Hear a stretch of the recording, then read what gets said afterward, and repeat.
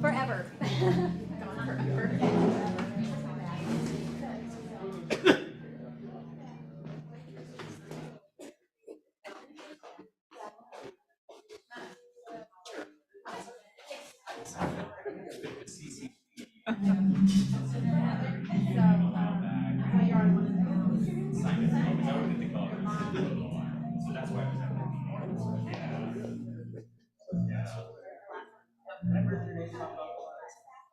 Here.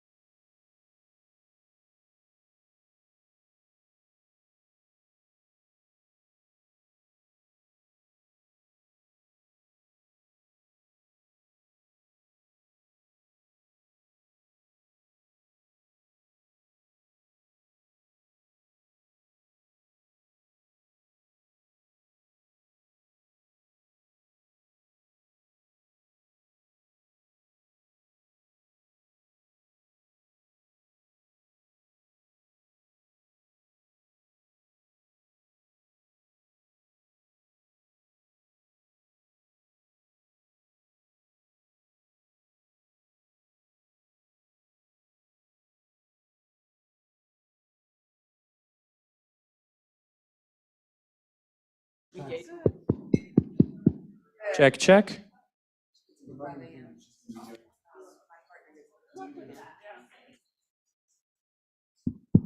Check, check. 1, 2, 3, 4.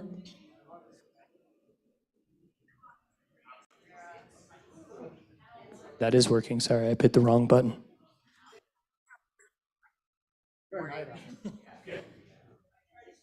Sugar. We grab one at the front.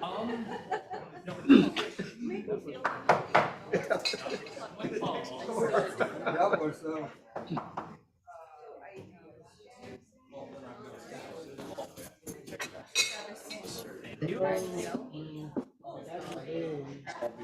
I'll be here. that was nice.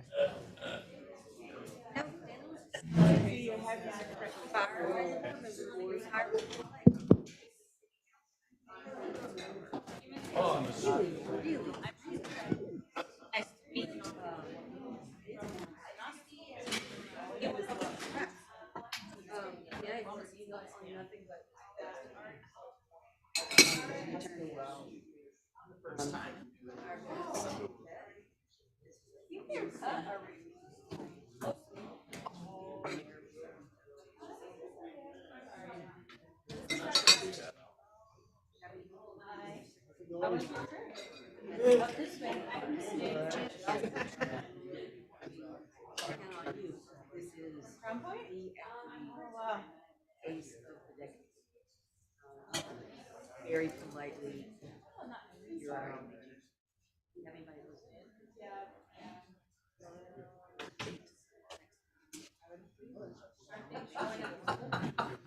Not to mention, it's just like a really bad precedent. Like, I don't like what you're doing, so I'll destroy you. Right? You volunteer experts, right? And in the meantime, and while I'm doing it, I'll insult you and say you're not qualified. Even you have PhDs, MDs, and all the things that none of us on council have. Oh, really? Is that your coffee? Yes, it is. I'm gonna, well, I gotta get me another plate. Oh, okay. Just didn't want you to lose your coffee. Yeah, we need to speak at some point about what makes sense. Newspaper guy, an architect. Well, meanwhile, Santa Fe, they just got one of the IRA grants to do a cumulative impact study. We are going better. Yeah. Somebody just sent the list of EJ government to government grants. And Send it my way. It might be good to have on the dais. You know. they're going the opposite. I did not know that. Yeah. City of Santa Fe, not county. Or is it county? I'll forward it to you. Gabe is the one who sent it, so I'll forward it to you. Yeah, please, because I had Linda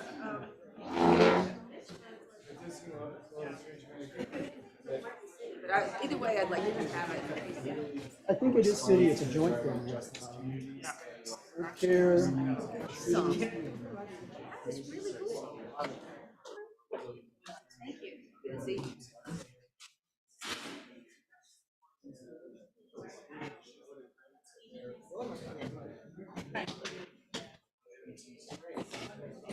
Yeah.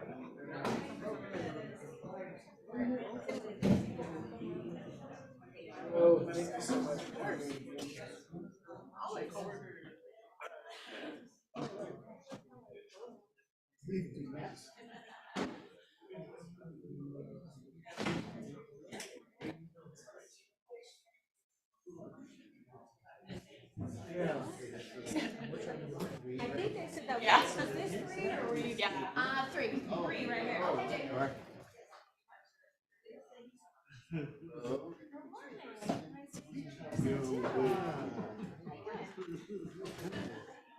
Yeah, so that is it.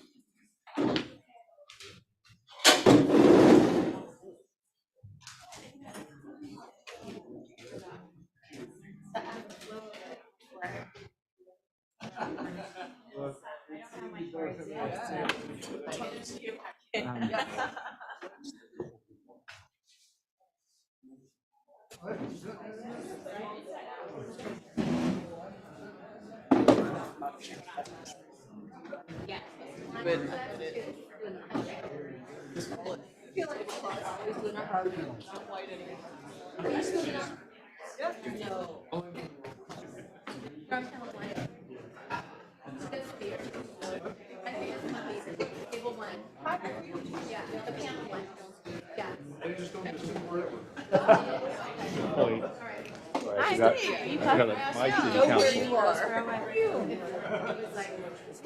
Oh, Okay. Yeah, I've heard your name a lot. literally. Nice to see you.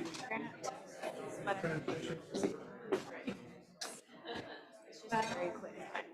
We're just trying to Yeah, same. And then there's like, Yes, yeah. yeah.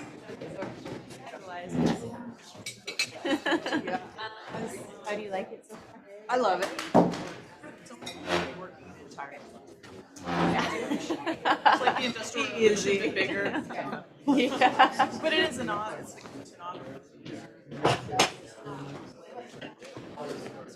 Oh, okay. Go for it. Great. It actually really is. Yeah. You know, when we back, that we are now living. Michelle, Janos. Yes. I feel like we could really. Yeah. So I'm actually totally storytelling, but also outreach. Coming.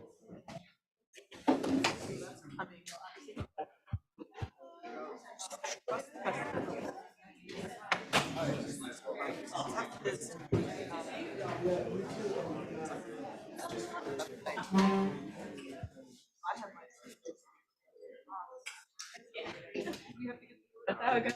Yeah. How do you know?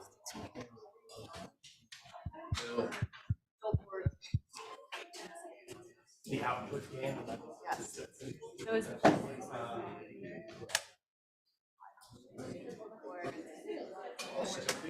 Hi. You can get solar panels. Do you all have any interest in Yeah. Yeah. Probably. It's one of the ways. So how do you? That's my. yeah.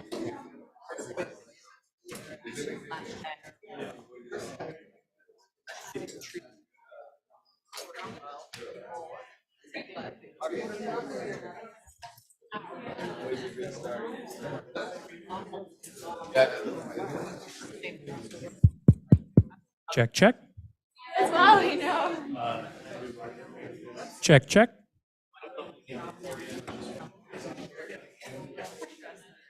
Telling you to. Check, check. Very nice. Hey, it was nice to meet you.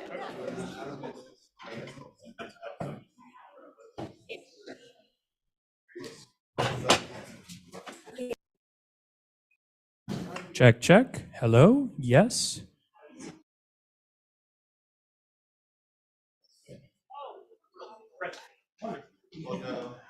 Hi. Bring the swag.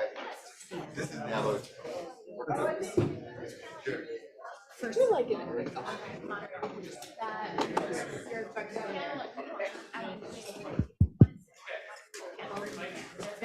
Bring the box. It's a different frequencies on the top. Right? My gosh, we're all over the place today.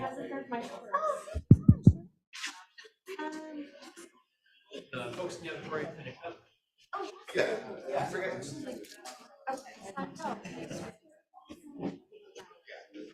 I'm looking, they just need to. Sorry. So did you drove down from Taos this morning? Yeah. Okay. Beautiful. It was very dark. I was extremely different of getting. They're like, oh. So we got 2 out of 3 on everything.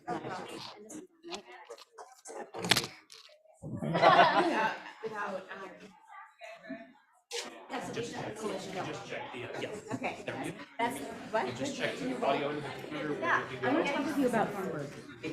Yes. Yes. I mean, early. Yeah, and they needed help. Oh, good. Yeah. I know. Yeah, I know. Pretty good. Yeah, let's talk. No worries.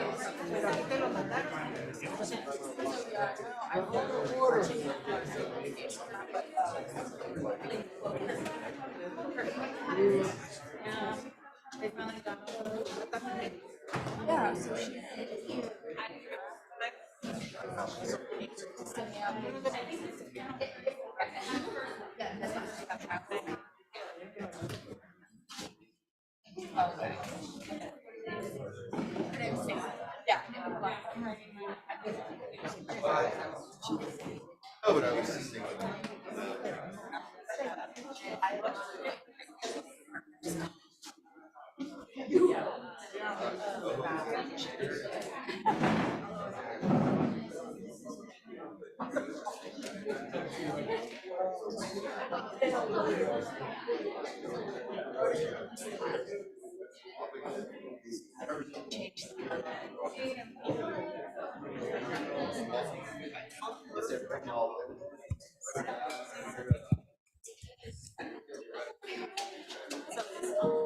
Check, check. One more time because I'm paranoid.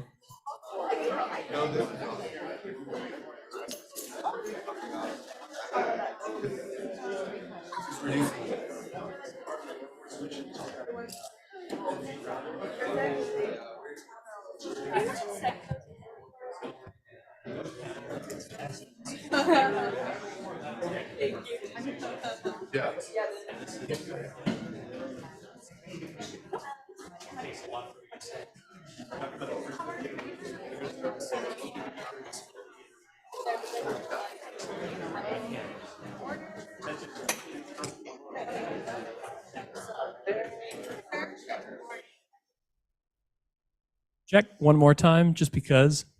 Check, check.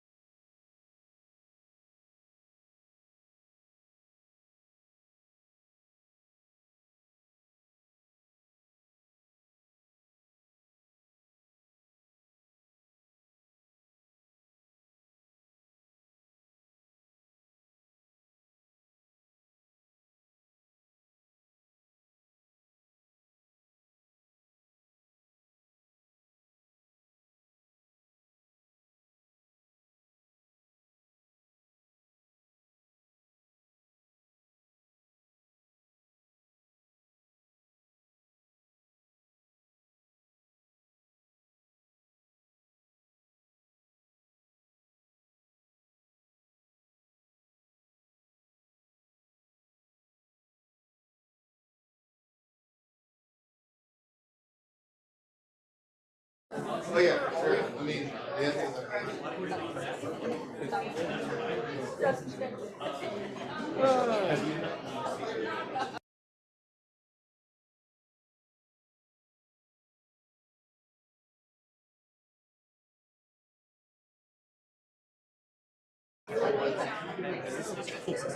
Check, check.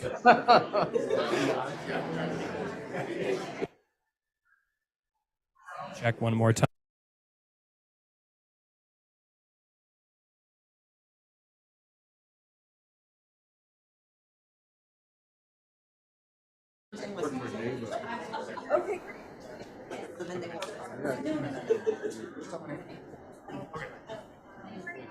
I sit on the energy transition.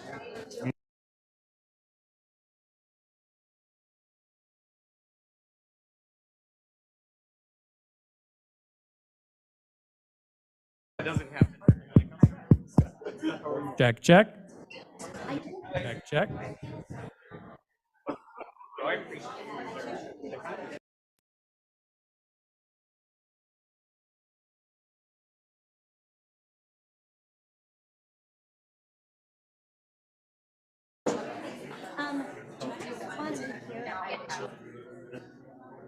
Oh, yeah.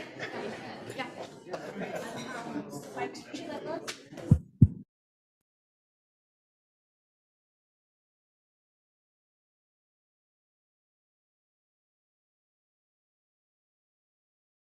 There's enough of it. Oh, this is Or unless you guys actually want to move over to that table. Well, I think wouldn't that be panel 2? Yeah.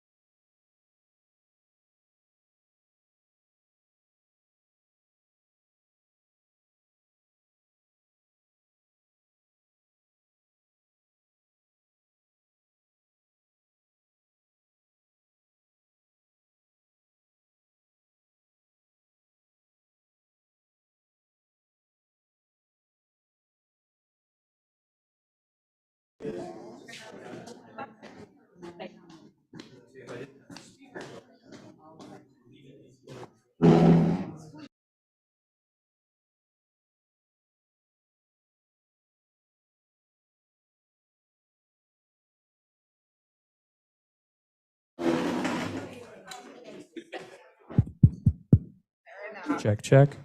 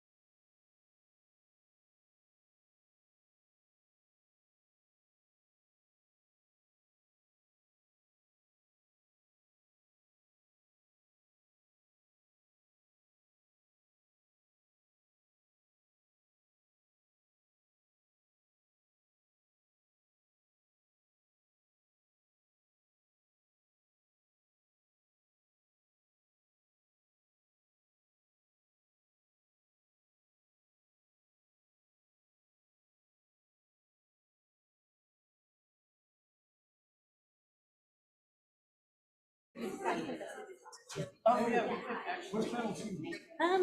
panel 2.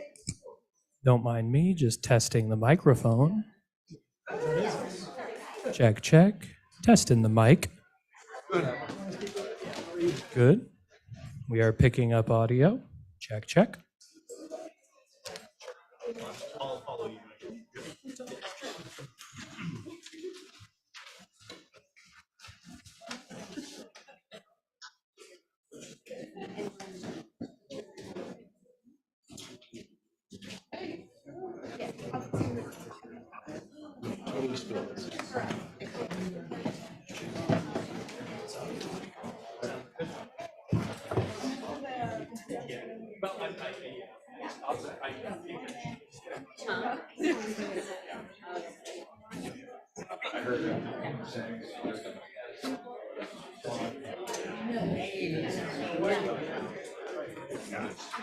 I believe. Sorry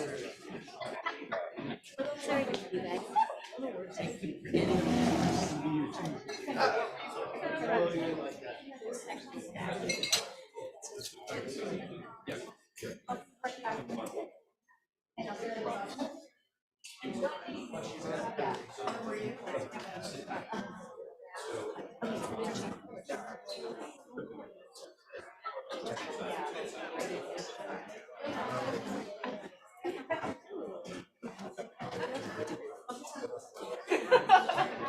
Yes, I don't know.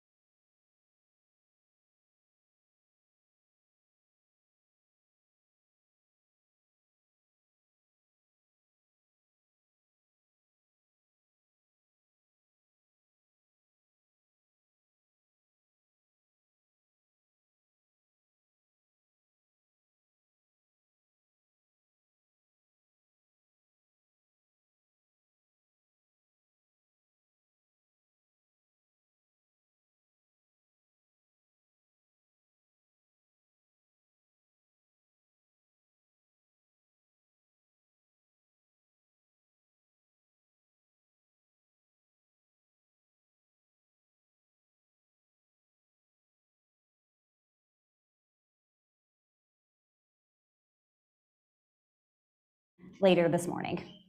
The Natural Resources Journal, or NRJ, is published by the University of New Mexico School of Law. For 50 years, we have been devoted to the study of natural and environmental resources. The NRJ's contributors span multiple disciplines, countries, and backgrounds, and provide varied approaches to the complex issues raised by our need to balance resource development with environmental concerns. We will continue to provide an interdisciplinary forum for addressing these issues and take into account the increasing complexity of that balance.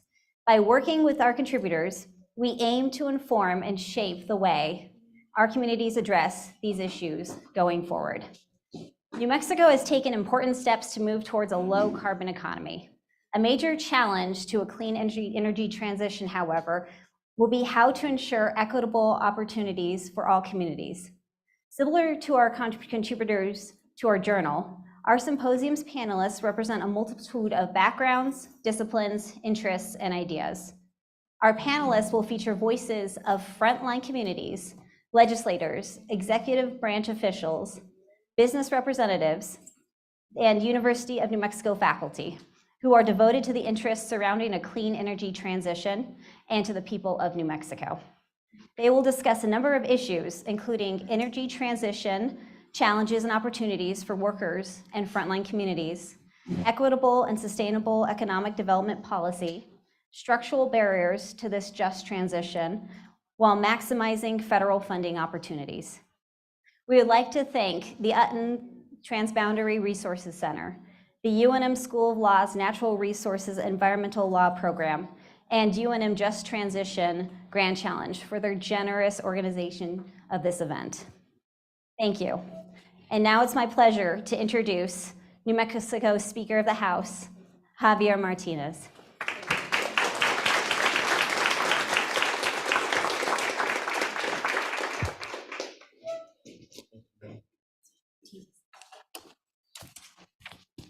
Buenos días. Buenos días. Buenos días. ¿Cómo amanecieron? Good morning to everybody. Thank you all for being here. Big props to the folks at the UNM Law School. Proud alumni, class of 2010. Has been a little while, but always good to be back amongst future leaders of New Mexico here at the law school. Although we're not exactly at the law school, but close enough, I guess. To our co-host, the UNM School of Law Natural Resources Journal, and to our entire team at the Speaker's Office for helping pull this together. To the sponsors, the Transboundary Resources Center, and UNM's Just Transition Grand Challenge, thank you as well. To every panelist who's here today, to every speaker who's taken the time out of their busy schedule to lend their expertise to these important discussions, thank you for being here. And to all of the students and all of the activists and advocates in the audience, you are the voices that are going to help lead this critical transition. So thank you for being here as well. Now, we all know that the need for climate action is urgent, and we know that we need to transition toward a cleaner, more sustainable energy economy. And that's especially true for our state, which is so dependent on the energy economy. We also know that if we want our energy transition to be successful, it has to be equitable and it has to be just for those frontline communities. And not just the workers, but the families of those workers, the spouses, the elderly grandparents who care for their children, the children who live in these frontline communities and who depend on these frontline jobs. Our most impacted New Mexicans, both energy workers and the communities that are most vulnerable to the effects of climate change, should always be at the forefront of these conversations. That's why today you're going to hear from grassroots community groups from across the state, including fossil fuel worker communities, communities that live in low-income neighborhoods, tribal communities, and communities of color from throughout the state. Because I truly believe that the on-the-ground communities who live these issues every day are going to have the best solutions. New Mexico has established itself as a national leader on climate. We've taken important steps to move toward a low-carbon economy over the last 8 years. We set bold renewable energy standards and established a pathway to low-carbon energy with the Energy Transition Act in 2019. We've modernized our grid, building up infrastructure to support electric vehicles and make them more accessible and affordable to everyday people, not just those who can afford them. We're increasing energy efficiency and sustainable building in homes and businesses, including in our underserved communities. We've expanded access to renewable energy through community solar. We've provided dedicated long-term funding for conservation with the brand new Land of Enchantment Legacy Fund. And we're making historic investments in enforcing existing environmental rules and regulations and developing innovative new solutions to address the impacts of climate change. And folks, we're already seeing the results of this leadership with huge clean energy investments coming to New Mexico. Maxion Solar manufacturing plant, just south of here at Mesa del Sol. Arcosa Wind Towers facility near Belen, which President Biden visited just a few months ago. Electric vehicle auto parts manufacturers are going to open a new plant in New Mexico. We've got the largest wind generation project just south of here, the largest wind generation project in the Western Hemisphere. It's happening right here in New Mexico. The transition is in full swing. We're living it right now. Now, the focus must be that we ensure that every community enjoys the benefits of that transition. These new facilities I mentioned will produce the clean energy we need to power the future, and they will provide the kinds of jobs that our people deserve. Currently, thousands of New Mexican families in the Permian Basin and across the state depend on the oil and gas industry for family-supporting jobs with good wages. These workers and their families have to have a path forward in this transition. So today, let's bring our insights, our knowledge, and our expertise together and facilitate a transition that works and that works for everyone. Making this transition in a just and equitable way is going to be a huge lift, but one that New Mexico is well positioned to take. Strong revenue projections position us for continued economic growth and diversification for the next long while, and they also empower us to solve our biggest challenges, including climate change and the transition to sustainable energy. Right now, we have a huge opportunity and a responsibility to use today's revenues to power the future. We must make smart investments that will benefit the working families of today as well as generations to come. This is going to include continuing to diversify the economy, building our reserves for when the rainy day comes, as well as investing in the clean energy economy that will power the future, create good paying, sustainable jobs for our people. This symposium today is about learning from one another and uncovering how we can best work together going forward. The equitable energy transition is not and should not be a zero-sum game. It can and it should be inclusive of multiple strategies and multiple viewpoints. Collaboration is only going to make our efforts that much stronger, and by working together with all of the partners in this room, we can facilitate a transition that protects our air, land, our water, and one that powers our state and our people.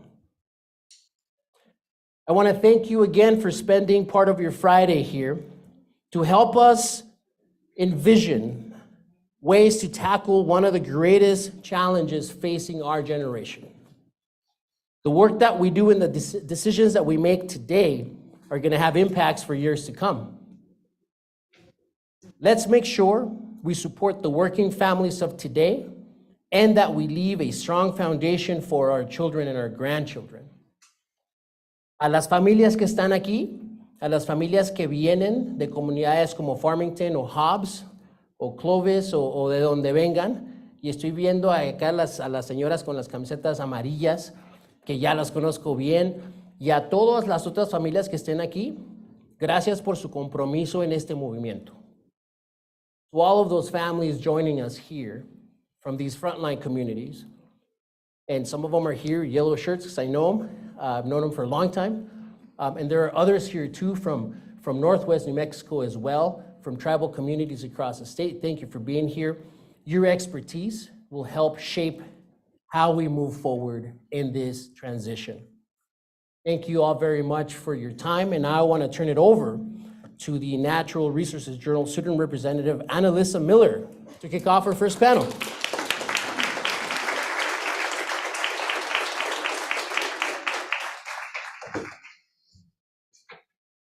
Good morning, and thank you all for being here.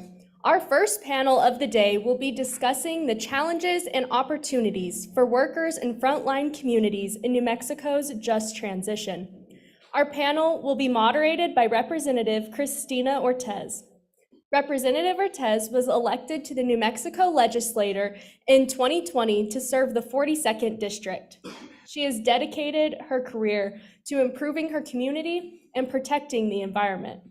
She also serves as the executive director of the Taos Land Trust and is the founding board member of the Taos Housing Partnership. It is my pleasure to introduce our moderator, Representative Ortez, and invite our first panelist to the stage.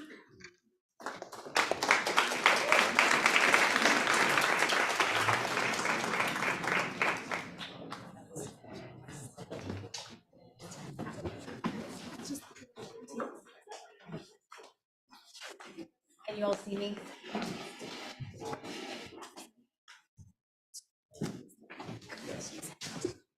You don't want me to step on that, do you? Okay. Can you hear me okay?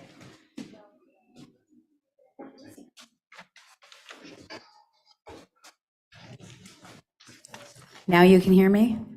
All right, and you can see me. Awesome. We have a very big panel and we need to hear these voices. So we're just gonna jump right into this. All right, you have bios in your packet, so I encourage you to read those, but we are just gonna get started as soon as folks have sit down. Give us a second, we need one more chair.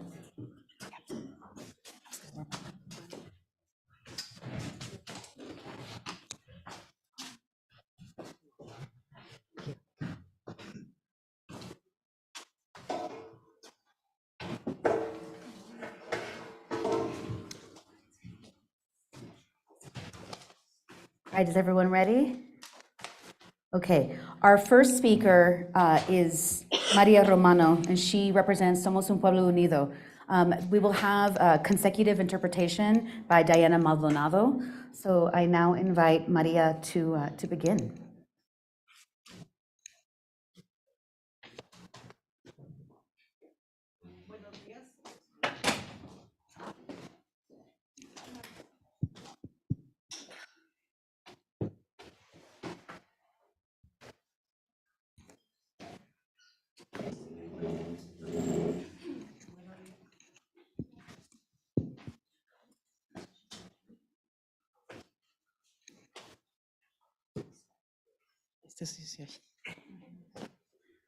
Buenos días, mi nombre es María Romano. Estoy muy nerviosa de estar aquí. Yo nací en Camargo, Chihuahua, México, pero he vivido en el condado de Lee, Hobbs, por más de 33 años. Ahora el condado con mayor producción de petróleo en los Estados Unidos. Soy organizador comunitario de Somos un Pueblo Unido durante los últimos 5 años, pero 15 años como miembro de Somos un Pueblo Unido. Good morning, everyone. My name is Maria Romano. I am happy to be here today. I was born in Camargo, Chihuahua, Mexico, but I have lived in Lee County, Hobbs, for more than 33 years now, which is now the highest oil-producing county in the United States. I have been a community organizer for Somos Un Pueblo Unido for the last 5 years, but 15 years as a member of Somos. Somos es una organización estatal liderada por inmigrantes y basada en la comunidad que promueve la justicia racial y laboral. Tenemos oficinas y membresía en 9 condados del estado. Organizo en los condados de Lee, Eddy y Chávez, que se considera la región de la cuenca pérmica de Nuevo México. Somos organiza familias de estatus mixto, trabajadores inmigrantes y familias. 1 de cada 10 nuevos mexicanos nace en el extranjero. A pesar de que solo representamos el 10%, tenemos un impacto enorme en la economía. Representamos el 13% de la fuerza laboral en industrias claves como la construcción, el turismo, el cuidado infantil, la atención médica domiciliaria y, por supuesto, industrias claves como el petróleo y el gas. Somos is a statewide community-based and immigrant-led organization that promotes worker and racial justice. We have offices and membership across 9 counties in the state. I organize in Lee, Eddy, and Chavez counties, which is considered the Permian Basin region of New Mexico. Somos organizes mixed-status families, immigrant workers, and families. 1 in 10 New Mexicans and foreign-born. Despite only making 10%, we have an outsized impact on the economy. We make up 13% of the workforce in key industries such as construction, tourism, childcare, home health care, and of course, key industries such as oil and gas. Desde 2010, Somos Lee ha organizado a trabajadores y familias en campañas locales, estatales y federales. Tenemos un centro de trabajadores y hacemos crecer nuestra base de votantes y electorales a través de nuestro programa Ciudadanía Ya, con 8,000 residentes legales permanentes en el condado del sureste. Y por último, continuamos aumentando el poder de nuestras comunidades y cambiando la narrativa de la fuerza laboral inmigrante a través de nuestra campaña de transición justa en el sureste de Nuevo México.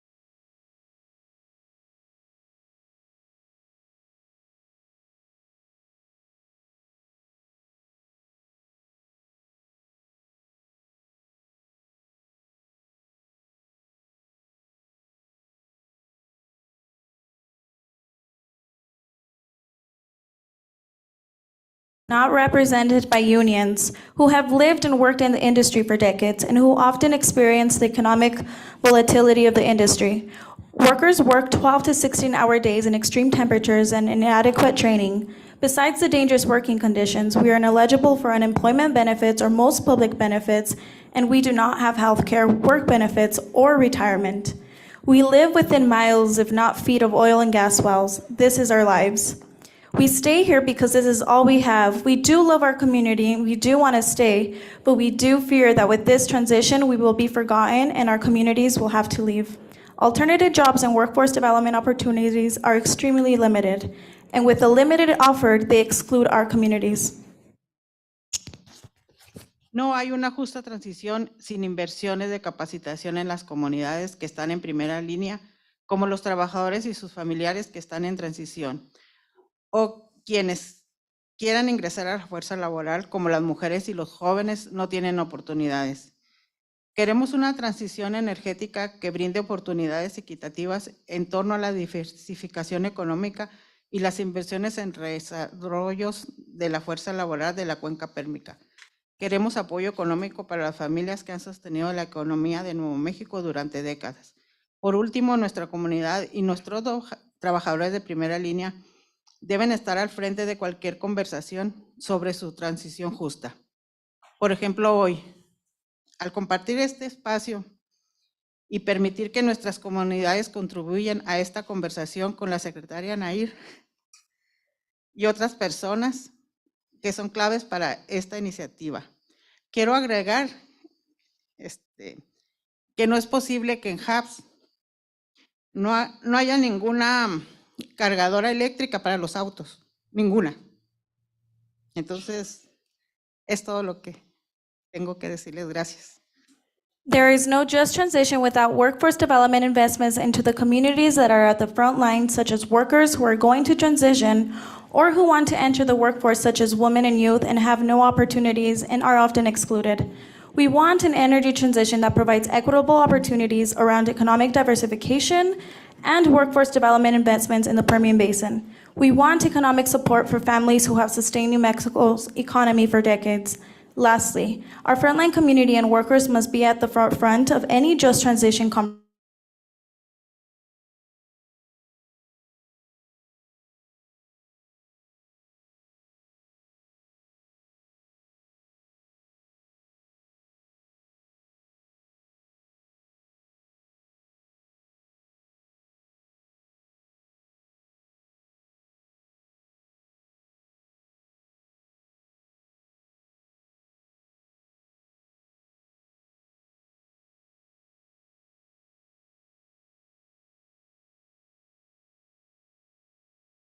Who will speak from the International Union of Operating Engineers.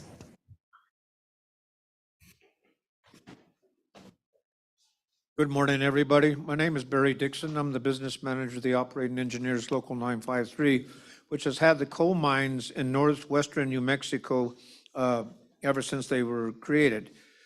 In our heyday, we had about approximately 1,100 coal miners. Now we're down to about 350 coal miners. So the Northwest community has suffered extremely hard, been hardly hit with the loss of the coal mining jobs. Now, we understand the transition to clean energy, but that word transition, what does it really mean? What does it do to the individual families?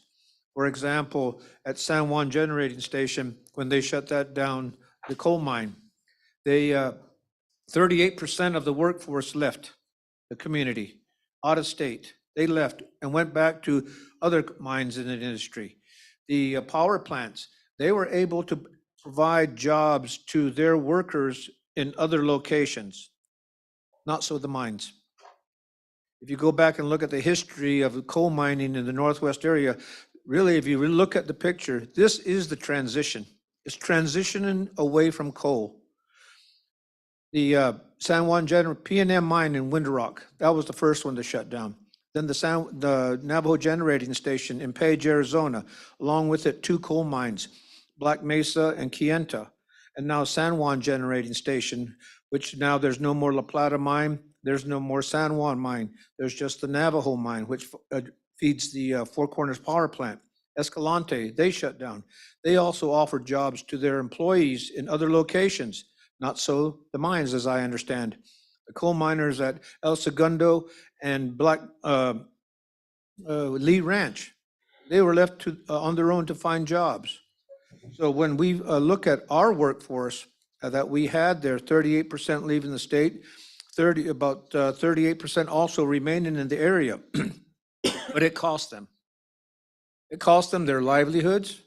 They had to sell their homes. They had to take reduced jobs. So that affected a significant portion of our workforce. And then we had about 27% who were able to transition into comparable jobs with comparable wages and health benefits. So the word transition, I think that needs to be clearly understood in what's behind the word transition. What does that really mean when you ask somebody to uproot their family and move elsewhere? And those who do know, when they have had to done it, when they had to do this, what it did to their family life, their spouse, their children in high school, in schools, loss of friends, and how it impacted them. So understanding that word transition, I think, is very, very important. And I don't think that has been adequately addressed. And I turn this over now to Joe, who was one of those affected workers. How you doing, everyone? Morning. My name is Joseph Lee, local 953 business agent, which is a role that I just took. You gotta fix your mic, Joseph. Just a little closer. Very early. Still very, very, very early. All right, can you hear me now? Yeah. All right. Again, Joseph Lee, local 953 business agent. I am one of those that had to transition, leaving San Juan Mine. Going from there, I went to Colorado to New Elk coal mine, which I was there for 4 months. After that, I had to transition back down to another mine in Carlsbad, which would be Mosaic, which is a potash mine, and having to live, not wanting to uproot my family. You'd have to make the decision to go on by yourself, so that way you can support your family at home. So having two places, two homes, it made it difficult. So having a house in Trinidad, Colorado, and same time having a house in Farmington, and moving down to Carlsbad and trying to find a place in Carlsbad. As you know, the cost of living in Carlsbad, Hobbs, that area, the cost of living is very, very, very, very high. So most of the time I was renting in Carlsbad. So doing that and having a home in Farmington, it takes a toll on you, and not really having to. You don't want to uproot your family when they have everything established there. The kids' friends are there, the entire family's in the area, so that transition's there. And I'm not the only one. There was probably about 10 more people like myself that had transferred from San Juan down to Mosaic. Another 12 more people that went to New Elk. Numerous others have gone to Wyoming, Montana, to work at the other mines up there, Colorado, Utah. So like Barry was saying with the transition, I mean, it's difficult. I mean, I don't know if there's an answer to it or not, but it's something that we can all work towards. Thank you, Joseph. We have to keep in mind families and communities as we think about this just transition. I appreciate your words on this. And I'm sorry that we're rushing through. We have such good panelists and they have a lot to say. So we're going to move on to the next, and that is Dr. Shannon Sanchez Youngman. She's from UNM Grand Challenge. I think that's what that is. The University of New Mexico Grand Challenge. I'll just take out the mic.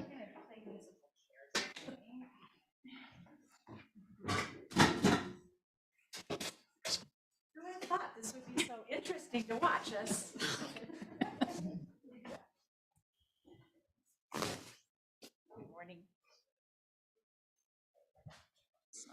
Hello? Yep, You're good. Perfect. Sorry for that bit of confusion. So my name is Shannon Sanchez Youngman, and I work with the University of New Mexico, and along with Dr. Gabriel Sanchez, who will follow me, we've been doing some work over the past many years, trying to understand the working conditions, and also doing landscape analysis around what it would really take to do a just transition to improve our training capacity throughout the state.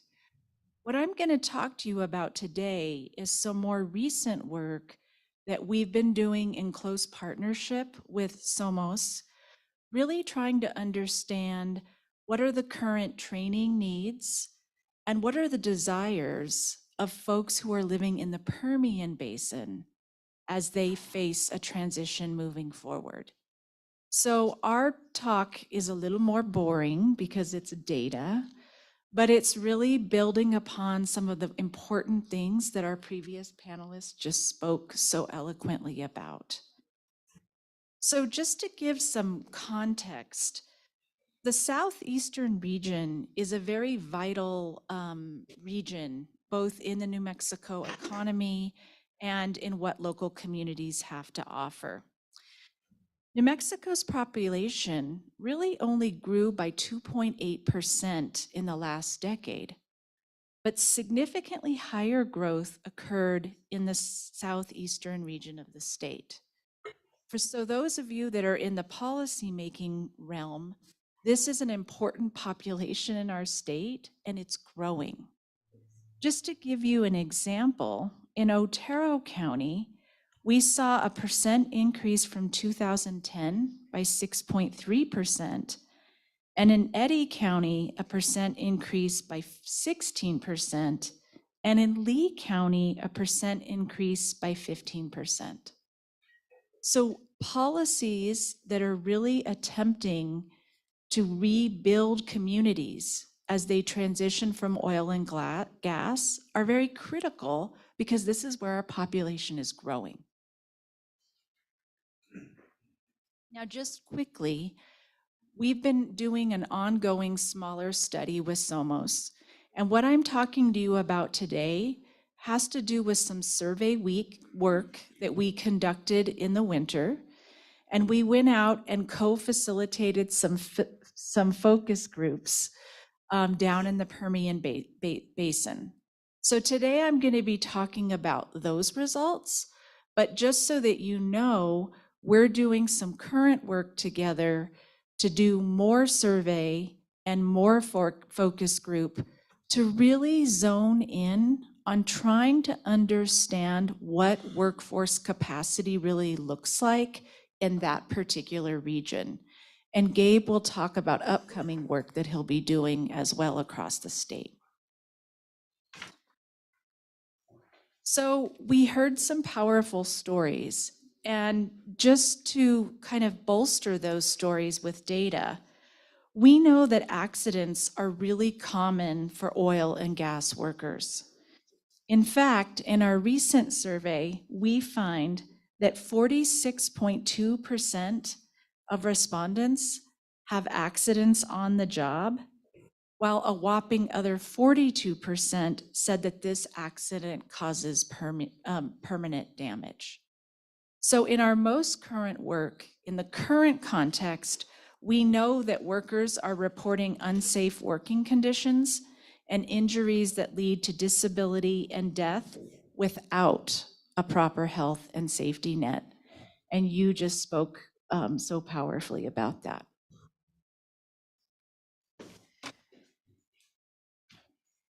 We're also learning in our more quantitative work that really complements the stories that you've heard today, that long working hours, long traveling distances, and separation from families contributes to poor mental health, substance abuse, and a lot of family disruption. In particular, we're finding that in this region, female workers report a lot of unsafe working conditions, including poor working accommodations and even sexual assault. In addition to this, a need that we're identifying more and more in general in this region and the state is that childcare issues are really hindering women's ability to successfully perform in the workforce. So moving forward, this is a very important strategy for how we're going to handle the transition in this particular region. Just as a little more context, it's important to note that over 69% of current oil workers have either been laid off or had hours cut when the market dips. And over three in four of our respondents do not have access to unemployment benefits. So even as we're entering into a transition phase, workers are facing very important and pertinent poor working conditions and lack of benefits in the current context.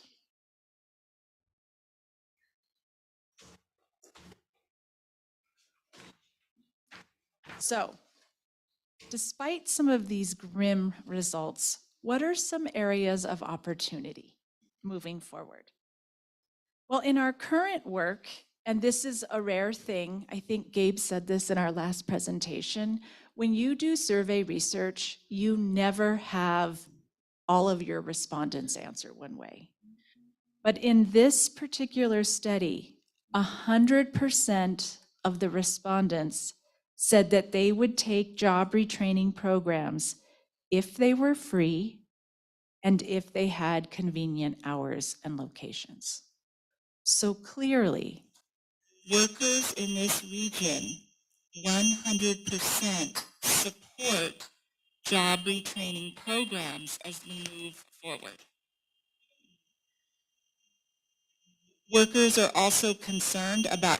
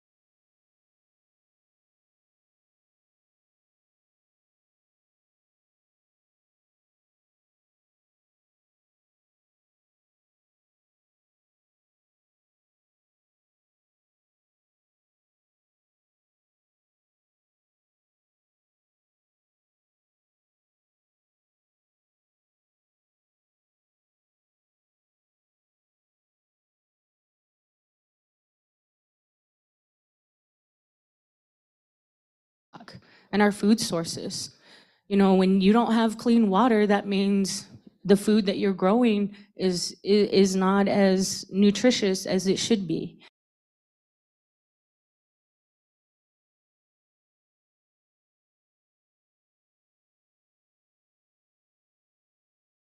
Sustain you in the way that they have for centuries.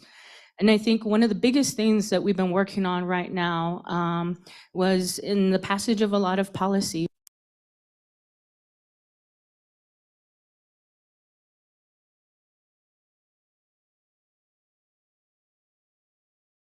Transition Act. This is something that has been a process that was really, really, really hopeful for our community.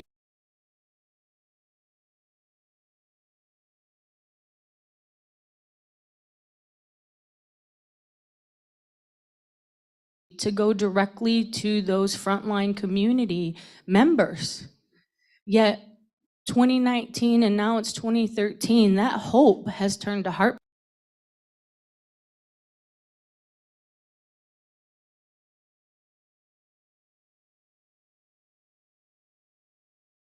Little bit that was set to go to the Indian Affairs Department in this craziness that happened, you know, those awards were given to 5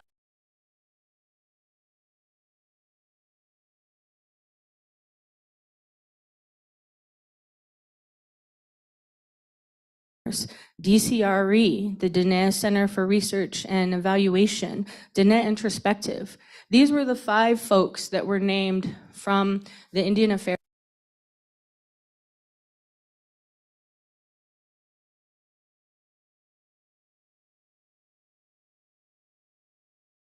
funds forward. So again, that hope turned to heartbreak, because some of these communities who received those award letters had already started to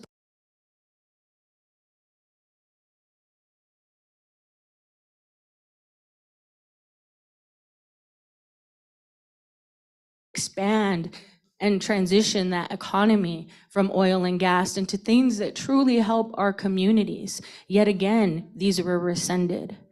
I'm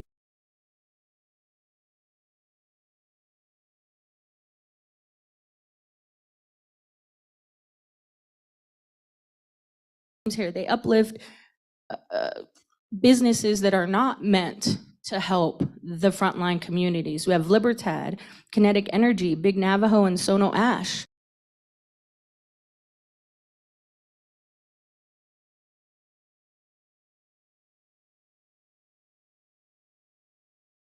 Task Force Advisory Council. We were really excited about this. This was an opportunity to bring funding directly to those frontline communities, but that opportunity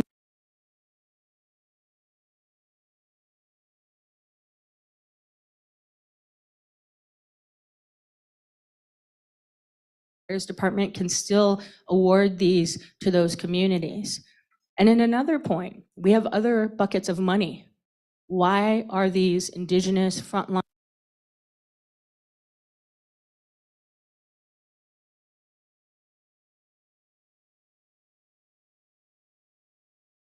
communities for these 4 or 5 years?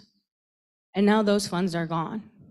So when we sit here talking about a just transition, we need to make sure that we look and invest in these tribally led, Indigenous led options, because we know that the best solutions come from within the communities that are most impacted. Maria was speaking about it. We even have data that talks about it.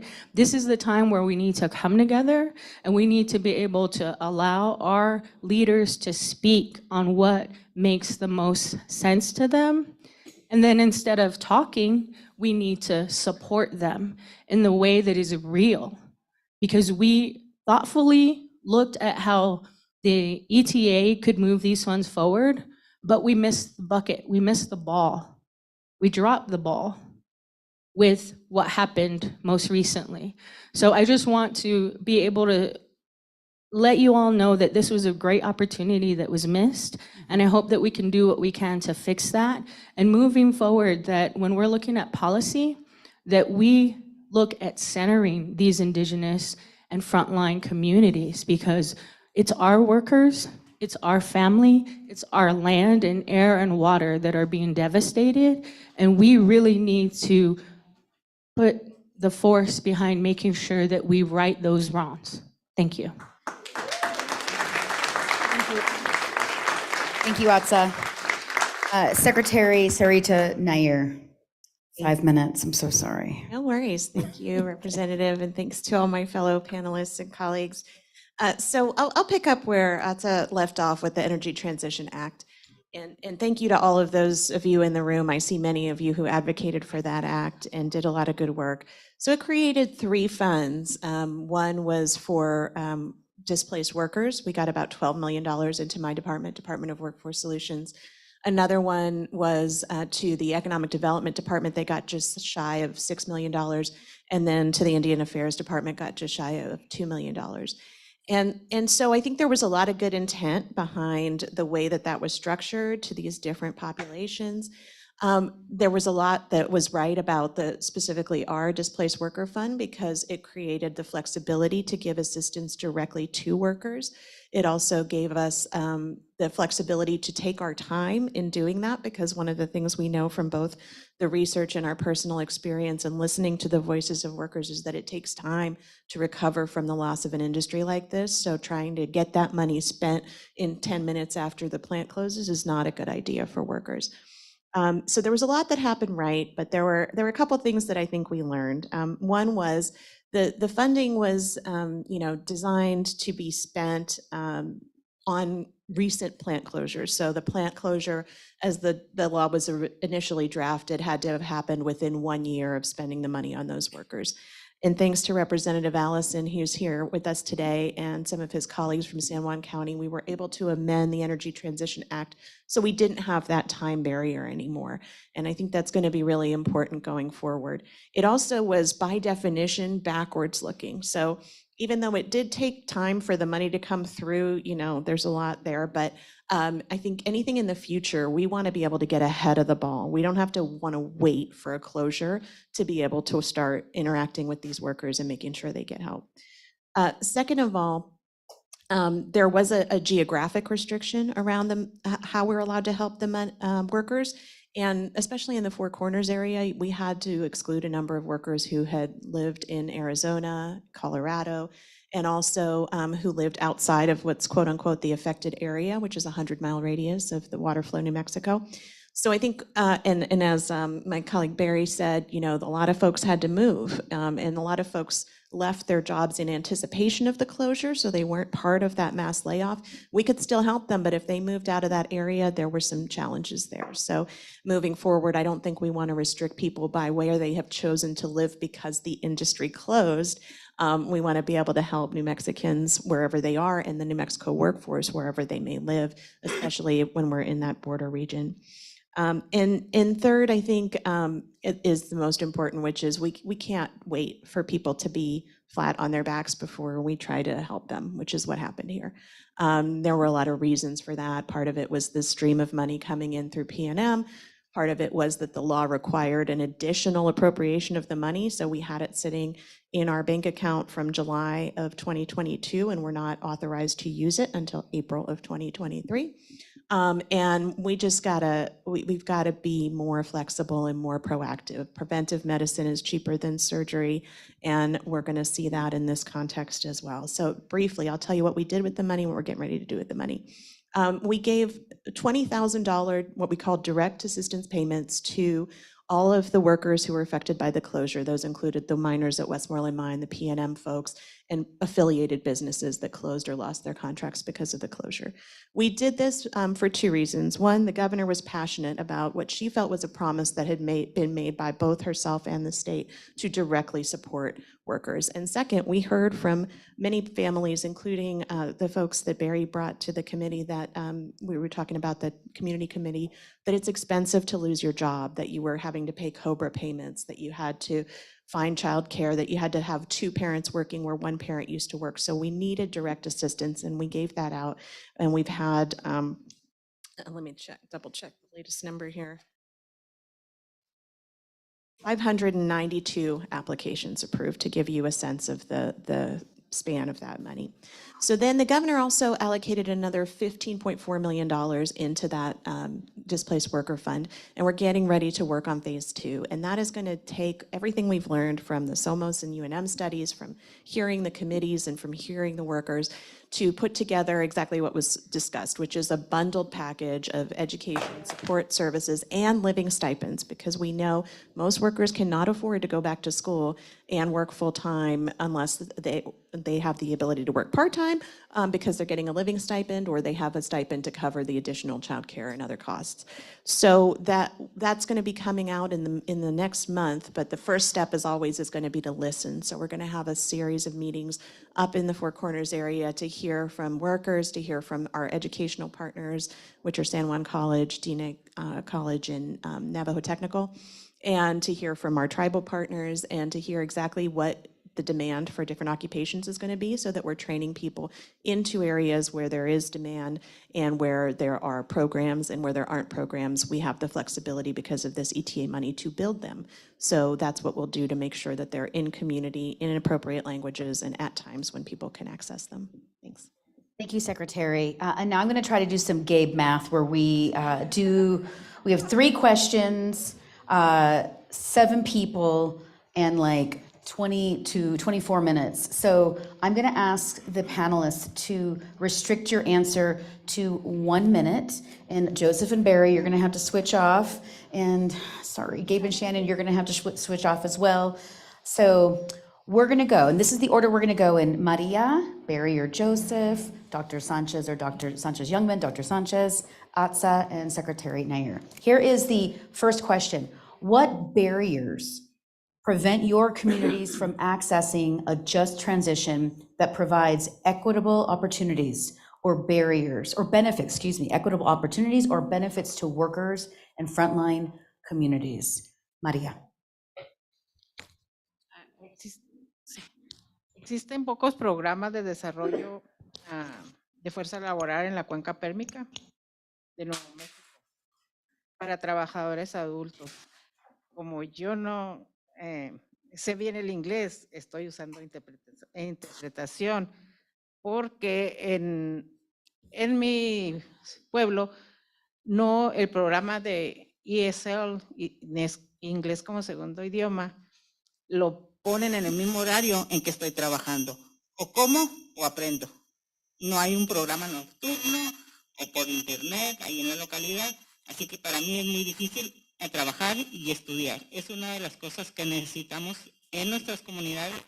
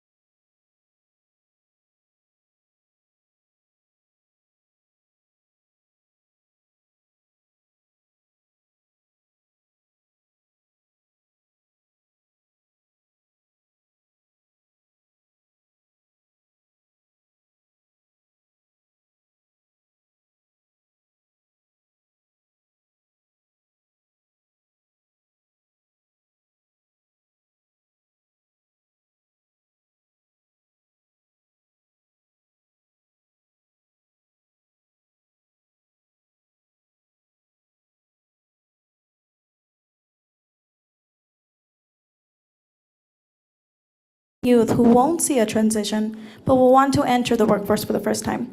Also meeting with community groups for input on any workforce development and energy transition legislation or projects. It can't just be industry focused. You have to engage the workers. Thank you so much, Maria. Thank you, Diana. Barry and Joseph, you got the mic.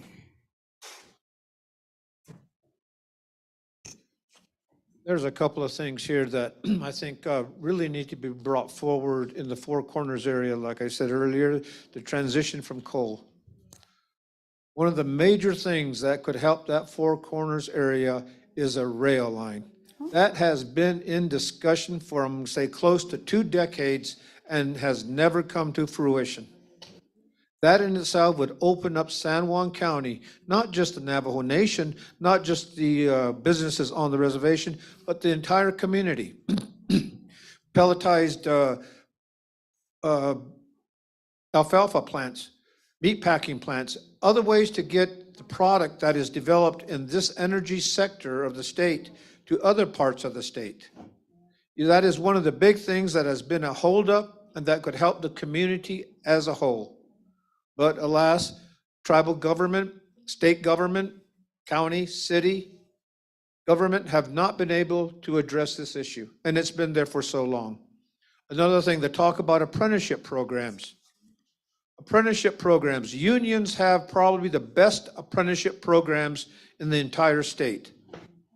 One of the things that we have to pass is we have to pass the New Mexico State Apprenticeship Board for approval for our programs. A lot of other industries that, businesses that are non-union, don't have to meet the same criteria that we have to meet.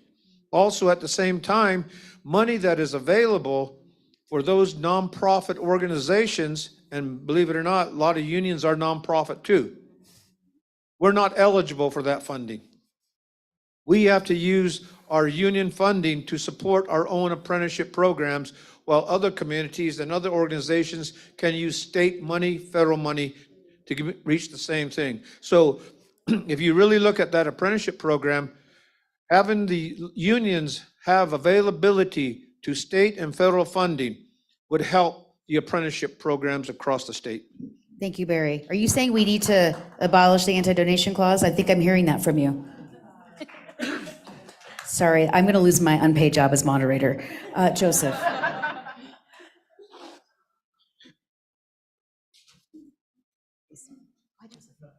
Are you good? Okay.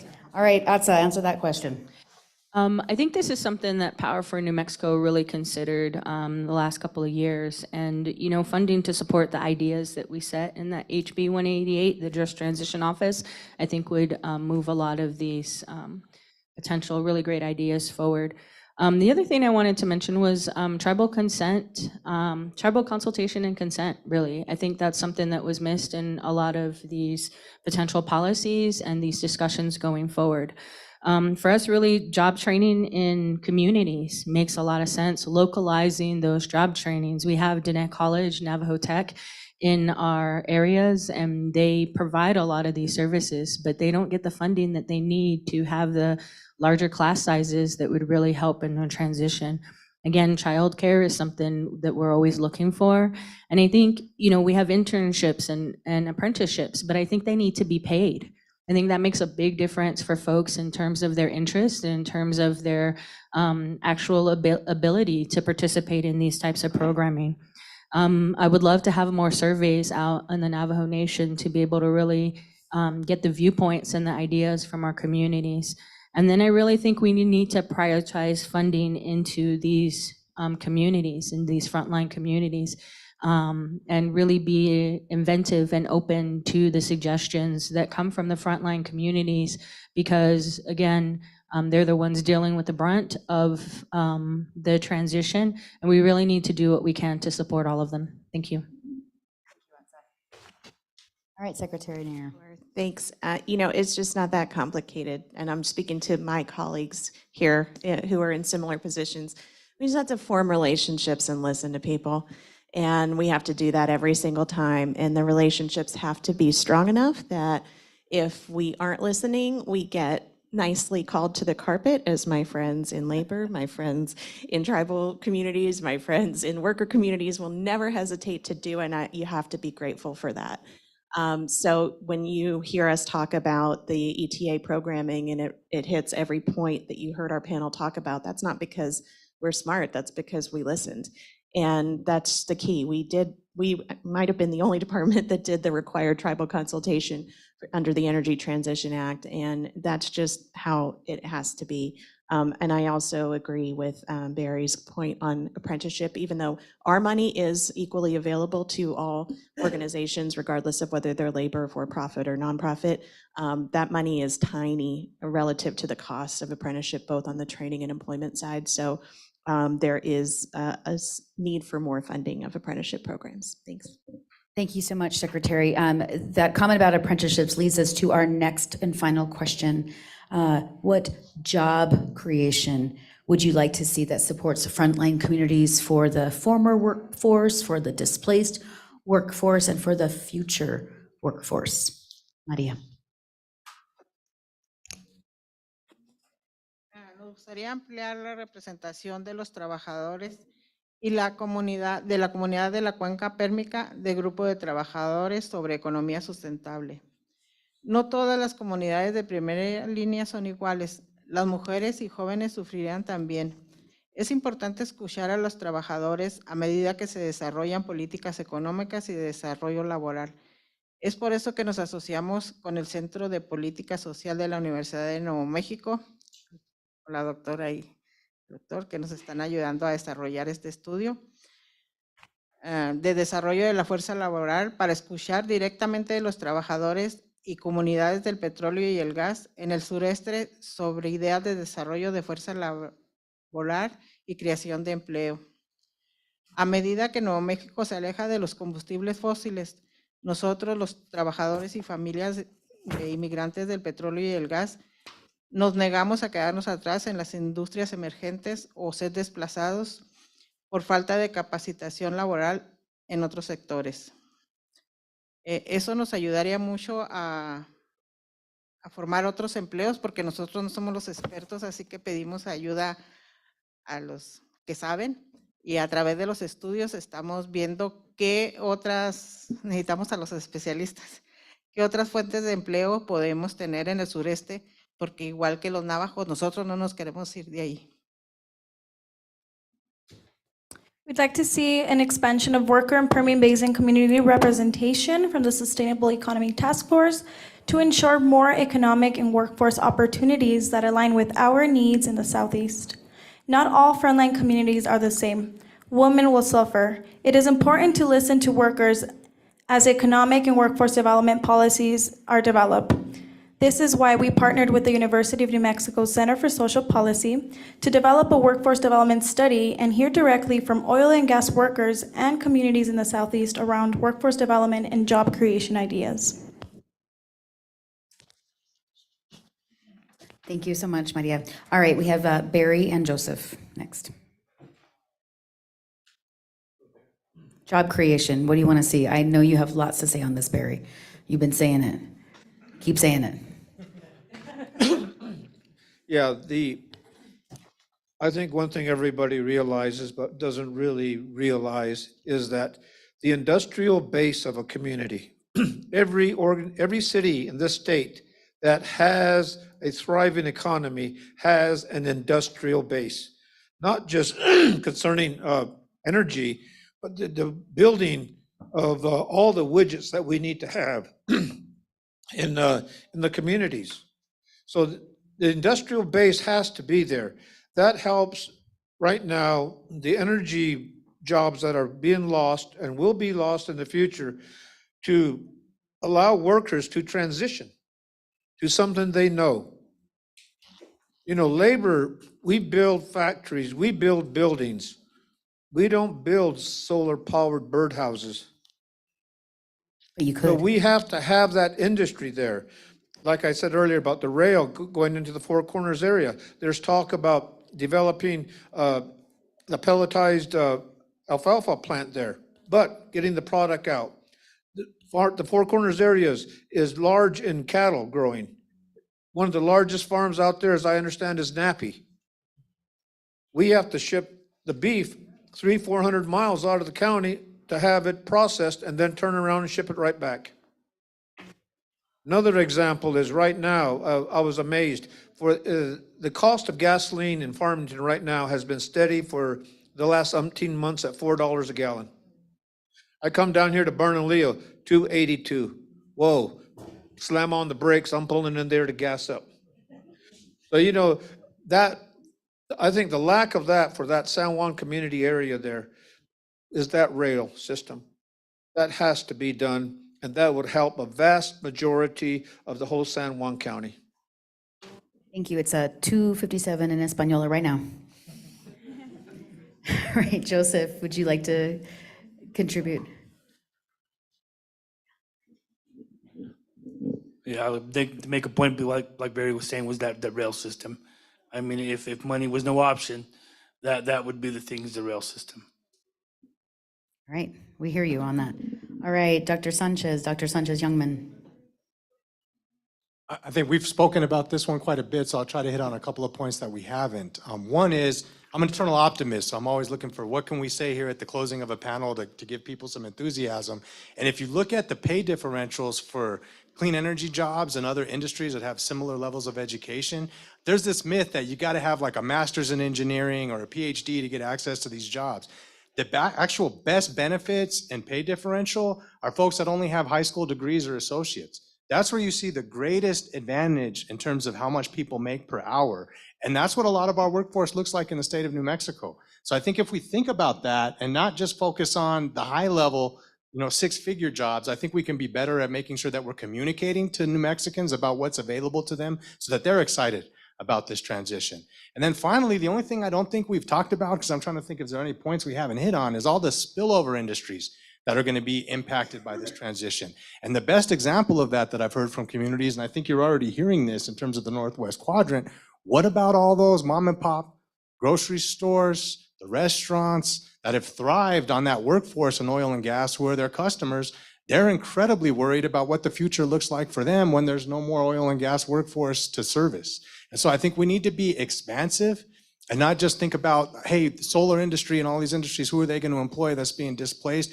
Think about those spillover industries that if we don't think about this now, it's going to be too late to figure out how to make sure those communities collectively have access to employment opportunities that are not just specifically around these industries. Thank you. Thank you so much. All right, Atsa.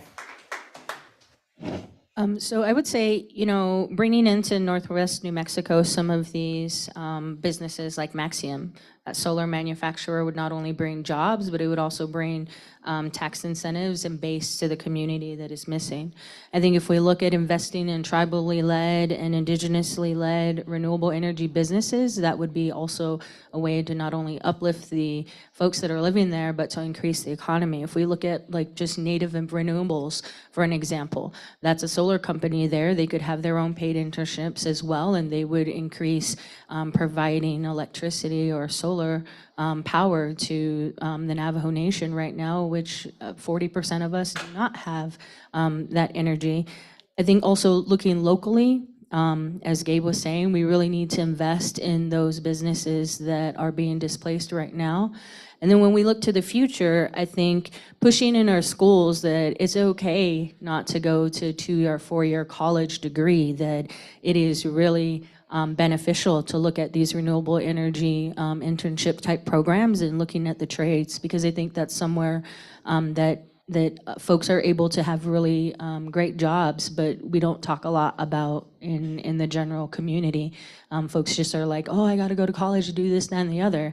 And that's a discussion that I had with my nephew, who's 17. And so looking into those trades and renewable energy type internships, I think would also be beneficial for communities overall.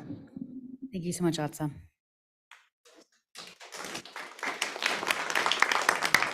So we always have to remind ourselves that we can't train people into poverty. So it is maybe obvious, but not always in the working of it. We got to have jobs that pay as well or better. We have to have jobs that are safer. Whether it's the coal mines or the oil rig, these are extremely unsafe jobs, and as Maria pointed out, with high rates of occupational disease and workplace injuries. So we got to do better with that, not just in the lines of work, but in making sure that we continue to fund safety training and those types of things that research shows that we haven't funded historically. And we have to think about joy and dignity and what our community really needs. And so for the first time this year, we have included healthcare, behavioral health, childcare, and the construction industries as priority sectors in our statewide workforce development plan. Historically, it's been aerospace and bioscience, and those things are great and they're still in there. But what does our community actually need right now? It needs stuff to get built and it needs people to get taken care of. And so we have tried to reprioritize in that way, and we would hope that all the other policymakers would do the same.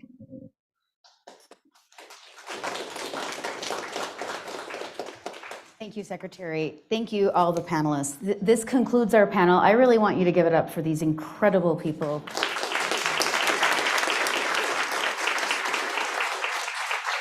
Who've traveled from all around the state to be here today to give us their, impart their wisdom, give us their words, lend their voices. I'm really struck. I'm going to try to wrap this up with what I learned.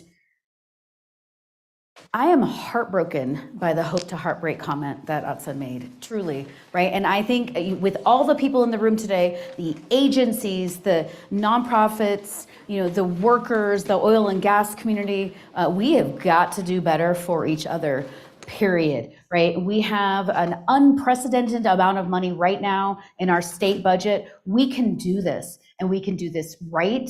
And we have heard exactly how we can do this. So I'm going to wrap up some of the things that I've heard so that we can go from heartbreak to hope.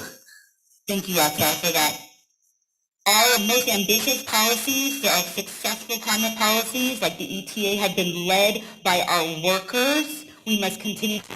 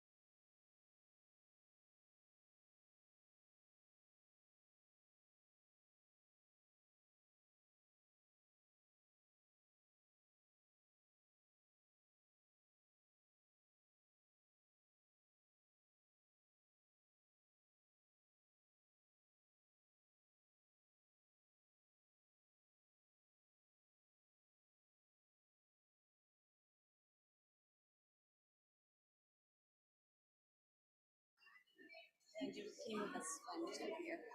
And then unmute.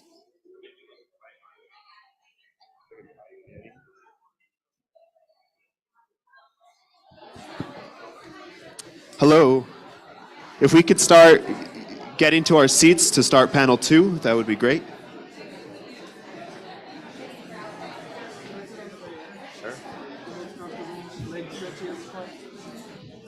How many people, Miguel, are there just the same number of seats as there are people? I think so. Okay.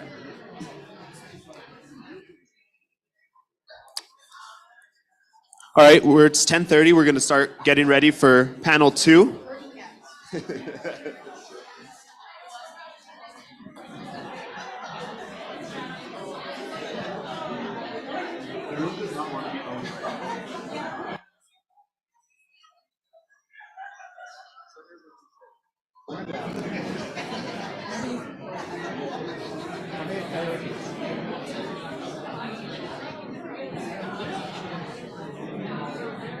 It always works for me.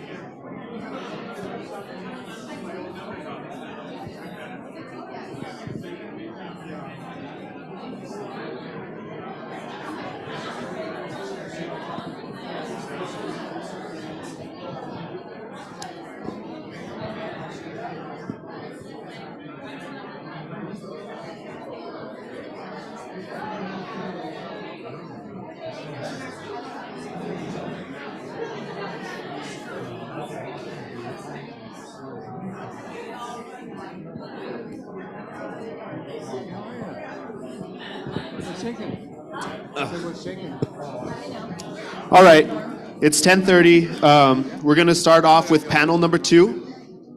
Louder. So, welcome everybody to panel number 2. My name is Miguel Quintana. I am one of the editors-in-chief of the Natural Resources Journal at the UNM School of Law. As well, I am a third-year law student about to finish up. That can't come soon enough.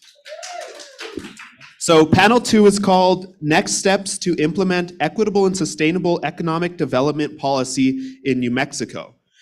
This panel is going to be focused more on the current efforts that we are taking to address challenges facing workers and our communities, and the next steps that we need to take to address these challenges in our push for a just transition. This panel is moderated by Michael Leon Guerrero.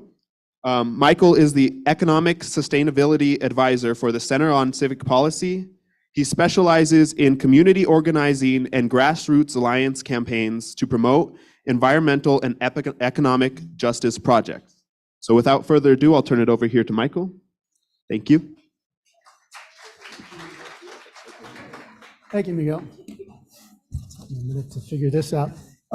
Before we get started with this panel, everybody, we wanted to invite Mr. Chili Yazzie. He wanted to make a few comments before we kick things off here. So, Mr. Yazzie.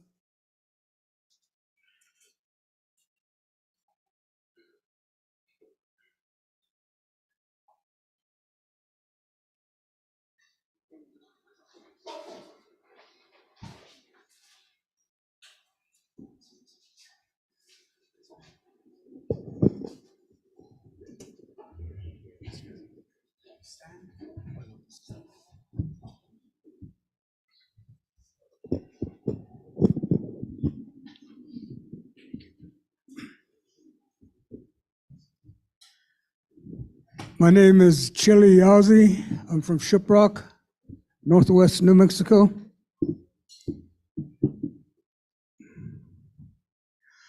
I greet you all as my sisters and my brothers. Most contemporary ways of religious worship in this country readily professes a belief in God the Creator, the Father. Contemporary in relationship to the indigenous ways of spirituality that has resounded across these lands for thousands of years and continues to do so. Most contemporary religious ways do not profess the presence of a spiritual mother entity. In our indigenous understanding, we know the Creator Father is physically embodied in the essence of the air, the fire, the light, and the mother entity is embodied in the water and the earth. Their physical presence is imbued with their spiritual realities. A declaration that we all recognize is the statement that God is everywhere. If we accept that, then we must accept that God permeates through the earth, rendering the earth to be a sacred and spiritual being. The Creator is our Father, and the earth is our one mother. My brothers and my sisters. The greatest fallacy of Eurocentrism is the attempt to dichotomize the spiritual and physical realities of our Earth Mother. This has led to the commodification of the earth.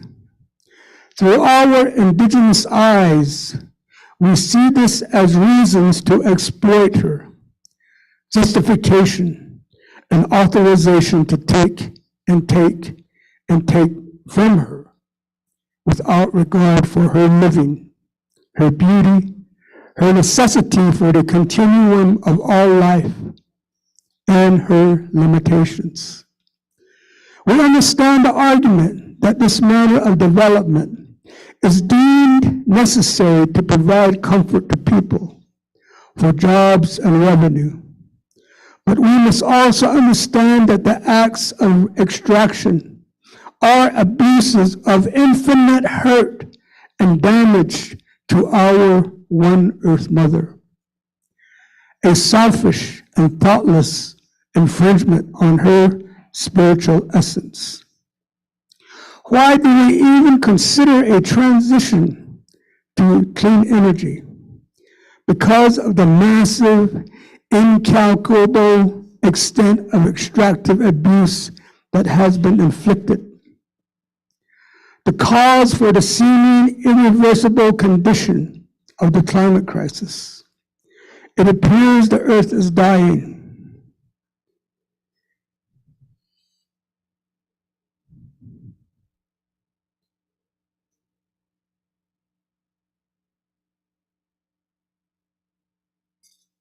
This is evidenced by the extinction of species and the collapse of life systems. We are told by learned people of science and technology that it is too late, that the life on Earth is on a decline irretrievably. We hear this from all learned indigenous keepers of knowledge. We appreciate and honor all of those who recognize these realities and are committed to efforts of rectification. The intent of this symposium is to create a path to a clean energy transition. I challenge the conveners, the state government, to be true to this lofty intent by recognizing and giving credence to the realities we represent as the indigenous community. The conveners must realize that there is no chance of credibly addressing the climate crisis or mobilizing a true transition to clean energy without the indigenous voice that remains rooted to the understandings that the Earth Mother, our Earth Mother, our one Earth Mother, is precious, and that her life is our life, and that it is our responsibility to protect her. We must defend the future of our grandchildren, all of the grandchildren. Thank you.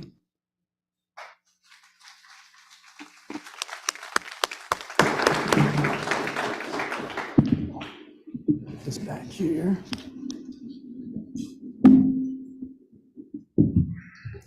Thank you, Mr. Yazzie, for grounding us in that knowledge and wisdom. I think it's a very appropriate entry into into this next panel. So as Miguel said, and thank you, Miguel, my name is Michael Leon Guerrero. I'm the Sustainable Economy Policy Advisor for the Center for Civic Policy. I'm also an economic transition consultant now for the New Mexico Economic Development Department. And it's an honor to be here with all of you, and it's great to see many of you that I've already had a chance to meet over the past year, and also I look forward to talking to the rest of you at some point during the day. I also want to thank UNM Natural Resources Journal for hosting this, and Speaker Martinez for his commitment to this critical issue. And I also want to acknowledge the great first panel that we just had. We heard from them about the challenges facing workers and communities as we transition our economy beyond dependence on natural resource extraction. And it's an unfortunate reality that throughout the history of the United States, and in fact most places, these major economic transitions have not been done well.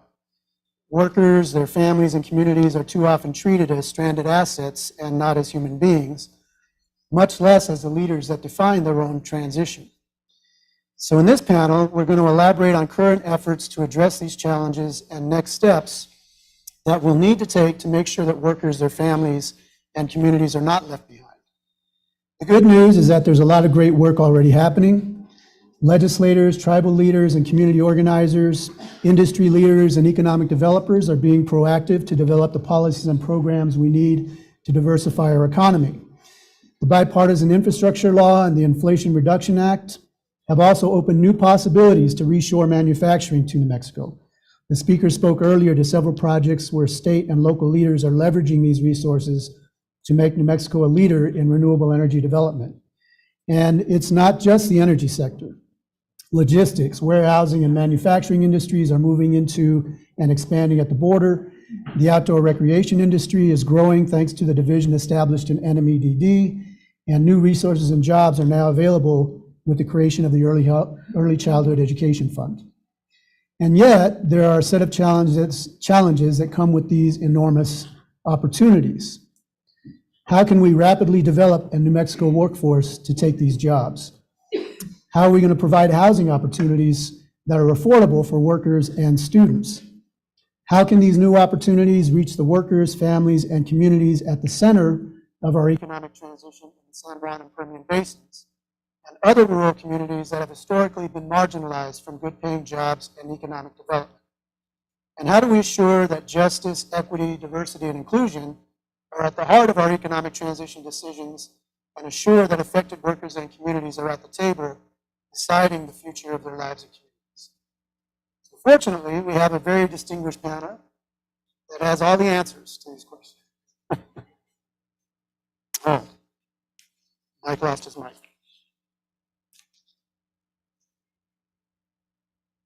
So, can you hear me now? All right. All right, let me do this. Can you hear me now? Ah. All right, so you want me to start over? So let me introduce this panel. Angelica Rubio was born and raised in rural southeastern New Mexico. She earned a degree in government from New Mexico State University and later earned a graduate degree in Latin American Studies. In 2016, Rubio won a seat in the New Mexico State Legislature where she focuses on energy policy through the lens of environmental and workers' justice. Yes, you can clap.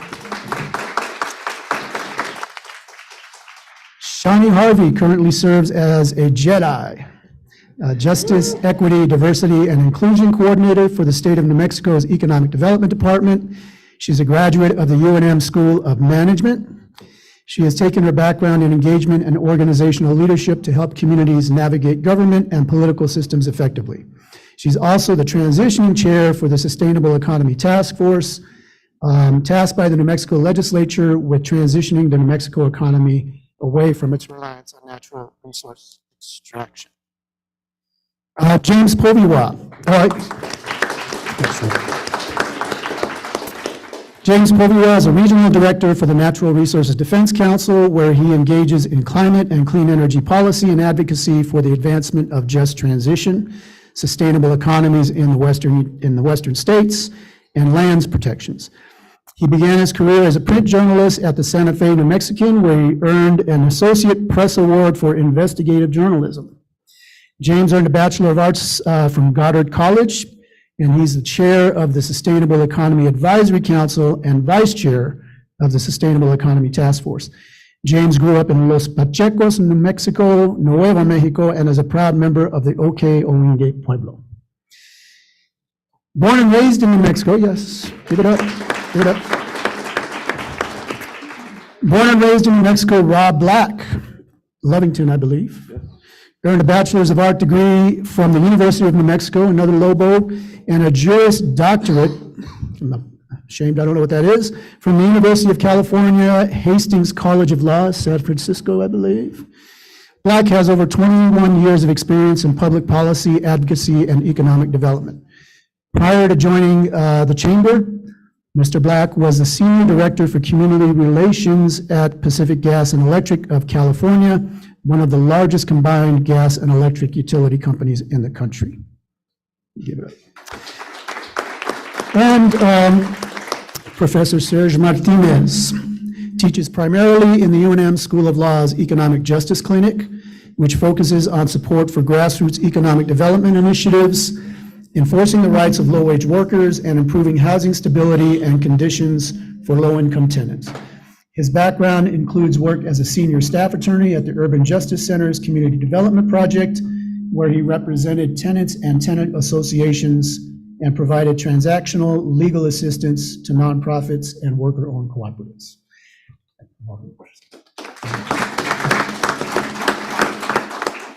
Okay, so the way we're going to do this, we have a set of specific questions for each panelist that are meant to put them on the spot and make them feel uncomfortable.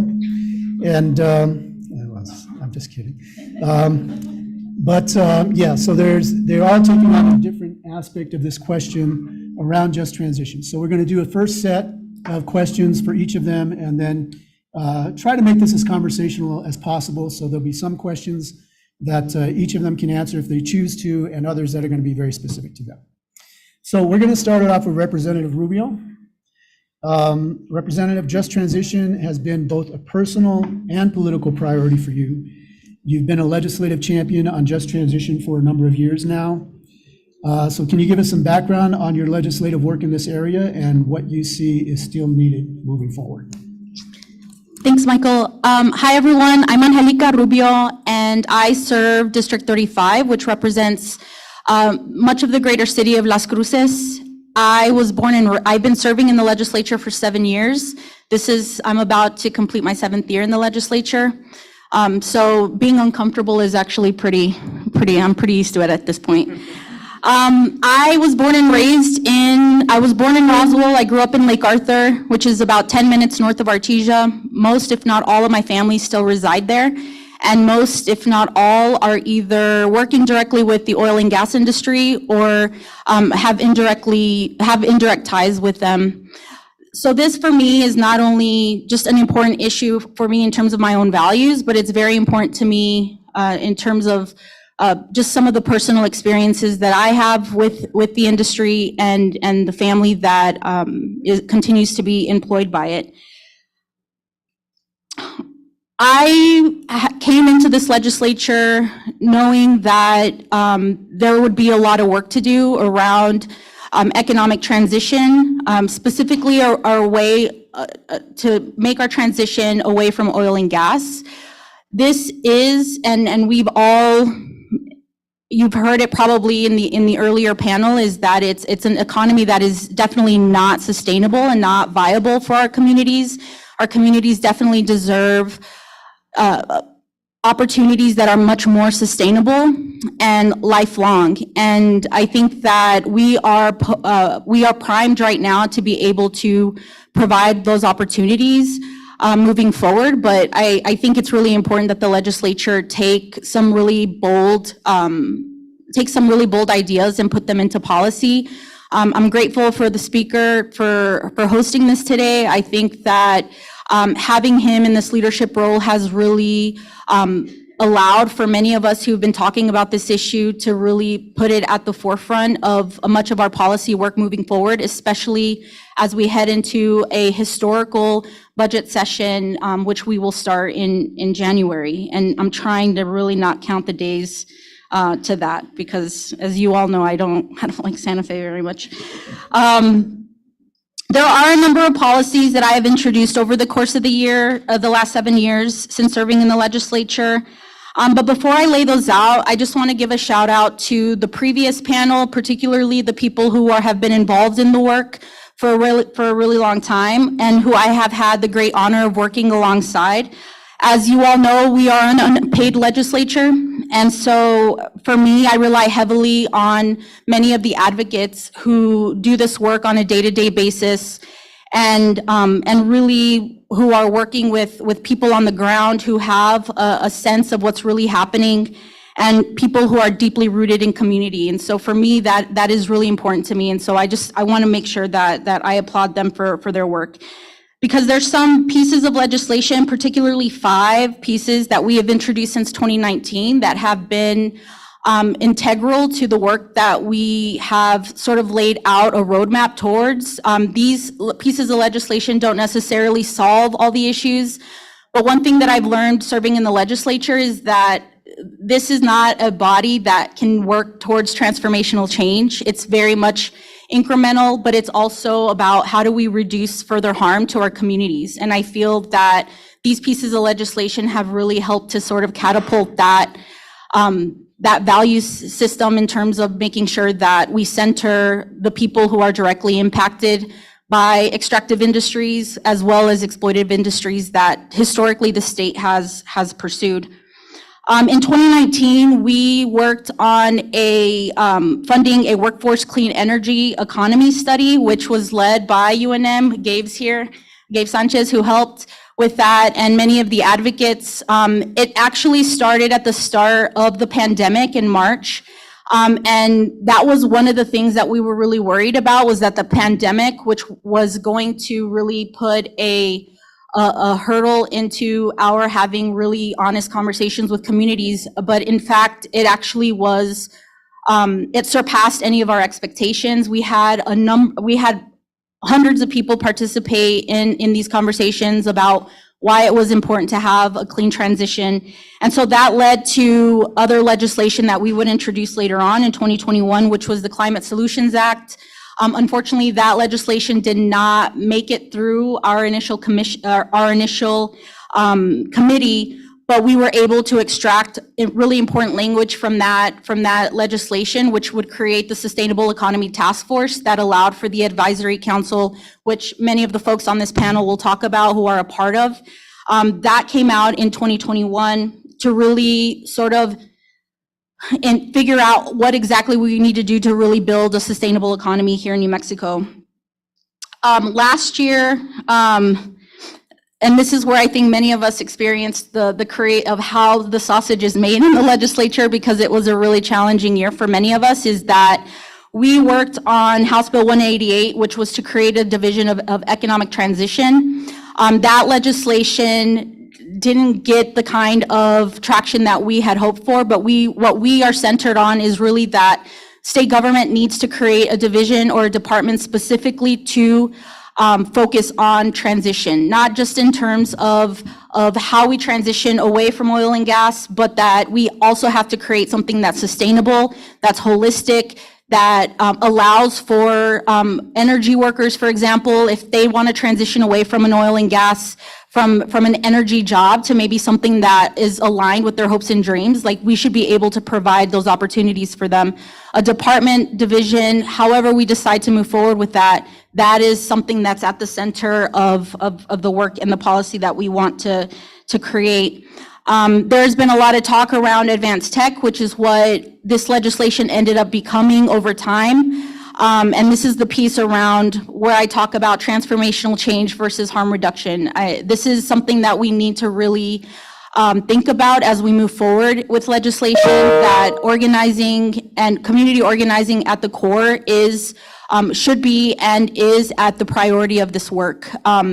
Right now, I think there's a lot of talk around how we move from oil and gas, and that other types of technologies are the way to go. And there's a lot of controversy around that I think is warranted and we need to have further dialogue and debate about that. But at the center of that, community needs to be at the center of that, not allowing just the state to make these decisions, but that the people that are directly impacted, who are deeply impacted, should be the ones making those decisions. I think in terms of moving forward, I do believe that we should create a Department of Economic Transition that focuses on all of this. We need something that's very holistic. We need wraparounds, which people will probably talk about later today. There are mechanisms that could be further enhanced throughout our legislature, particularly the anti-donation clause, not making it so strict that it allows for more people to have state funding go to them directly, investments to go directly to these communities who are generally excluded, and many of them who are living on the margins. I think it's also important that when we look at diversifying our economy, that we think of things in terms of restorative economy, that so much of what we've already been doing within our state is in alignment and uplifts a lot of what many of us have already been working on and what we're looking towards in terms of a multi-generational plan. This means that the work that we've done around creating opportunities for equitable wages, providing paid sick leave, housing affordability, utility affordability, food security, early childhood ed, all these things are in alignment and at the intersection of what we're trying to accomplish. And so I think when we move forward with a lot of these discussions around economic transition, that it shouldn't just be energy centered, but that it should be talking about if we are working towards allowing opportunities to flourish for workers, that they come with all of these other opportunities as well. And so for me, our goal for this upcoming session is just to make sure that these investments are made, because it is a once in a lifetime budget. And that as a reminder that as we address issues of climate, that we must also center people and those in our community who are really desperate right now for opportunities that are not just about being financially secure, but also being safe from harm. And I think at this point, I'll just end it there. Great, thank you, Representative. Okay, Ms. Harvey, let's turn to you. Representative spoke about the Senate Bill 112 that created the Sustainable Economy Advisory Committee Council and the Sustainable Economy Task Force, and mandated the state to develop a strategic plan for diversification of the economy. So you are the outgoing chair of SETForce and also the coordinator for JEDI. So do you want to speak to us about what you're seeing as promising developments in economic diversification for the state? I will do my best. I think that as economic development, I've been with the department for about 5 years, and I was raised in Albuquerque, Santa Fe area. So New Mexico is just an important place to me. We have a variety of communities, and looking at diversification over the past 5 years since the initiation of the strategic plan, the passing of Senate Bill 112, and the creation of the Creative Industries Division has really given the state an opportunity to push into these new industry areas.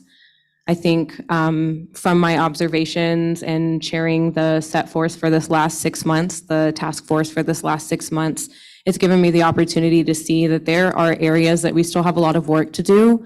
I know under our target sectors and the renewable and sustainable green energy, that there is a lot of work to be done under uranium mine reclamation, the orphan wells that are around New Mexico, over 600 of those. Sorry, that's my alarm for timesheets because I forget to enter them. My apologies. And looking at those industries, and I'm really grateful for the folks that we've brought on in the last month. EDD has hired a new Just Transition advisor, Ms. Kayla Lucero Matusi, and brought on Michael as a contractor for CCP to really help guide the work that the sustainable economy groups are doing. I think in-house EDD hasn't had the capacity to support that work, and with the $50 million special appropriation and the funding around energy transition and economic transition, we've been given a really golden opportunity to bring in those experts who can really hit the ground running and help us explore what those industries are and really lean into them. And I think that transitioning the economy away from reliance on oil and natural gas is a huge undertaking. So we're going to have to be creative in how we approach that. So there's a lot of different industry areas that are going to come up outside of like advanced energy and sustainable and green. And I think for New Mexico, a lot of that might revolve around creative industries as well. But it's a piece where we're going to have to really package multiple different industry opportunities together and work across departments and across divisions to make sure that we're doing the best we can for New Mexicans. Thank you, Ms. Harvey. Okay, Mr. Black, can you speak to us about what you see as the role for the private sector in diversifying New Mexico's economy from dependence on oil and gas revenue? So thank you so much for the opportunity to be here again. My name's Rob Black. I am a Lee County native, grew up there, my family's still there. And happy to be working in a space of really trying to create creatively with, so I also serve on the advisory task force, about how do we think about evolving New Mexico's economy. I was struck by some of the earlier comments this morning, in particular from Barry Dixon and his comments as it relates to what do we mean by transition. And the way he talked about it, that word means displacement.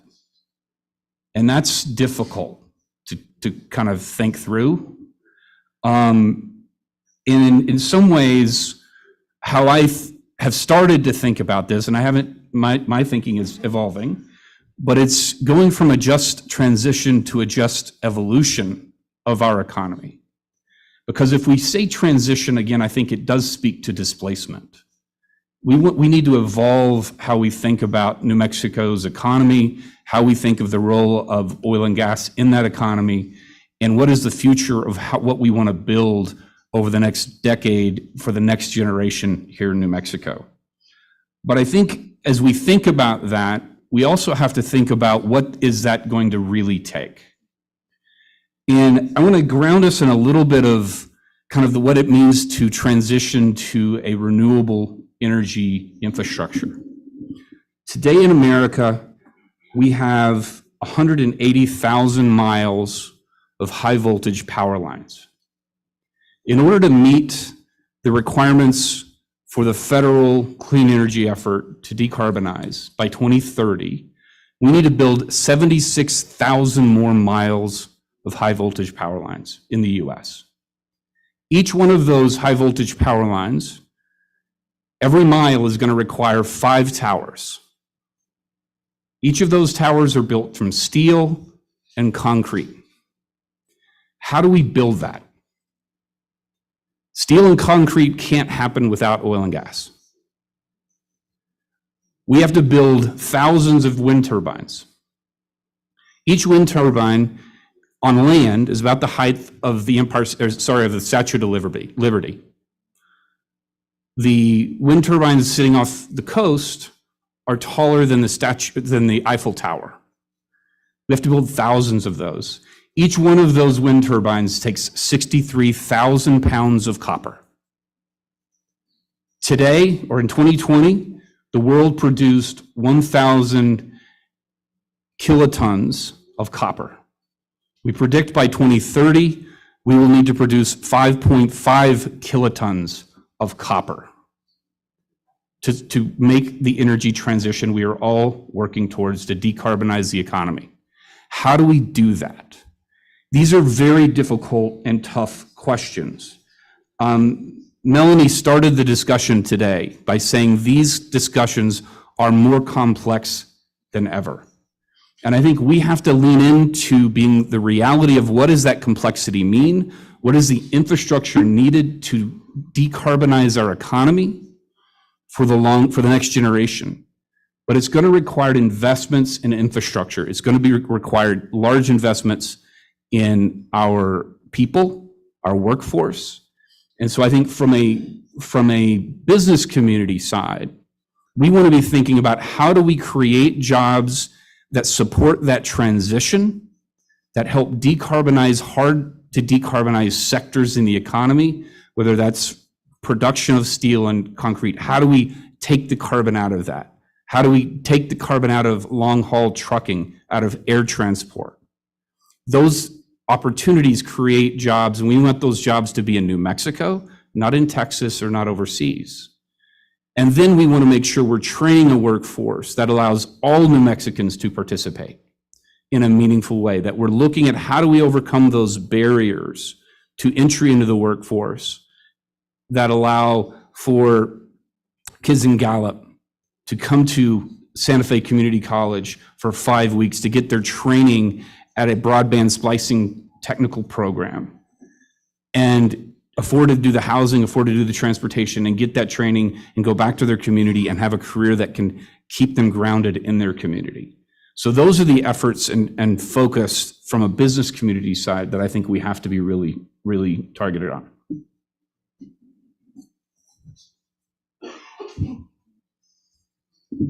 Great, thank you, Ms. Black. All right, Mr. Poviwa. So you are the chair, the current chair of the Sustainable Economy Advisory Council. Yeah, if you could talk to us about community involvement and community engagement, the importance of that, what we need to do to make that most meaningful. Thank you, Michael. Is this working? Great. Umbia Gendi, James Poviwa Gi Ohawa, Kunta Woha Uvi Pawari, Takiri Nambing Nang E Sigi Herangkung Nevegi Kong, Oksikara Ne We Geri, Takiri Rike Mani. So what I've said in Tewa is I'm James Poviwa, and with all your respect, thank you for coming here today. We are all here because we respect our land and our environment. And I hope that this meeting gives us all strength to do the work.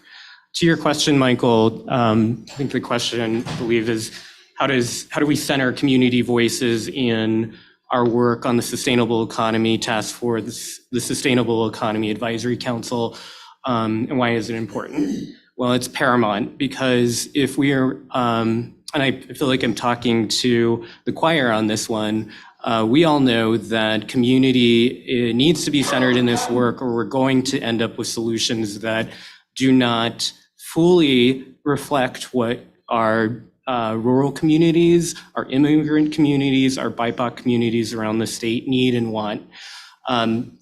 We've heard a lot about different studies that have been conducted. One in particular was the New Mexico Department of Workforce Solutions study that was conducted. Yeah, just closer. Is that better? Okay, great. So a study that was conducted for DWS by Dr. Sanchez Youngman, in collaboration with the Power for New Mexico Coalition and other stakeholders. And what I think is really important, and Representative Rubio spoke to this a little bit, is it was conducted at the height of the pandemic and at the very bottom of when the oil and gas industry was tanking in our state. And what we heard from communities around the state is real pain for when a key sector of our economy failed. And we were also dealing with the problems, the challenges that we all faced with the pandemic. What we heard from community members is also that they really want to stay in their home communities, but there aren't the jobs to keep them there. They also want jobs that don't destroy our air, land, and water. And I believe that that's what we can move towards with just transition, the various efforts that we're doing here. An economy in which all New Mexicans thrive. What we've been doing on the Sustainable Economy Advisory Council and the Sustainable Economy Task Force for the last 3 years is initially doing a lot of Zoom meetings, and we've finally been able to take more meetings in communities around the state. So we've met in Santa Fe, we've met in Hobbs, we've been in Farmington, and we've been in Tucumcari. and November 14th will be in Albuquerque. I want to thank and acknowledge a lot of the community organizations that have hosted us there. Somos un Pueblo Unido in Hobbs, in Farmington, NAVA, and other organizations. CCP, I'm so excited that we're going to be having Michael support our efforts on the task force and the council, and also that we've been able to, through the efforts of community organizations, get enough support to have EDD hire more staff to support the work. And I think I'll leave it there. Thank you, James.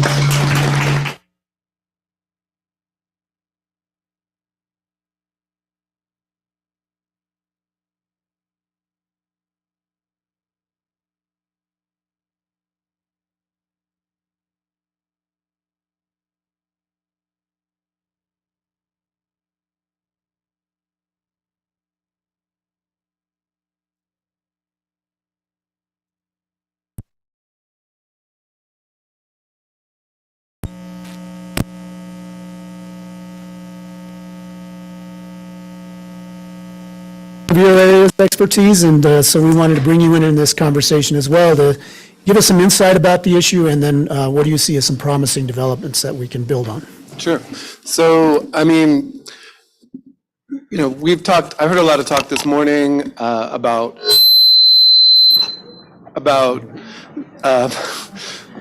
we're awake. About opportunities for work, opportunities for training.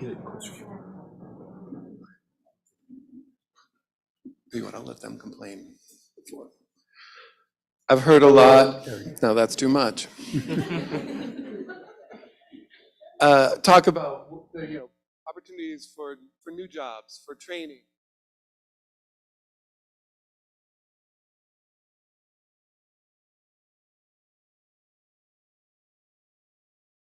It's utterly predictable that new job opportunities are going to have new people show up. Utterly predictable that opportunities for training are going to attract people.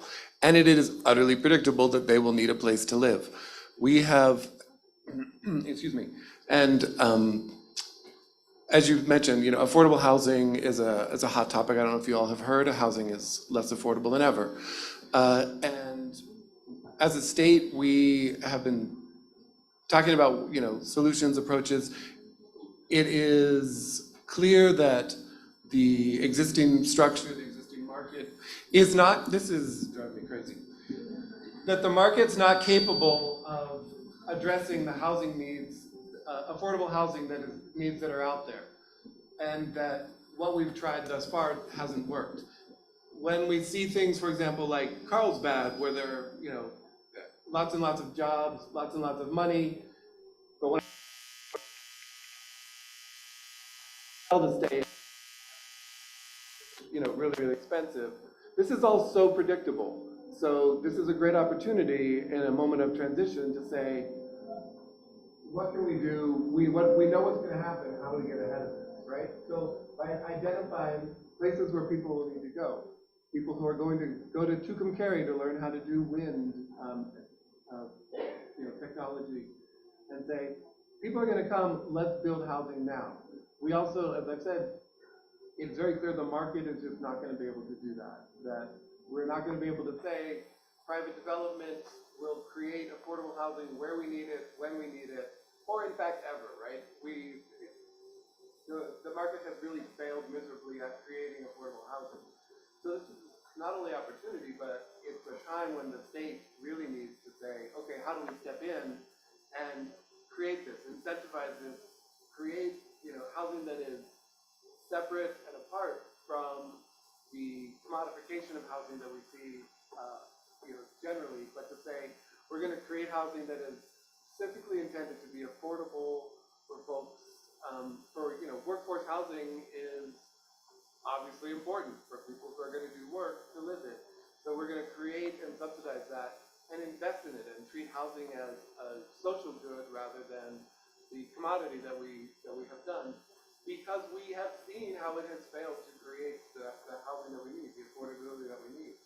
And if we continue to do the same thing as we attract workers to rural communities in New Mexico, or try to attract them to rural communities or to other places for work, for training, we're going to see the same results. That there'll be a shortage of housing, and what housing there is, the landlords will raise the rent to the point where it's not, that there's a new extractive industry in town. And so a transition that is just will also identify that this important aspect of it is making sure that the workers and the people in those communities have affordable places to live, to create a sustainable housing community for folks to live. It's relatively straightforward. It requires a commitment to saying this is something we want to do, and we're going to invest in it. And it requires starting now, right? If you wait until all of a sudden there's a huge demand for workers to build, or a huge influx of workers to build housing, you're going to be behind the 8 ball and not be able to get it done in time. People have heard me say this many, many times, but I never tire of saying it, right? The best time to build affordable housing is 10 years ago, but the second best time is now. It takes time to make these things happen, and if we know that people are going to be going places, industry is going to be popping up, great, we're ahead of the game. We can do that now and avoid all the pain and heartache that comes from more people showing up than we have opportunities for housing. I want to stay on housing. I'll open it up to anybody who wants to. There's another concern, of course, when we got thousands of construction jobs that are coming into the state. We've seen some social issues that are related to land camps, right? So how do we deal with that so that we don't run into the same kind of problems as we're building out the infrastructure? Anybody wants to respond to that?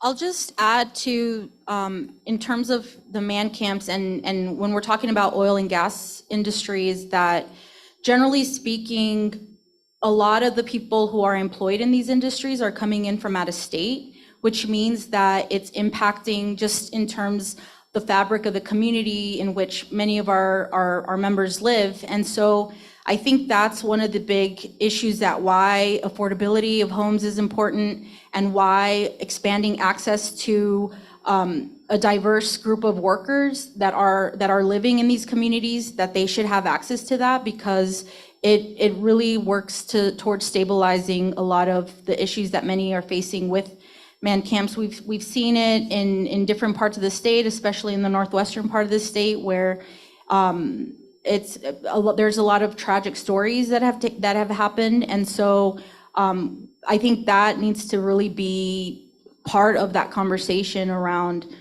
why it's so important to employ local community members into these industries and not just having people like exploit workers coming in from out of state, I think is really critical. Sean?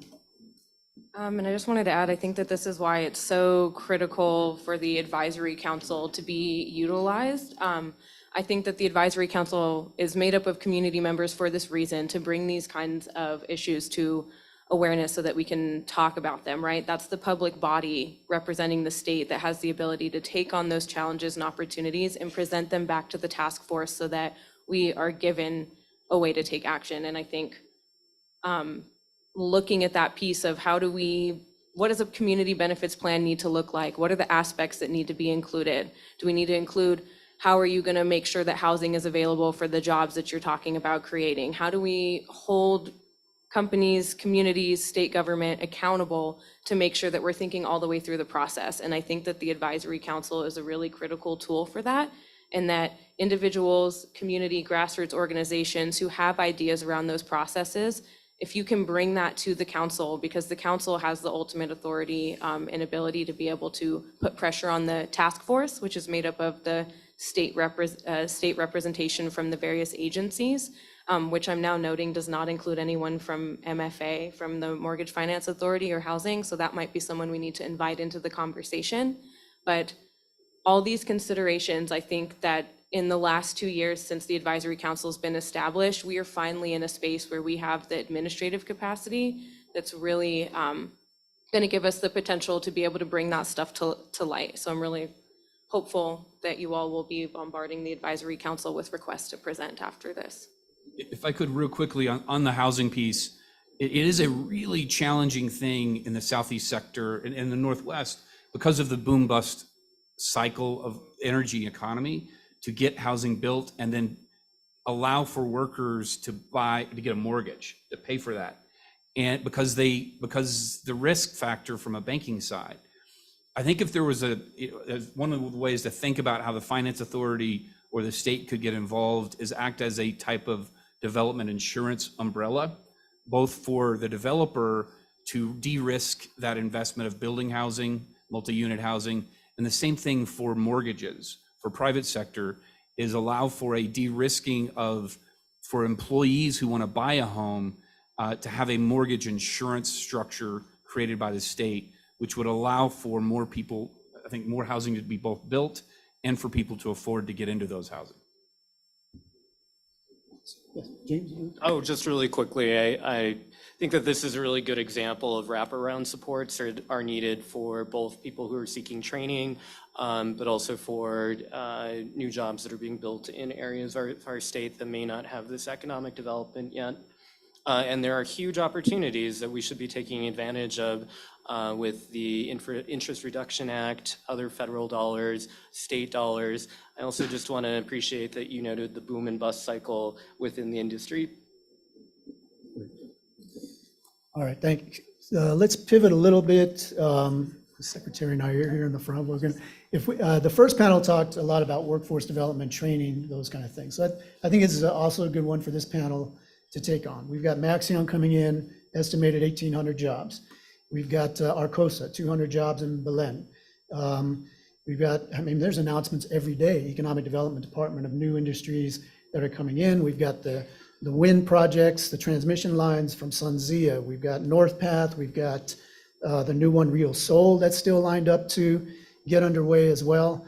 And they're all saying by 2024, 2025, we are hiring people to start these jobs. And we've got Derek Lee here from Navajo Tech. We've been out to the wind training facility out in Tucumcari. And these facilities are not ramped up. I'll say that right now, and Derek would be one of the first people to say, a lot of his infrastructure is out of trailers right now. The wind turbine facility out in Tucumcari needs a new turbine. That's got to be repowered or replaced. And so how are we going to ramp up that quickly to make sure that New Mexicans get these jobs? I heard Professor Sanchez raised earlier the Intel example, where it's like 10 times over the last 30 years, Intel hasn't met their local hiring requirements, right? How are we going to make sure that New Mexicans can actually access these new opportunities? I would love to speak to this. And I want to acknowledge Secretary Nair and her leadership at Workforce Solutions. She's been an amazing partner to work with over the last few years. And from the chamber, we actually did a joint convening of employers around advanced and green energy in partnership with Workforce Solutions and EDD last year. One of the striking numbers that came out of that was we talked about the big investment in wind energy, and Pattern Energy was talking about building the largest wind farm in North America. 95% of their workforce is coming from out of state. So that really struck home to us as this is, and we have been exporting our kids for generations from New Mexico to Texas and Oklahoma and Arizona. So what we would like to propose from the chamber, and we've had great conversations with the governor's team, with others, is a trust fund for career technical education, similar to what the Early Childhood Education and Care Trust Fund has done. Maybe not getting to 4 to 10 billion, which is where that is now, but where we're talking about $500 million, where that fund goes to fund certifications that are high demand certifications in New Mexico through our community colleges and union training programs. Today, the Opportunity Scholarship will fund certifications that are degree-based certifications. So that's only for a 2-year degree or a 4-year degree. If you want to go get your CDL, you want to get your cable splicing for broadband at Santa Fe Community College, those monies don't cover that. We would like this fund to create a wraparound fund so that kid, again, from Gallup or from JAL, can go to Santa Fe, spend 5 weeks, get housing support, get transportation support, get scholarship support to take that class so that they have the ability to go into that career quickly and make much better income. Or if you need to retrain, most of your retraining certifications are not going to be based around a 2 or 4 year program.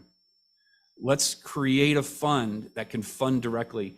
And ideally, that fund flows through Secretary Nayer's office, Department of Workforce Solutions, because it's similar to WIOA money, but we want to make it much more flexible so that it can also support those individuals who don't have, whose status is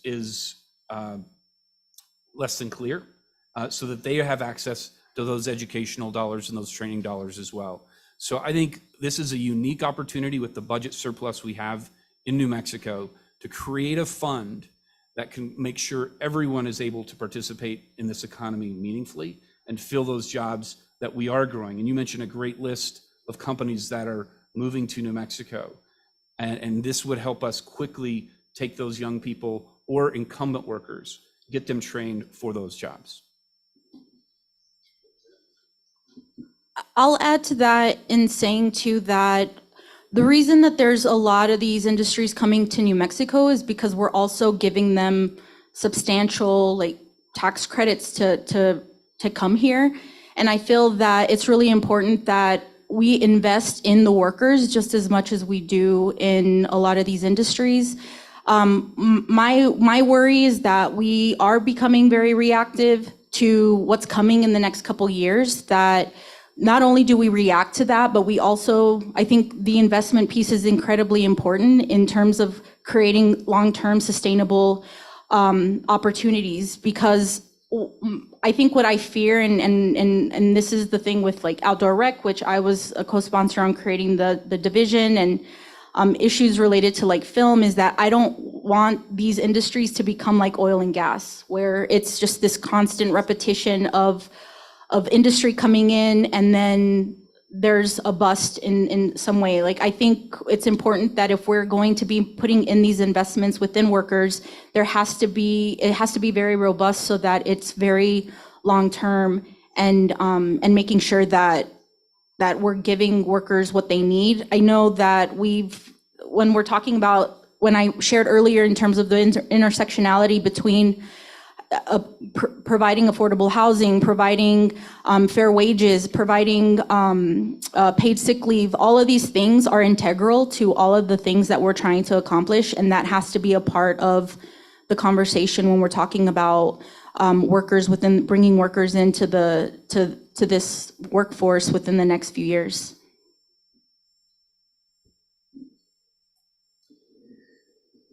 Sure, let me figure out how I want to say this. I'm going to shameless plug to the advisory council once again. I do think in terms of looking at infrastructure development and infrastructure developments and what the needs are as these companies continue to be announced, that the advisory council and task force have a responsibility, so I'm not going to speak too much to policy, I'll lose my job.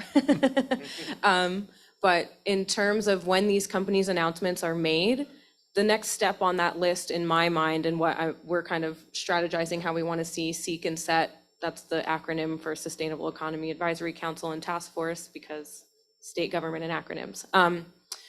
To be able to bring those companies in and have those discussions with the advisory council on what do those jobs look like, what are the skills that people need, so that we can go back to talk to the task force that has workforce solutions, higher education, tax and rev, state investment council, EDD, et cetera, Indian Affairs Department, all at the table to have those conversations around, okay, these are the skills that we need. Let's talk about this not in a silo. When you have 10 different state agencies in the room together, it's a really critical opportunity to make sure that we break down those silos.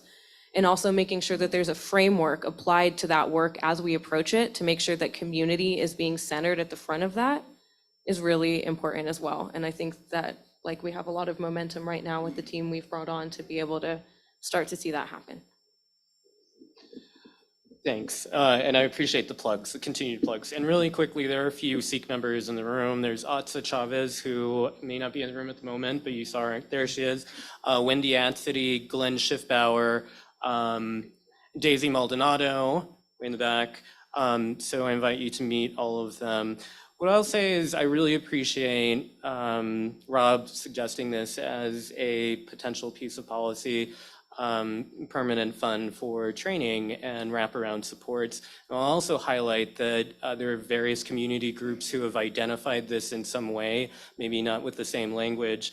And I really also want to elevate what Maria Romano said on the previous panel, that is that there are particular barriers.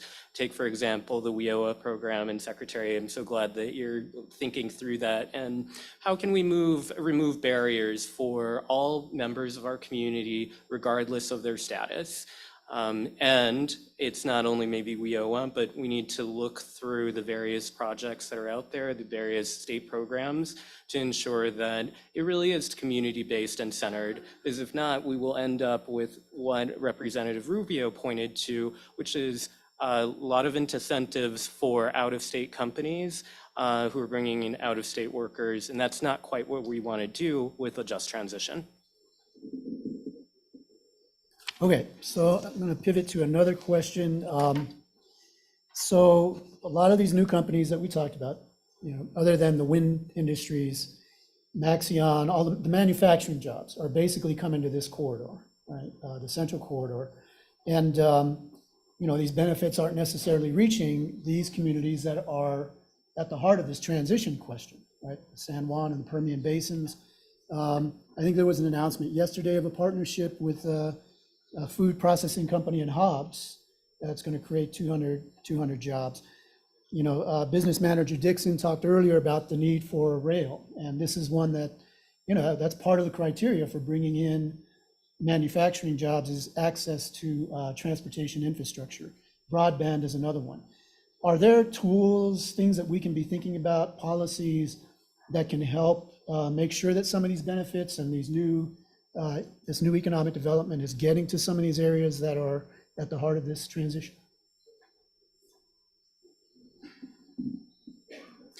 There's definitely a lot of ideas that have been proposed, particularly around much of the pieces around transportation. I think that,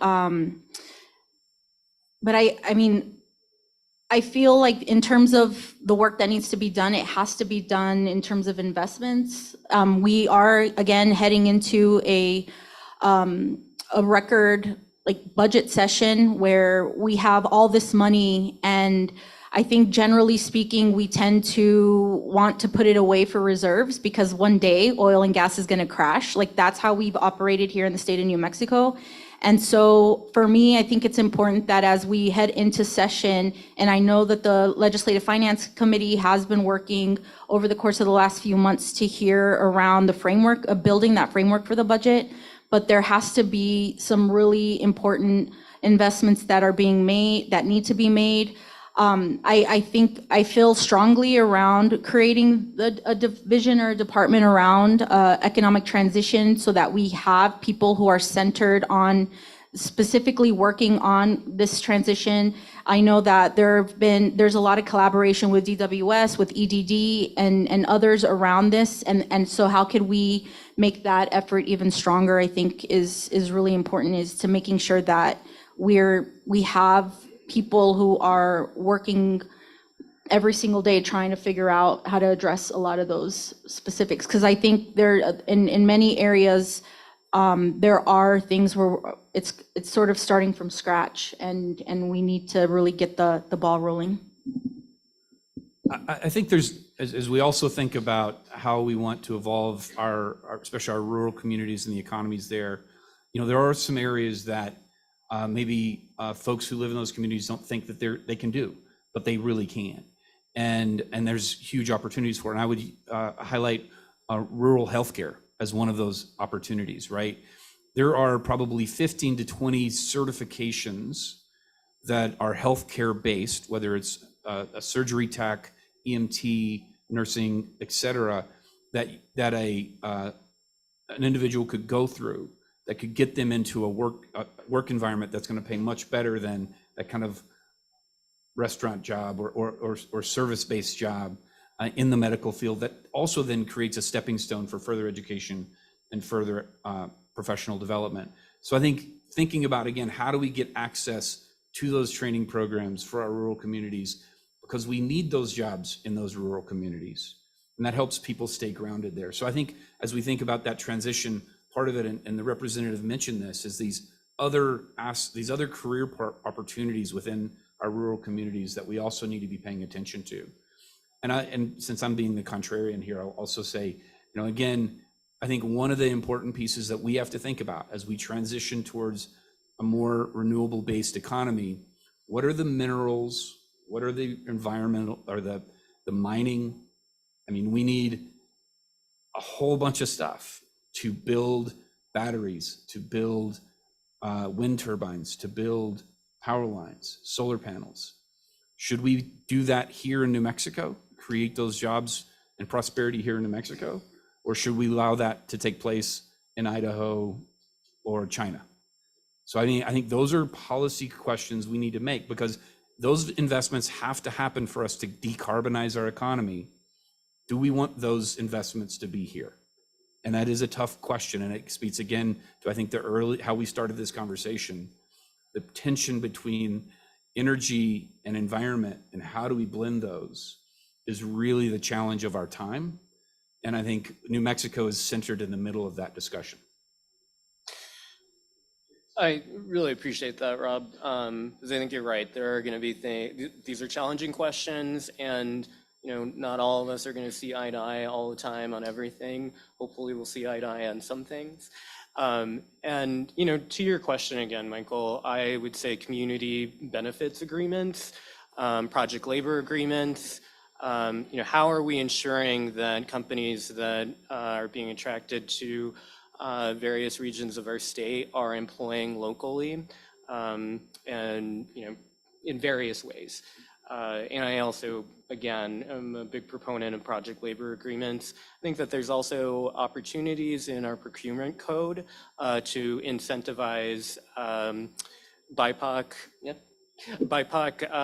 entrepreneurs. I don't know if you want to speak to that at all.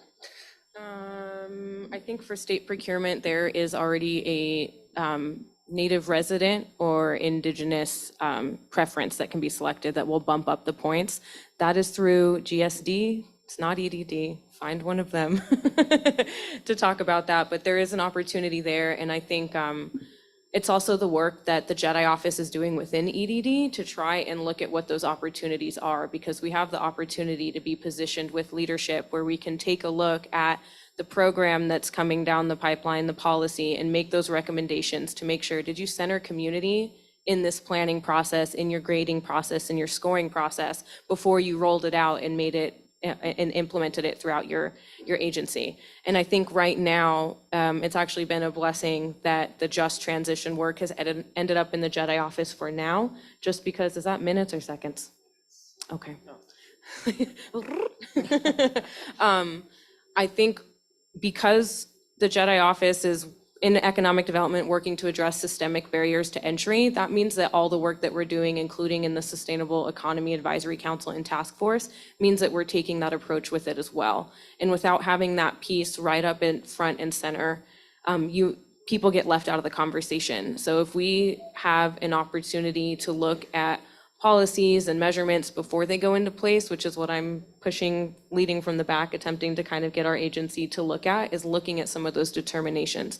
How can we add in a community benefits plan that looks at, are you going into rural New Mexico? How do we make these measurements so that they are taking everything into consideration in all of New Mexico and all New Mexicans, instead of just where we tend to see people go?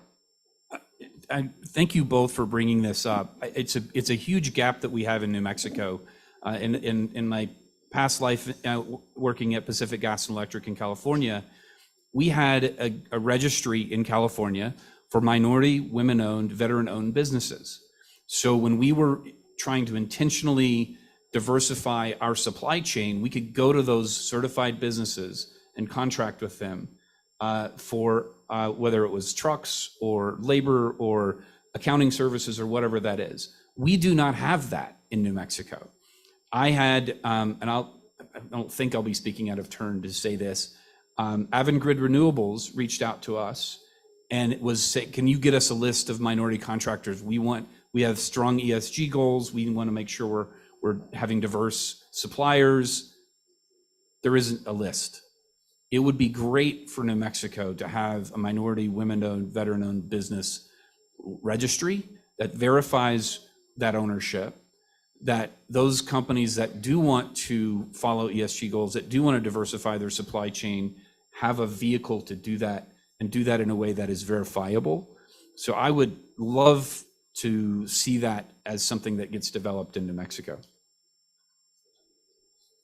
All right, I see Shani taking notes. Representative? And just in terms of what everyone has said, and in terms of moving into policy when we head to session, because I think this is the piece that creates the much more tension, is that I think part of a lot of the opposition that we receive when we work on policy is because we are trying to highlight the importance of community engagement, and a lot of times we get some pushback because it takes too long. Like, there's this whole narrative around community engagement taking too long. And I think as we head towards this, when we move forward with this discussion around transition, is that we absolutely 100% need community engagement because we want this to be multi-generational. Again, it's that fear of a lot of these industries coming in and being here temporarily.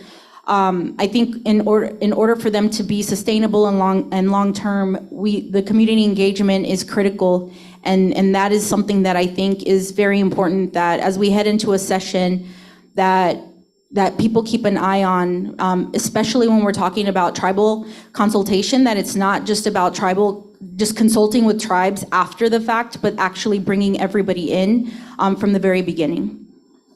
Great. Shani? Go ahead. No, I agree, Representative Rubio. I think that consensus, when you try to bring consensus into government work, people get real agitated. But it's important, and without that community engagement piece being front and center of everything we do, we're not gonna be able to move forward together, and we need to be able to move forward together. So this is like great timing, right? Because we're before the session talking about just transition, but it's conversations that have to be happening on a continual basis all year round, and that's something that we've been talking about with the advisory council, is to try and maybe piggyback some community engagement and open community sessions on top of the meetings before the advisory council meetings, so that we're making sure that that community engagement process is happening like around the clock year round, because it's not one time or after the projects close or after something is announced. We need to be doing it continuously, and it's not easy work, and people are not always on the same side or the same part of the agreement, and it's just something that we're gonna have to live with, because that's part of how it works. Yeah, the last thing I'll say on this subject is, and the other thing that we need to do, and just really appreciate Neva and others for elevating this during the last panel, is dollars that are meant to go to supporting community transition need to go to community-based organizations and community-based centered project. I will say that our council will probably be entertaining a letter to highlight the various projects that did not receive support from ETAC at our next meeting. And we hope that the state agencies and other bodies will reconsider some of the allocation of those funds. Great, thank you. Okay, Shani, I'm going to go back to you. We're going to pivot now to the state government and agencies. You've been chairing Set Force, which is an interagency body. We've already got one recommendation from our panel, which is MFA should be added. But so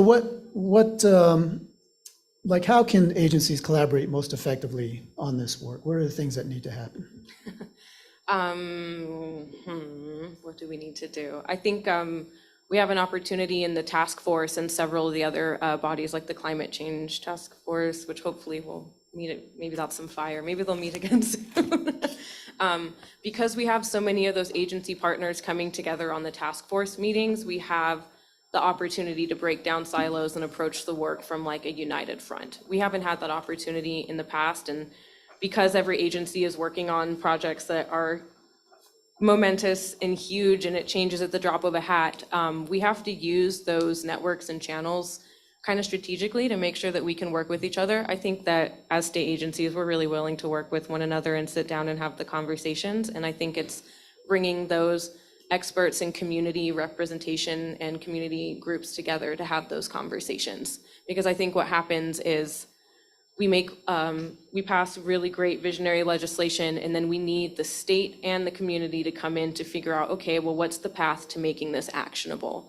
Sometimes state agencies on their own don't have the resources to go out and apply for a grant or stand up a new division. But if we have the ability to come together as state agencies and we can pool funding together from different places, if it's not already been earmarked, which is a whole other conversation, because then we got to start it 12 months earlier to get it into the budget process, which I'm happy to talk about. That's what I mean when I say I help communities try to navigate government and political systems effectively. If you don't know what their budget time frame is, like, you're going to be coming in at the wrong time asking for help.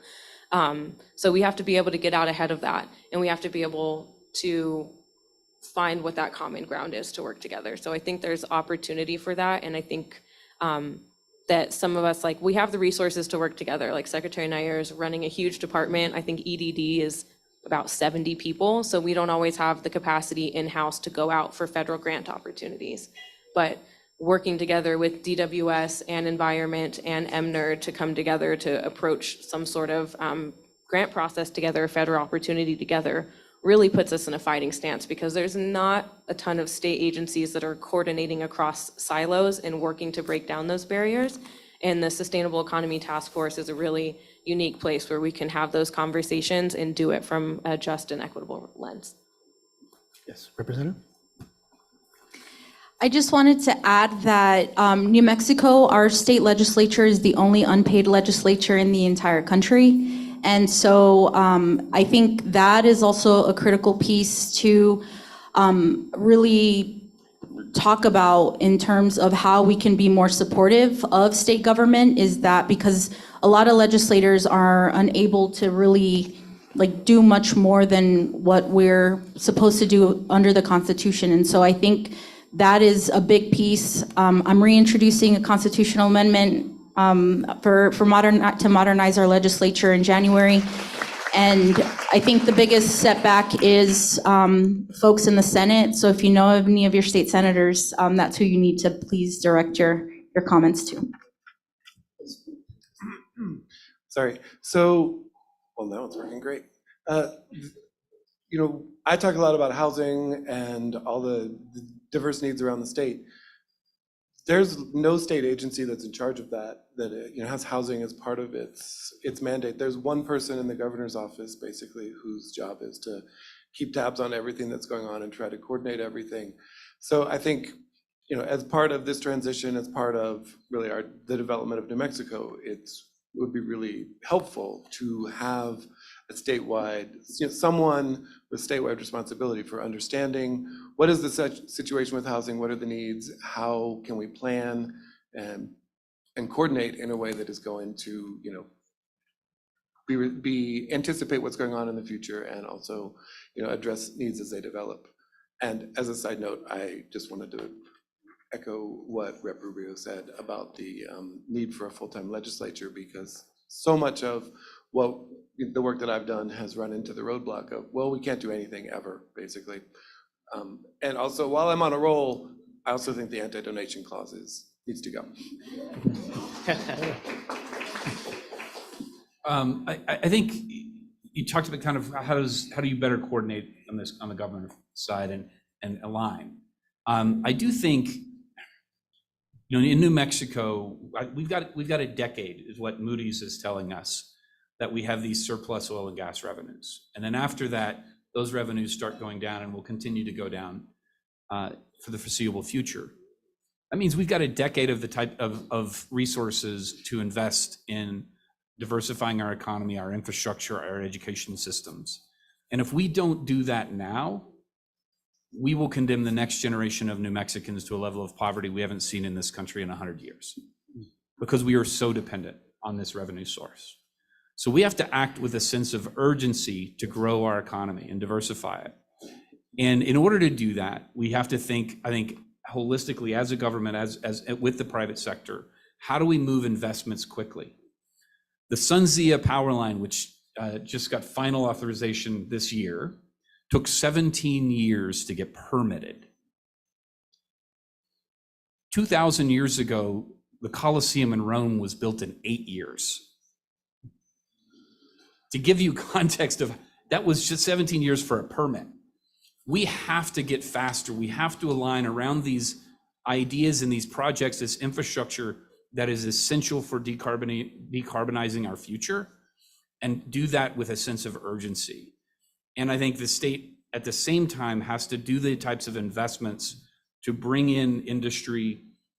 Again, our friends in labor talked about in the previous panel, I forget the term he used, but it was every strong local economy is built around an industrial base.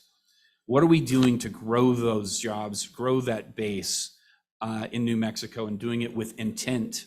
And I think aligning that with that decarbonization type future and diversification. So I think what I would encourage is that there is that alignment and maybe it is, from what Shawnee's saying, is the task force can play a key role in that alignment, but making sure that we're making those investments and that we're making those policy choices that allow for those investments to move quickly. Thanks. I'd love to see the permitting process for the Coliseum. Okay, so let's talk about industry, all right? And community benefits agreements have been brought up, project labor agreements.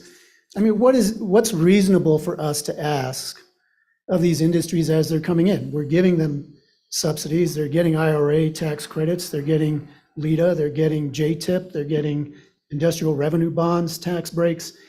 What's reasonable for us to ask in return to help with this transition process? I'll go first. Well, I was just going to get this one in before it was too late and we moved on. I think the Romans might have been using slave labor. They were. They cheated. They cheated on that one, that's for sure. So my point is, I agree with you, Rob. Like, we need to be able to remove barriers so that we can actually move quicker on projects, but we can't lose important things like, and I don't think you're saying this, I think you would agree with this, we need good jobs for New Mexicans and bring all communities along. And James, you're absolutely right. And Secretary talked about that as well, right? We can't train people for poverty. So these have to be good paying jobs. And I think that should be the intent. But when you ask the question about, project labor agreements, community benefit agreements, what we also have to realize is that we're in a competitive market, right? Capital flows to the easiest place it can go. So we are competing with Texas, we're competing with Arizona, Utah, other states and other countries. If we are not competitive, we will not have those jobs. And no matter how much workforce we train for, if those jobs aren't here, those jobs won't be here. So we have to figure out how to be competitive to recruit and retain New Mexico investment, but bring in new investment as well. Because again, if we don't diversify our economy in the next 10 years, it will be too late. We won't have the resources to make those sort of investments going forward. So I think whatever we do as far as structuring what those community benefits look like, and whether those flow through ensuring that the workforce has free access to training, affordable housing opportunities in those communities, what does that look like? But doing so with an eye towards creating a competitive environment for investment and growth in New Mexico. Because if we don't have that, we won't have the jobs to train anybody into.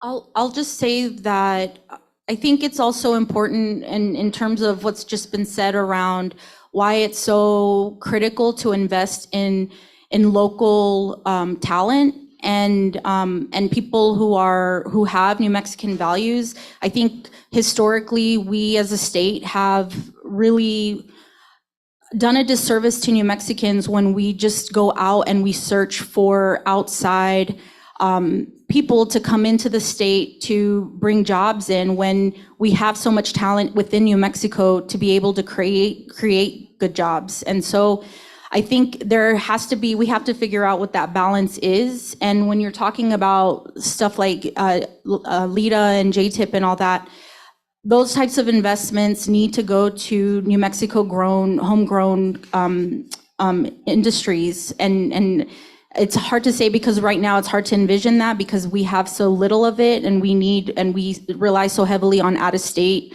corporations. But I think as we're talking about this transition is how do we look outside in terms of not just focusing so much on energy-centered industries, but everything that we possibly can consider and providing those investments to locally homegrown businesses. That to me, I think is really important. I was just going to say, Michael, I think that too often in the state, we ask people to do something for nothing. I think that we operate from a scarcity mindset, even down to how we feel about or how we choose to attract companies to the state. I think too often we are held hostage for the resources that we have in New Mexico. It's not like the oil and gas industry is going to pick up and move shop to, the Permian Basin in Connecticut. So to that point, I think that on the work that state agencies are doing, I also recognize that our state agencies are underfunded. The state legislatures volunteer. The seat committee, all the council members don't receive per diem, are completely volunteer. And recognizing the challenges that state agencies and our policymakers have to get all this work done, just want to uplift the role that advocacy and community-based organizations can play. And it's not always easy to do consensus work, but we're all in the same boat. We're all under capacity, and if we're working together, we can maybe get a lot more of this work done. All right, great. All right, we're going to need to wrap this one up. I really want to thank the panelists. Been a great conversation. I think we mined, for lack of a better term, we mined a lot out of this in terms of some recommendations. I'll try to summarize some of the major takeaways. I know Miguel is going to clean this up later this afternoon, but some of the key points that I got. First of all, this is a generational project, right? It's clear that this is not going to happen overnight. It's going to take deep, early and long-term investments to make this happen. Rob, I'm going to adopt one of your terms. You talked about this as an economic evolution, and I think that's a really good framing for us to think about.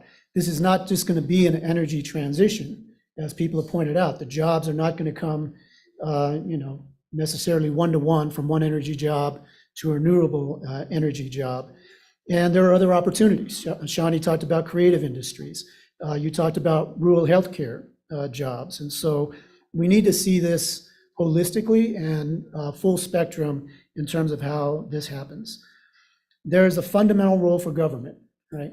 In that we talked about the proposal for a new division, which HB 188 was proposing. A new division, a department, basically a point division that kind of takes on the overall oversight of this.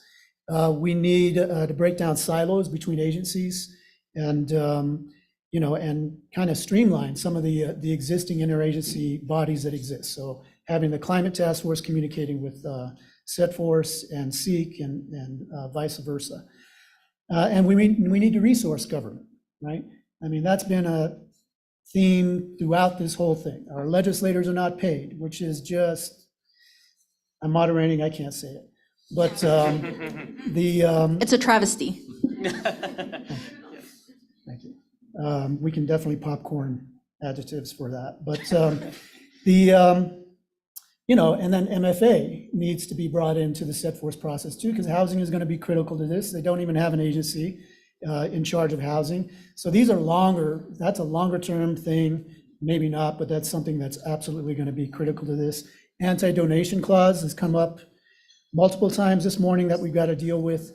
And then there are some tensions, some challenges, some uncomfortable decisions that we've got to figure out in regards to this evolution, right? One is that, yeah, the transition to clean energy does take minerals, right?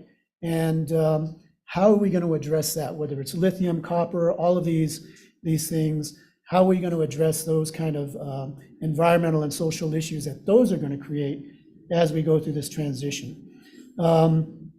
You know, what do we do in terms of industrial recruitment, and what, you know, how do we stay competitive if we're recruiting industries? How do we make sure that New Mexico is not giving away the store, right? And so what are we getting back, and what's reasonable for us to ask for these industries that are coming in? So those are just some of the major takeaways that I could see, and along with, of course, community engagement. The communities have to lead this process. They have to be at the table to guide this transition, or else we'll be making decisions for people that are not going to benefit them and be in their interests. So with that, I think we're done for this panel. And again, just want to thank you guys.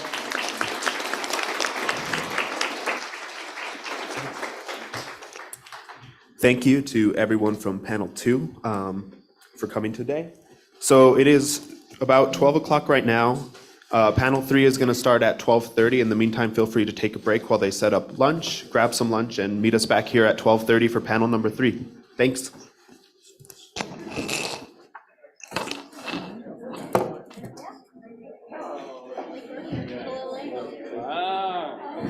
Thank you very much. Let's see where I can put it. That sounds good. Thank you. Thank you.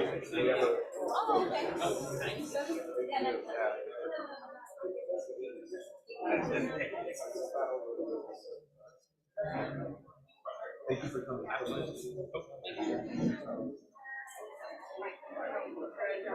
Thanks so much for coming. Thank you.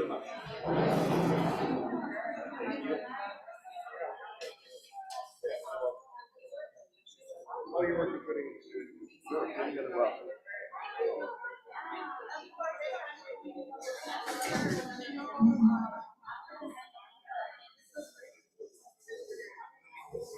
That was great. Thank you so much. I don't know that I can follow that up as well as you. Yeah. No, thank you.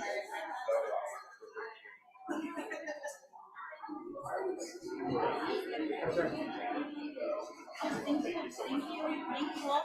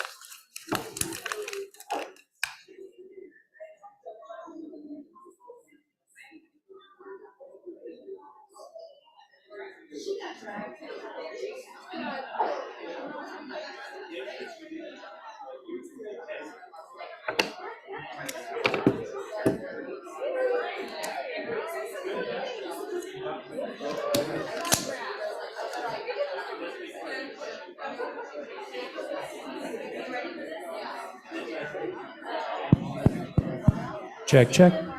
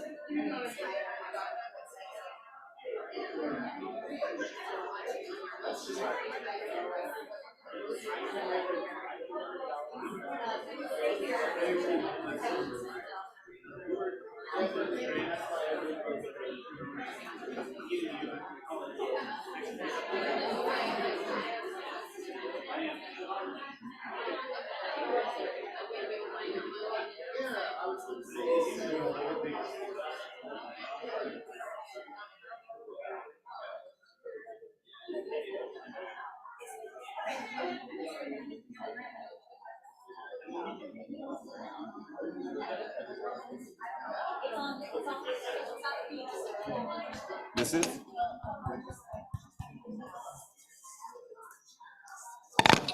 Test, test, test.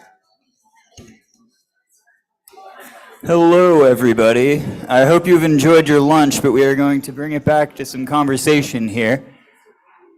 I'd welcome up our panelists. They can go ahead and take their seats at this time.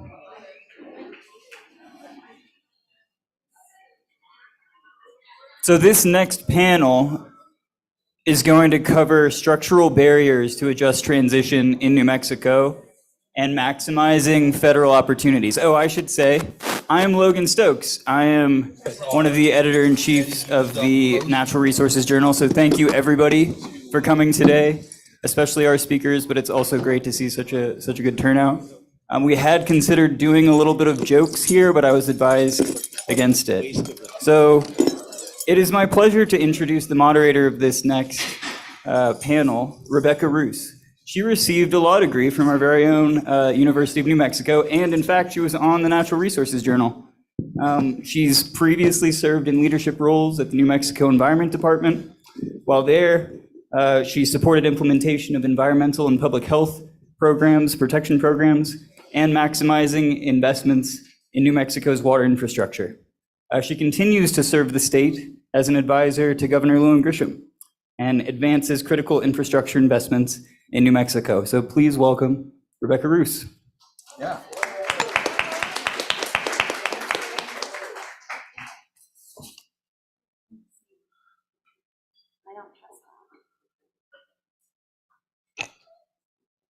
Good afternoon, everyone. I am going to see if clipping this will work.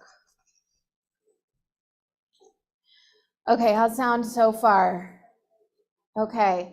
Logan, thanks for that introduction. It's a pleasure to be here with you all post delicious lunch. Thank you to the organizers and the caterers and everybody who prepared that for us. And it's an honor to be here as part of this event broadly and with this particular panel. I'm really excited for you to hear their expertise on this two-part topic, and we're going to kind of organize our discussion around these two parts. Structural barriers to a just transition in New Mexico and maximizing federal funding opportunities. So that's hopefully going to end us on a really positive, there's lots to do and lots of opportunity for it kind of note when we wrap up here. First things first, we're going to go to each of the panelists. I'm going to have them briefly introduce themselves, a part of their experience that is relevant to this topic and just helps you understand their perspective a little bit more. So first, we're going to go to immediately to my right, Jacob Vigil, Deputy Policy Director for New Mexico Voices for Children. Hello, thank you. Thank you, Rebecca. It's great to be here. Really privileged to be able to sit here with just incredible thought leaders in this area. My name is Jacob V. Hill, and I've been with New Mexico Voices for Children for about 6 years. We're a public policy advocacy organization that does research-based advocacy to improve well-being for kids in our state in the areas of health, education, and economic well-being. And as a child advocate, we're here because our kids really we believe, have the biggest stake in a just transition, a just and resilient economy, and a transition that's equitable. They really are the ones who are going to be living in that just future that we have a responsibility to build for them. Our kids have borne the brunt of the inequities that are structural and systemic to an extractive economy. They've borne the brunt of the damage that's been done to their environments and the climate, and that's the environment that they have to grow up in. And we as child advocates know how important the environment is for the development of young kids' brains and their outcomes in life. And they've borne the brunt of the instability and uncertainty of a state budget and a social safety net that has been overly dependent on volatile oil and gas revenue. So climate policy, just transition policies are kids' issues because we're talking about the environments and the experiences and the relationships that shape the brains of young kids in their youngest years. So folks were up here in the first panel talking about displacement, having to move from city to city because of the instability of jobs, right? That impacts kids and their education. The pollution, over 30,000 kids in our state living and going to school near oil wells, the stresses of parents who can't make ends meet or who have unstable housing or lack of nutritious food. So we see this work as an imperative and intrinsic to our work as child advocates. Thank you so much, Jacob. Great to have that perspective with us. Next, let's go to Representative Nathan Small, Chair of the House Appropriations and Finance Committee. Representative Small, welcome you to introduce yourself. Thank you so much, Rebecca, and just incredible to see so many incredible folks here. My name is Nathan Small. I was born in Albuquerque.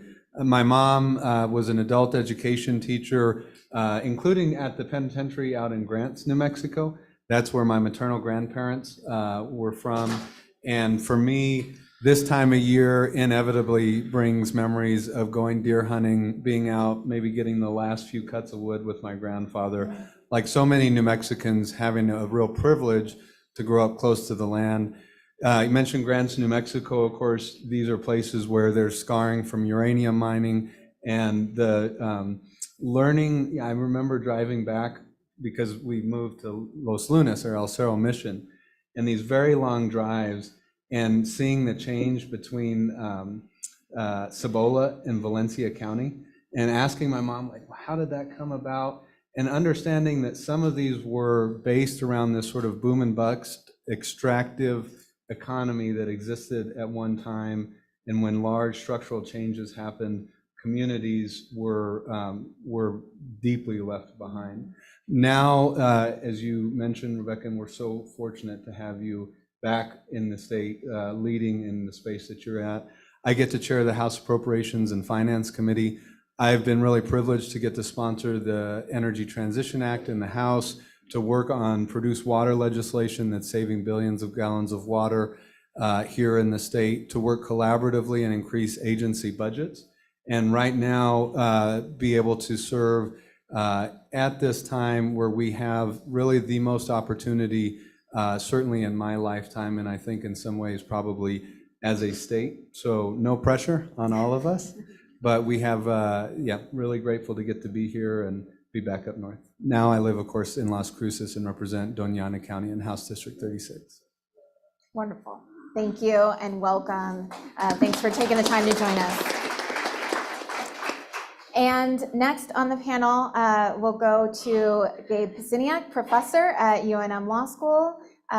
Gabe, why don't you introduce yourself? Thanks, Rebecca, and thank you to all the students and the Speaker's Office for organizing today and hosting this conversation. So I teach at the law school. Most of my job includes co-supervising the Natural Resources and Environmental Law Clinic, where we work representing low-income and underserved communities including Native American Pueblos, community groups, some of the organizations that have been on panels here before, and a whole wide range of issues. We've also had the chance to work on just transition issues in the clinic and myself in other capacities. And one of the things that I've been spending a good amount of time doing is thinking about how can we make sure that New Mexico really maximizes its ability to get this over $450 billion of federal funding that is out there for climate and energy programs. And the good news is that the money is out there and that in many cases, there are incentives for these funds to really try to advance the kinds of goals that we've been talking about here today, promoting equity, making sure these funds are directed to disadvantaged and underserved communities, ensuring that things like workforce development is a key portion of that. But while there are these incentives built into these funds, they're kind of on the periphery. And a lot of these funds are competitive and it requires capacity just to go after them. And so part of what I've been struggling with is working with folks like Michael Leon Guerrero and Center for Civic Policy and working with, for example, the North American Wind Training and Research Institute, this one of 3 wind training centers in the country that's based in Tucumcari, and been trying to help them get about $5 million to repower their wind turbine, but also to expand their program to go from just 35 students a year to maybe 80 students a year, to have dedicated outreach to disadvantaged communities in New Mexico so that we can have, for those people who want it, this kind of portability so that young people, older folks can go, whether it's a 6-month certificate program or a 2-year degree, and get these high quality, higher paying jobs in this clean energy industry.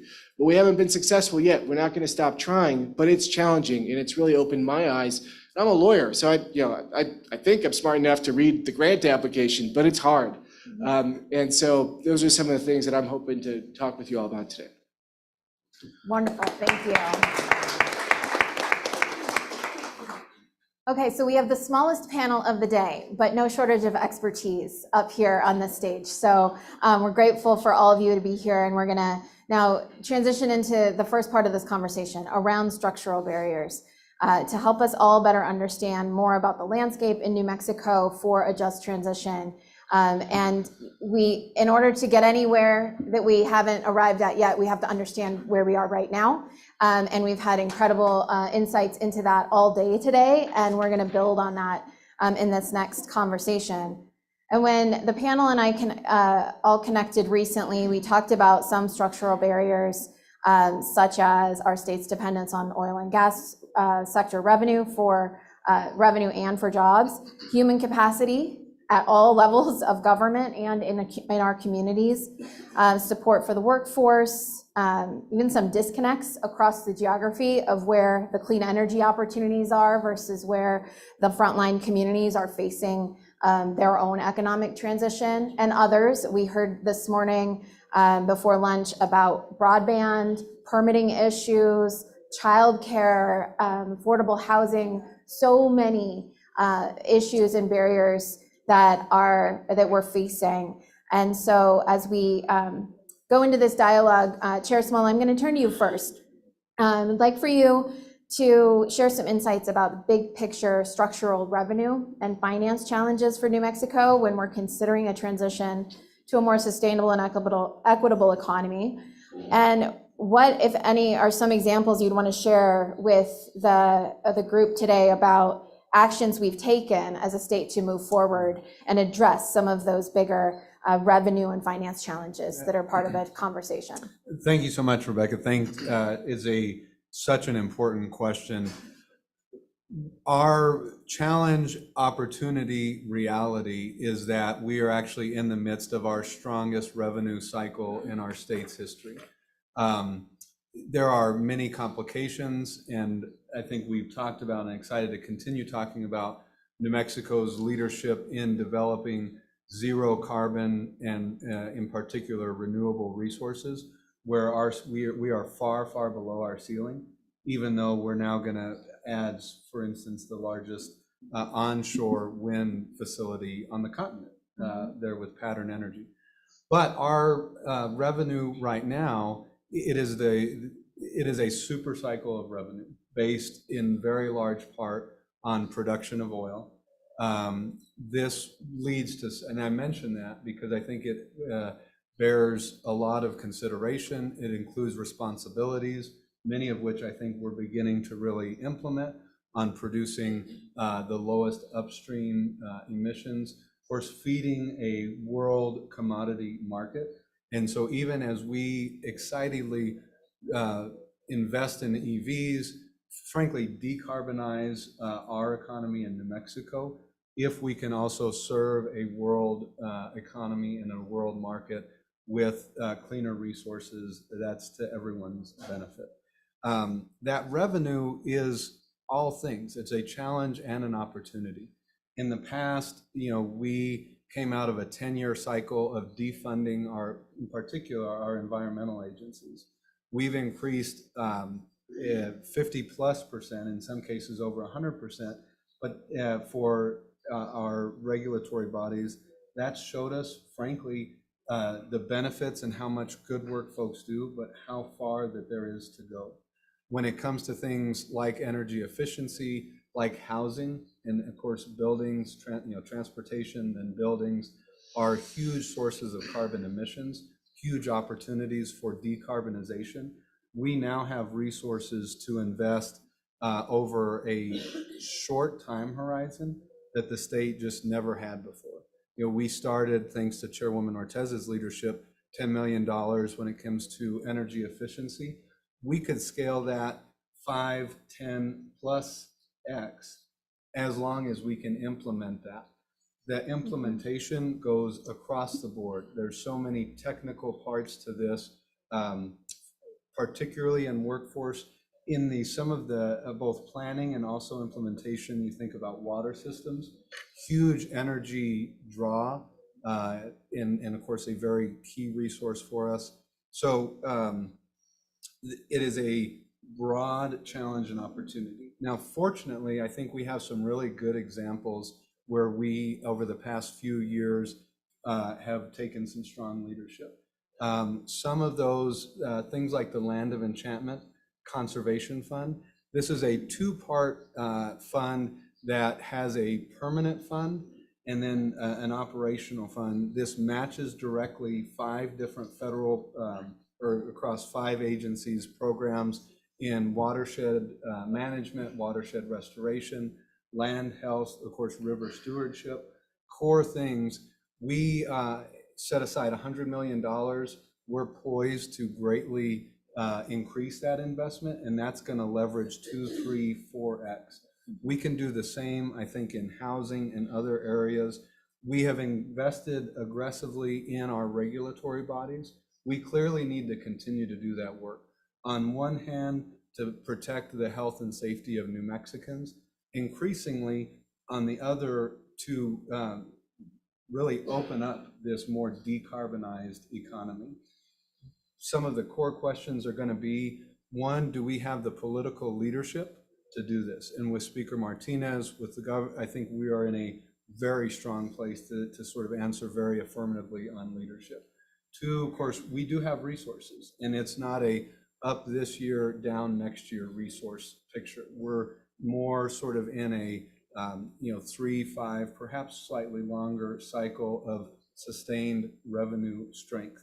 And then clearly with the advocates here today, and I think frankly, continuing to have a wide table, there is a way to decarbonize just about everything that we do. And of course, New Mexico has an incredible amount at stake and at risk from the climate crisis. I think about that when I'm, out deer hunting this past weekend. It was 50 degrees at night.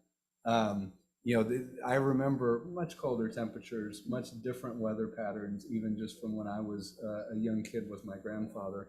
But we also have, I think, in many ways, an equal amount to gain, or perhaps a greater amount, both securing a resilient future environmentally, and that means water, that means land health for New Mexicans, and that also means being a shining example for a decarbonized, growing state.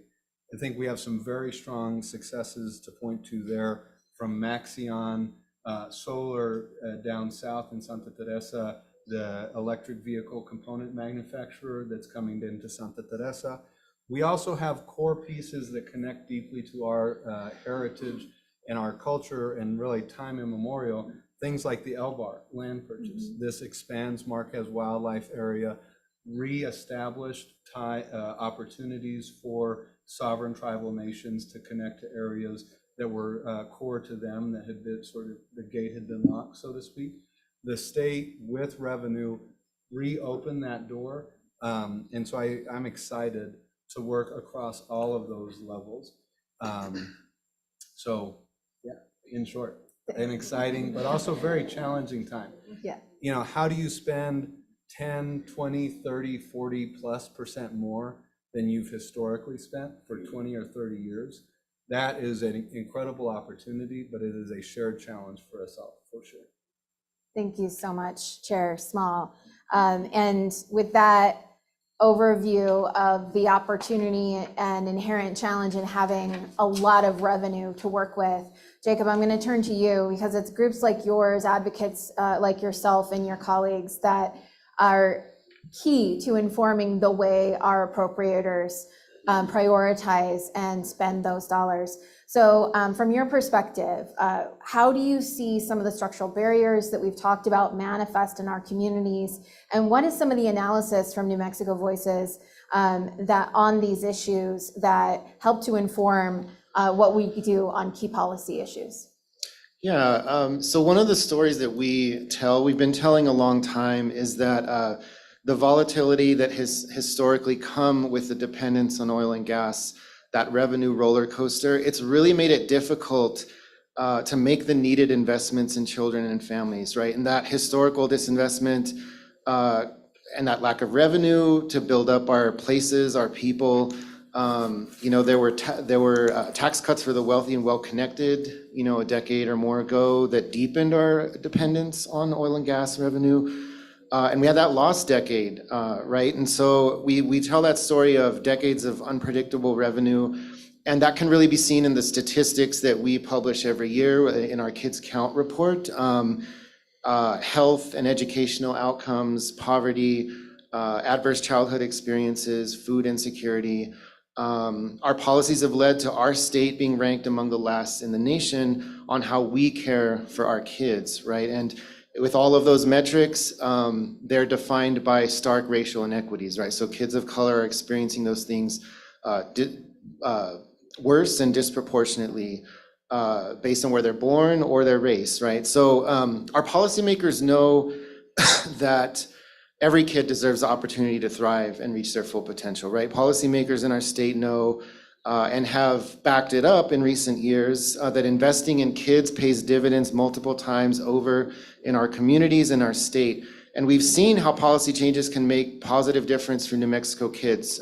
Since the pandemic, 30,000 more kids with access to healthcare, 20,000 fewer kids in poverty just a couple years after the start of the pandemic. Real concrete policies that made a difference, right?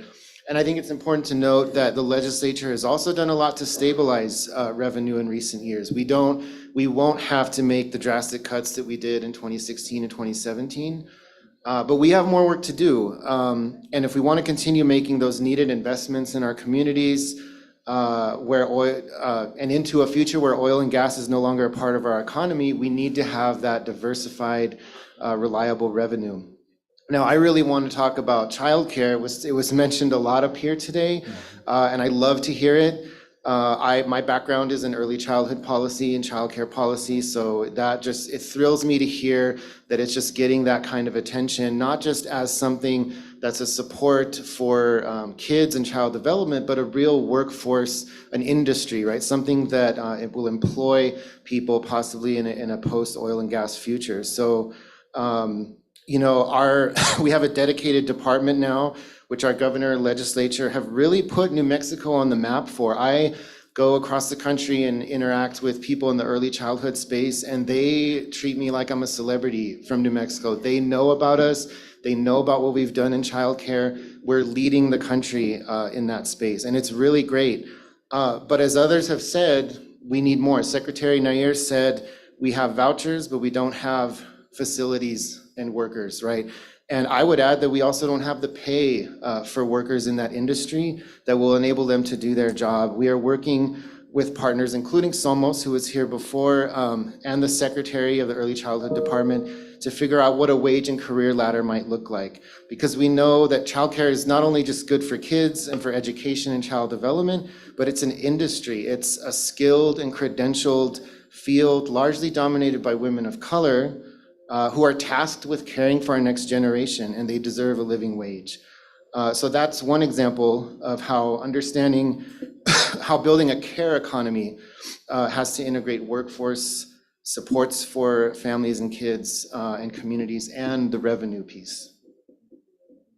Thank you so much for those insights and delving a little bit deeper into the impact that this conversation has on children and how they fit into that. We're now going to open up a little bit more broadly for your expertise and what comes to mind with a broad question. I'm going to ask the same one to each of you, and I'm going to go to Chair Small, and then Jacob, and then over to Gabe, and then we'll transition to talking about the federal funding piece of this. But first, generally, what policy approaches do you look to as opportunities for New Mexico to address some of these structural barriers that we're talking about? So, Chair Small. Thank you, Rebecca. I think the opportunity space is incredibly rich. We are able to invest aggressively in decarbonization on the building side with our construction industry, both in new construction, also in working with New Mexicans all across our state, where they live, what they live in. There is a ton of work to be done there that we can really help lower emissions, frankly, lower and sort of smooth energy costs. That, of course, applies to transportation. We have a start there building out our EV infrastructure. If we're able to effectively target and invest in New Mexicans who can decarbonize their transportation using appropriate options for them, including leveraging the clean car rule that the governor is advancing, I think that's a huge opportunity. Our watershed and land and water health is another huge opportunity. You know, we were up in Las Vegas this year. Of course, that was sort of ground zero and right outside the largest fire in the state's history. We took a tour with a YCC group, worked with the state on some funding.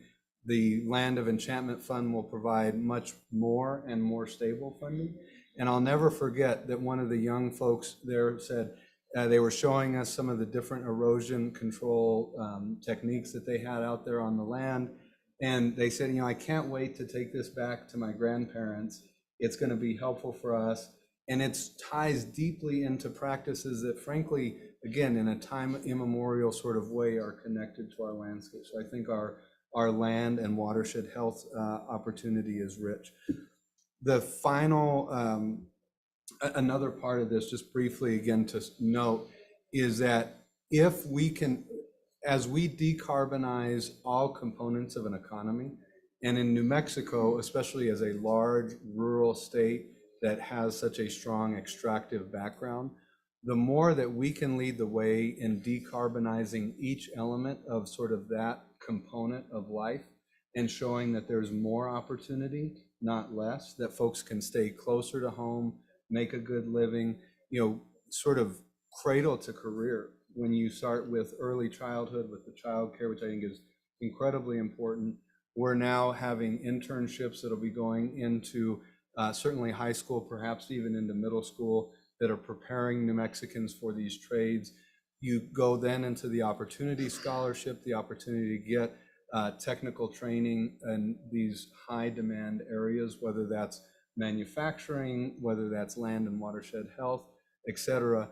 That is, of course, addressing our own emissions as a state, but perhaps even more importantly, from a global perspective, it provides a pathway for other states, other regions, frankly, other parts of the globe that are similarly situated to us now to shorten that time, to decarbonize quicker, but to do it in these sort of successful ways that actually increase opportunity for folks there. I think it is a unique challenge, but one here in New Mexico that frankly we have to take on, because we live here and we're facing these challenges.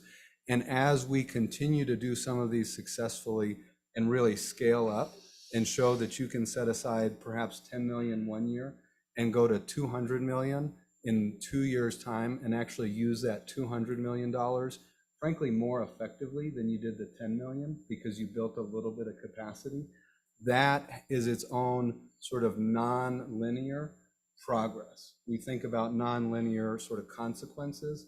That non-linear progress is what I think we're at the very cusp of really beginning to see. Thank you for that. And now, Jacob, over to you. Same question. Policy approaches that you look to as opportunities to address these structural barriers. Yeah, absolutely. Well, we can look at this last year. The legislature really, again, did some great things. I think the expansion of childcare and early childhood funding has been, as I've said, it's really led the nation. And part of the steps toward diversifying or making revenue more stable, really, we see the Early Childhood Trust Fund. The legislators set that up a few years ago. And of course, voters, affirmed that move in voting for an increased distribution from the Land Grant Permanent Fund. So those are two incredible things that are starting to make a difference already. Funding programs, free school meals were expanded. The child care tax or the child tax credit was expanded, and so there's a lot to build on. I think it really depends on continuing to diversify revenue, making it more stable, bringing equity to the tax code. I think things like the child tax credit and the working families tax credit have really boosted working families who were really on the front lines during the pandemic, who bore the brunt of that, and just making a more progressive tax system is not only equitable for families and communities, but it makes revenue more stable. And then those supports for families, right? That ecosystem of care and support that will enable them to have a leg up. So the tax credits, guaranteed basic income, guaranteed income, those were mentioned before.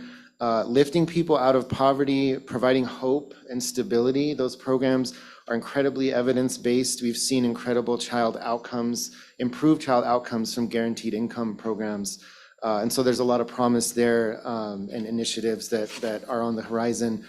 And then investing in the earliest years, right? We've talked about childcare, but it's also pre-K, it's home visiting, it's infant, toddler mental health, maternal health, behavioral health, and with the focus on equity, right? I mean, the structural inequity and trauma and stresses that kids have gone through generationally, really from the time of colonization, they've inherited that, right? And that has been continued through policy. So we really have a chance looking forward to a post-fossil fuel future to make a better world for our kids. And that will be it'll be a stronger workforce, it will be a stronger state overall. So it's really important that equity be integrated into, those policies as we look at how they're implemented and funded.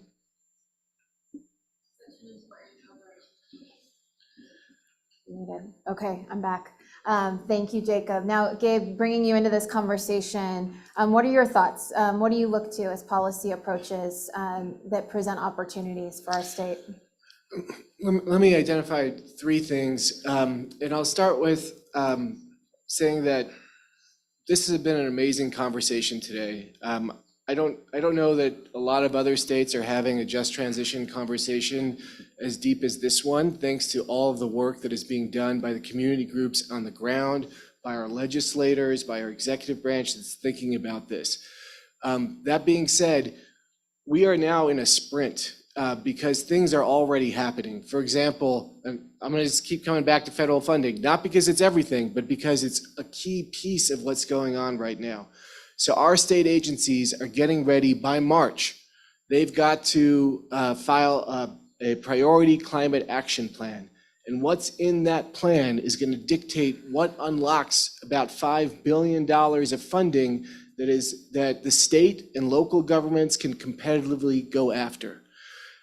There's not a requirement to include workforce development in that plan, but there is an opportunity to do that. And I think the first thing I want to point out is that this just transition conversation, my hope is that the opportunities for our state through all sectors of government and through the community organizations that are working, that it gets mainlined into the climate policy conversation so that we're always talking about it together. Because the truth is that in many cases, there's metrics for climate policies. We can look at it just how cost effectively can we do this? How cost effectively can we reduce greenhouse gases? And I'm someone who spent my career focusing on reducing greenhouse gases. But reducing greenhouse gases in an equitable, just transition means that you have to do things that aren't always the most effective, and that you have to take these extra steps to make sure that you're doing things that give the most comprehensive bang for the buck, that make put our state on a pathway that is really a sustainable economy and really a just transition.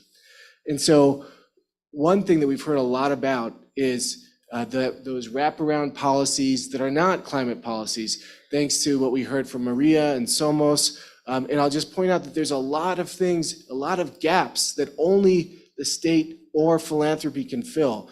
Maria from Somos talked to us about the importance of wraparound services for non-documented workers that might not be able to get those federal dollars. Those are the kinds of things that at a state level, if we're integrating just transition and climate policy, we can identify those gaps and make sure that we're using our state dollars in a way that complements what we can get from this $450 billion of federal funds available. The last thing that I'll note is just that Rebecca mentioned earlier, there is sometimes, not always, but sometimes, a geographic mismatch between when some of the opportunities there are in this new clean energy economy and where we know we have disadvantaged communities, fossil fuel communities, but also rural communities, urban communities that have already been suffering historic disinvestment. And so we should go all in on those policies that can bring the benefits of this new economy to those communities. What does that mean? The example that I'm most familiar with, thanks to people in this room, is low-income energy efficiency. And I'll give a shout out to Councilmember Tammy Feeblecorn and Ona Porter, who have been doing amazing work developing new models of how you bring low-income energy efficiency services to those communities that have the highest levels of energy burden. And this is a win-win on all sides. People who get these services, their energy bills go down. And here in New Mexico, we've got some of the highest energy burden. In some counties, people living below the poverty level pay over 30% of their income on their energy bills. This helps reduce their energy bills and improves the quality of affordable housing stock in the state. At the same time, it helps reduce demand for electricity, and it's a part of the way that we can reduce our greenhouse gas footprint. The other example, which Chairman Small talked about, is vehicle electrification and clean transportation. But here again, it's not just about making sure that more affluent folks like me, I can't wait to get an electric vehicle. Last time I bought a car, it cost me $12,000. It was a hybrid, Prius, right? And I said, I can't afford it yet. I'm hoping the next time when this car dies, we're gonna get an electric plug-in vehicle, and it's gonna be really fancy and nice. But it's not fair if it's just people like me who are getting access to the benefits of both reducing pollution in their neighborhoods, reducing their fuel costs. So we need to really go all in on these policies that are going to bring the benefits of this transition to those communities that might not otherwise be doing it. And there's a variety of ways we can do it. But again, it requires going above and beyond. If we just look at the cost effectiveness based on greenhouse gas reductions, we're not going to get there. Thank you.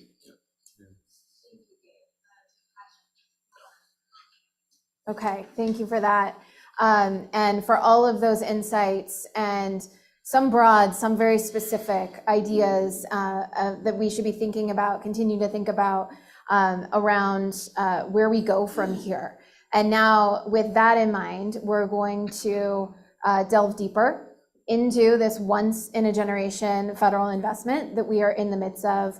Not only are we engaged in implementation of the largest ever climate action legislation at the federal level, that's the Inflation Reduction Act, the IRA, but woven throughout the IRA and the bipartisan infrastructure law is the greatest focus on equity and justice that we've ever seen in the federal environmental policy realm.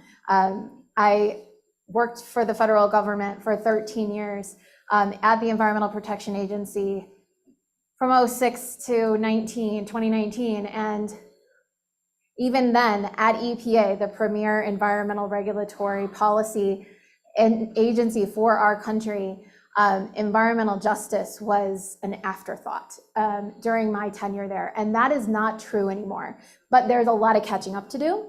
And so woven into these new increases in federal funding and opportunities, some existing programs that are getting a big boost, some brand new programs that we've never seen or heard of before. Equity and justice is a focus of the federal government right now, and we've got a lot of work to do at the state to bring that to life, bring that home for New Mexico as we go after these federal resources. And at the same time as all of that, the breadth and scope of these new programs and funding can feel daunting. Speaking at least for myself, can feel daunting. And that's even more acute in a state like ours where we have such deeply entrenched capacity constraints that have been the focus of a lot of discussion today. So with that, Gabe, I'm going to come right back to you to start us off. What are some of the funding opportunities out there that from the federal level that you love to talk about that connect to New Mexico's energy transition and help us stay focused on looking at that through this equity lens? Thanks, Rebecca. I think I may have gotten ahead of myself a bit because I've already highlighted some of these. But let me just come back to this Climate Pollution Reduction Grant Fund, because it's going to be really important and it's going to happen really quickly. And that means that so the state government, City of Albuquerque, are going to be required to put together these priority climate action plans, and they're going to need to identify the projects that they are hoping in the near term to fund to reduce greenhouse gas emissions. Again, here is where workforce development is optional in this first step. But we heard so much about the importance of workforce development, and I know that NMED will be required to go out and hold community engagement process.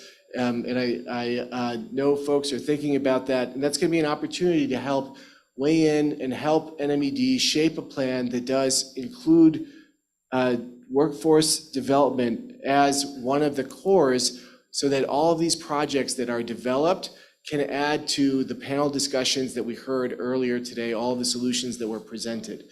In addition, those plans, the competitive grants that will be available based on what's in the Priority Climate Action Plan, so the state will be able to compete with other states for that $4 billion, $5 billion to see if they can get their projects funded. But it's not just states, it's also local governments. And this is one of the real challenges for us, because when we look at disadvantaged communities, a lot of them are rural communities. I've been working with Michael and Janelle and other folks with Quay County and Mesalands and this wind trading center out there. And it is a real challenge to just get together the basics for even a pre-application that we were successfully able to put together but didn't get funded for a project like this. It's only from now until March to get things into the Priority Climate Action Plan. And then in April, 1 month later, that's going to be the deadline for competitive applications. So if New Mexico says, hey, one of the projects we want to fund is, we want to fund work with Quay County to improve the wind training center that they have there. Or if they want to say, we want to work with San Juan County, they only have until March to figure out what to put in there. And then EPA expects to fund everything from that $4 billion in that April competitive funding round. And so we have a short period of time, definitely too short, to try to get this engagement with local communities so that some of these projects might get into this plan. The other thing that I'll note is that the Inflation Reduction Act is, for the first time, creates a whole ton of money that is available for community-based organizations. But we know that community-based organizations also have strong capacity challenges to go after these federal grants, all kinds. Just knowing that they exist, doing the application, which involves, subcontracting. Go read this other application that you've got to read to figure out what you need to do about subcontracts and all this stuff. There's going to be $3 billion total, $2 billion that should be coming up soon, sometime this fall. And we know how hard that is, and that's one of the areas that I hope that the state can somehow address. And the last I'll note is that there's going to be $13 billion available for green banks, and that's why this Climate Investment Center that the governor helped launch just recently is going to be so important. Thank you. That's a lot to keep track of, even just in a couple of examples where we know that there's many more where those came from, but thank you for those highlights, Gabe. Chair Small, I want to come back to you. As a leader in how we appropriate state funding, how do you see the role of federal funding to realizing our state climate goals? And what are some of the challenges you've seen in leveraging federal funding into our state? Yeah, thank you, Rebecca. Another great question. First, our probably most successful leveraging and participation, at least from a financial perspective, on a federal program is with Medicaid. And with Medicaid, we invest, I think we're now over $3 billion per year. That was during the public health emergency, matched 4X and a little over 4X. It'll go down a little bit now. But when you take the federal and the state portions for Medicaid, they're larger than our general fund budget by itself. So, and those are recurring dollars, and that's a dollar. If you put in one, you're going to get 2, 3, and during the public health emergency, we got over 4. That's an example of something that the state is pretty experienced in, and has been a very strong focus of the legislature and of the executive since Governor Lujan Grisham, I think, really helped and aided and in many ways led by the legislature to focus on. When it comes to now on the climate space, we're beginning to do that work. Right now, the work is mainly, I would really point to the Land of Enchantment Fund as one part of it. We have been, frankly, probably a little bit behind the curve when it comes to, not frankly, we are and are now moving away from being sort of behind when it comes to federal land, water, and sort of climate funding. A place where that's very apparent is in the revolving Clean Water Revolving Fund. This is a fund that's capitalized with scores, if not more, million federal dollars every single year. And there have been years that the state has used little to even none of that money, because that money has a financing component, a very low, but nonetheless, it's not capital outlay, which of course is a system well known to New Mexico. So we were no longer leaving scores, if not over $100 million on the table available for rural water systems, because there was a financing component that was necessary there. We're moving away from that, and in fact, I think creative usage of that helped land Maxion, which is great. Land of Enchantment, we're starting to set aside a little bit in a recurring fashion to match every single year in a few targeted areas, but we've got to aggressively grow this space. We have to get comfortable and get familiar with how to work at a much larger scale, both in terms of new construction, renovation on existing buildings, both housing and commercial. I think decarbonizing sectors from transportation, ammonia and the production of fertilizers, there are huge opportunities. All of the areas that are heavy carbon emission areas, many of which are here in New Mexico, sort of an equal opportunity there to match from a reduction perspective. And I think we've just, if I was to drill it down, sort of bring it back, we've got to be comfortable investing at a far more aggressive scale, understanding that it so happens as a state, we're in a very strong place. You know, all in, we have an over $3 billion surplus that we're going to be coming into this year with. We're going to be saving more for the long term, having a short-term sort of emergency savings, and investing more across all areas of state government during this last budget. We have that opportunity in these upcoming several years where we can match federal dollars far more aggressively, frankly, than what we could have in the past. And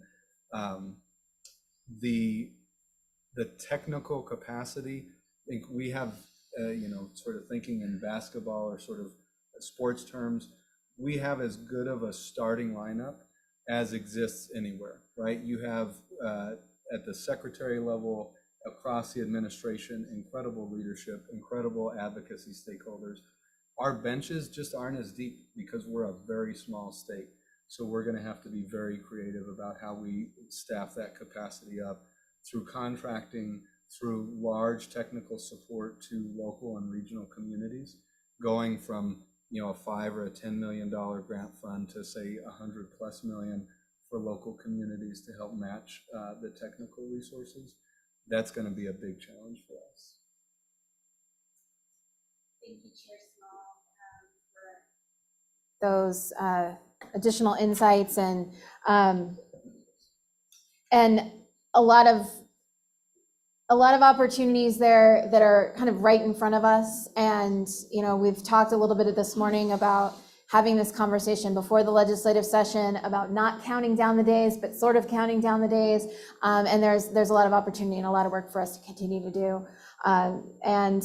With that, Gabe, I'm going to come back to you because, as I said, at least for me, some of the breadth and scope of the opportunities out there are daunting, and there's a lot of other people in the country facing that as well. You've been looking at what other states are doing, and I'm wondering, in this conversation around maximizing the federal funding opportunities, both those that are competitive, where we as a state agencies, community organizations, local governments will be in competition with people within the state and across the country.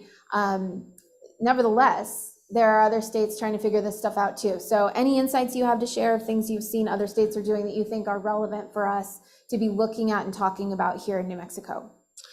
Yeah, I'd love to share a couple of examples, but first I want to give a shout out to our Dean, Camille Carey, who's been so supportive of the students and the Law Journal and putting this out. Thank you, Dean, for coming by to listen to the conversation. There's a couple of examples, and I'm going to talk about two in Colorado and Minnesota. Other states are also taking action. I just heard from Michigan that they are also instituting a program. And basically, there's two components of these programs for these examples. The first one is the state match fund piece. And I haven't talked as much about that, but basically in both the bipartisan infrastructure law and in the Inflation Reduction Act, there's a number of programs, primarily infrastructure programs. A lot of them are formula funding programs where if you want to build the infrastructure, you can get lots of federal dollars, but you need to be able to pony up your own money. Between 10 and 50%. I recently had the opportunity to testify in front of the Legislative Finance Committee with a friend and colleague, Phoebe Sweeney from High Watermark, and she talked about how the work that she has been doing with tribal communities and with rural governments, and how because they are so revenue strapped, they often are not able to get the match, and how this has been a real barrier and something that has prohibited New Mexico from getting its fair share of these monies. So one component of these other state programs is that they provide match funds in the range of between $200 and $250 million to be able to go after these primarily infrastructure programs. Some of them are energy, a lot of them are water, they might be transportation as well. And we do have some of the Legacy Enchantment Fund is one example, But again, the uses available there are primarily conservation, and so it doesn't match the full scope of programs that are available. The other component of these state examples like Minnesota and Colorado is capacity building. So I've been talking about how the challenges that Mesa Lands has been having, and me, a lawyer who's trying to help them put together a grant application. And just to know about the grants, to write the grant application, to manage the grant once it comes in for multiple years, to report on the grant, these are all real challenges. We're excited that our colleagues at NMSU are standing up a technical assistance center for some that applies to some of these environmental justice grants.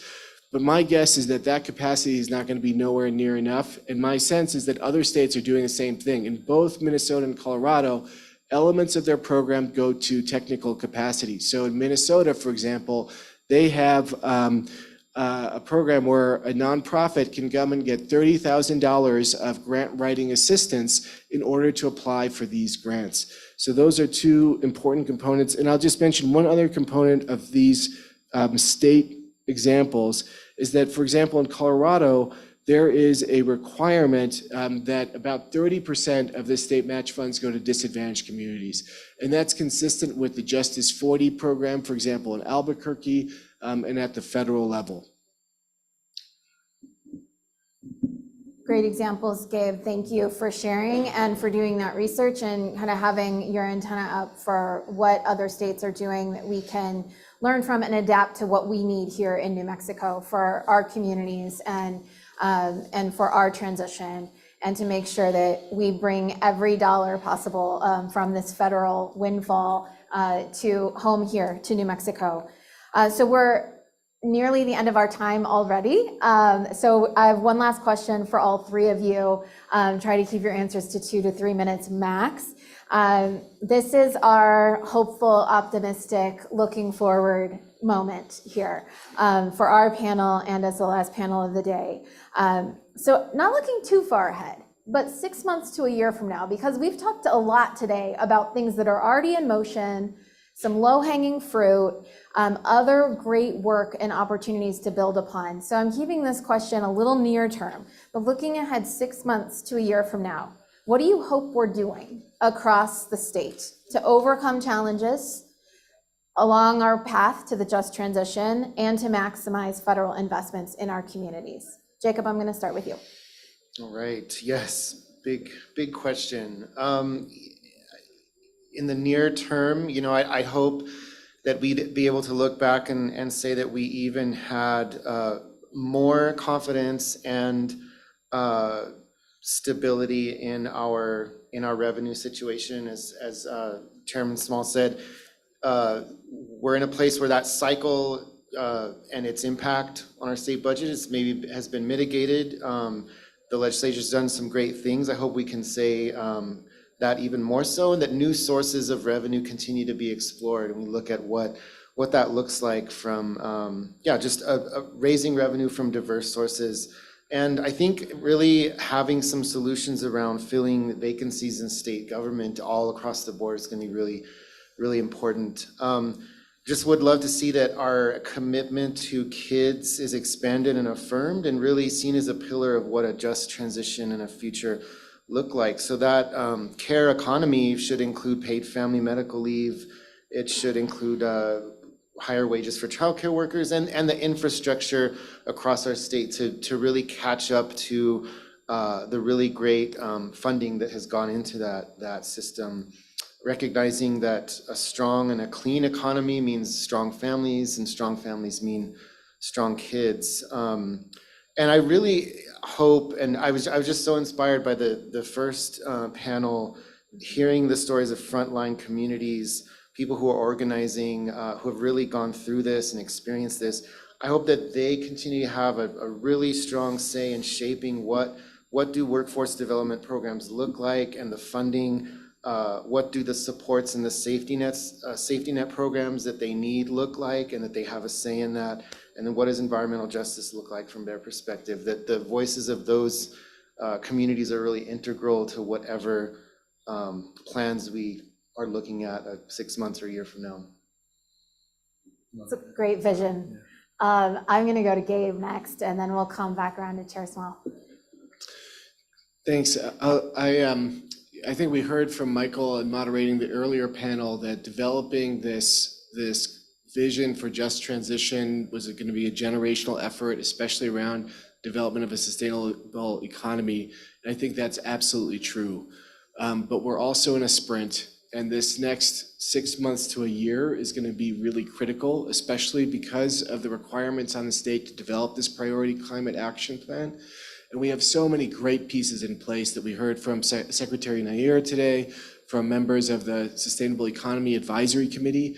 I hope that within 6 months to a year, we can see that those two pieces, the climate planning and the just transition planning, are coming together, and how, just like how in the climate world, we set goals, we set targets. We're so proud of New Mexico for being one of the first states to be 100% zero carbon energy, for the governor establishing strict greenhouse gas reduction goals. I'd love to see the same kind of vision and metrics for achieving just transition progress. Thank you, Gabe. And Chair Small, bring it home. Okay. Last 2 minutes. Where do you want us to be in a year? Thank you. First, let me talk a little bit how we're going to get there. We want to make sure that it is a very clear message that our door within the legislature, under the Speaker's leadership, certainly at House Appropriations and Finance Committee, that we benefit from more stakeholder participation. We want your ideas. We're going to ask a ton of questions about implementation, because when folks have ideas about how things can be better, if we're part of that solution, and we really need your help, frankly, that's a big part of how we get there. And that is really from now sort of through February. A few of the things that I hope we see, again, as somebody, we're fortunate to grow up close to the land. We go into next spring, next summer, with as close to no ceiling as possible on the land, health, job opportunities. That we're paying competitive wages, both blended state and federal funding. We'll have professional hotshot crews that are also land health restoration specialists. Maybe we grow from 2 to more crews than that. There should be as little to no barrier as possible for any New Mexican who wants to work out on the land doing deeply important resilience work. Some other places, I think we continue to hone in, explore the nuance, and make collaborative decisions about the trade-offs that are inherent to the transition, to the evolution, to our future. It is a fact that there are impacts associated with generation, utilization, transmission of energy. We now have more knowledge, and we have resources, and I think we have a consensus to address these challenges, whether these are transmission and siting for transmission, whether it's siting for generation, the myriad other things. Those are places, they're super challenging. Water usage is another one. These are very challenging, but there is a ton of benefit to collaboratively entering into these trade-off conversations and maximizing New Mexico's benefit, which is going to be reducing emissions and increasing economic opportunity and improving land health. So I think that is both shortening time for siting, building, development of projects, mainly through good stakeholder work, but it is also good work around the state in terms of land health.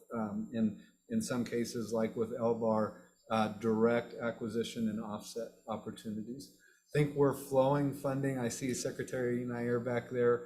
We are flowing state funding intentionally and aggressively into workforce so that there is no wrong door for anybody who is here in New Mexico to go and receive the training, to receive the skills, to get the credentialing, to then jump into this workforce. I'll close really quick. I think we see not only at the sort of that localized land health scale, we have to be aggressive and proud and intentional about landing additional large-scale, zero-carbon manufacturing opportunities. We've seen some with Maxion. There are myriad ones available when it comes to the zero emissions vehicles, particularly in electric vehicles. This is big investments. I would extend that into the water space. Very large investments are going to be made in that sustainable future. We want to capture those here. And then wrap up just by saying, do everything that the incredible gentleman to my left and right said. And we'll be able to go to the turkey woods in April, tax day or turkey hunting day, April the 15th, and be very proud of the progress that we've made. Thank you. Thank you each for your vision and your expertise and helping reinforce the message, one of the many messages of the day, which is that this is an all hands on deck effort and opportunity. As Gabe said, in addition to it being a generational work that we're doing, we do have to acknowledge that there are some sprint components, and there's a lot of opportunity right in front of us. Appreciate you all bringing that forward. Let's give this panel a round of applause.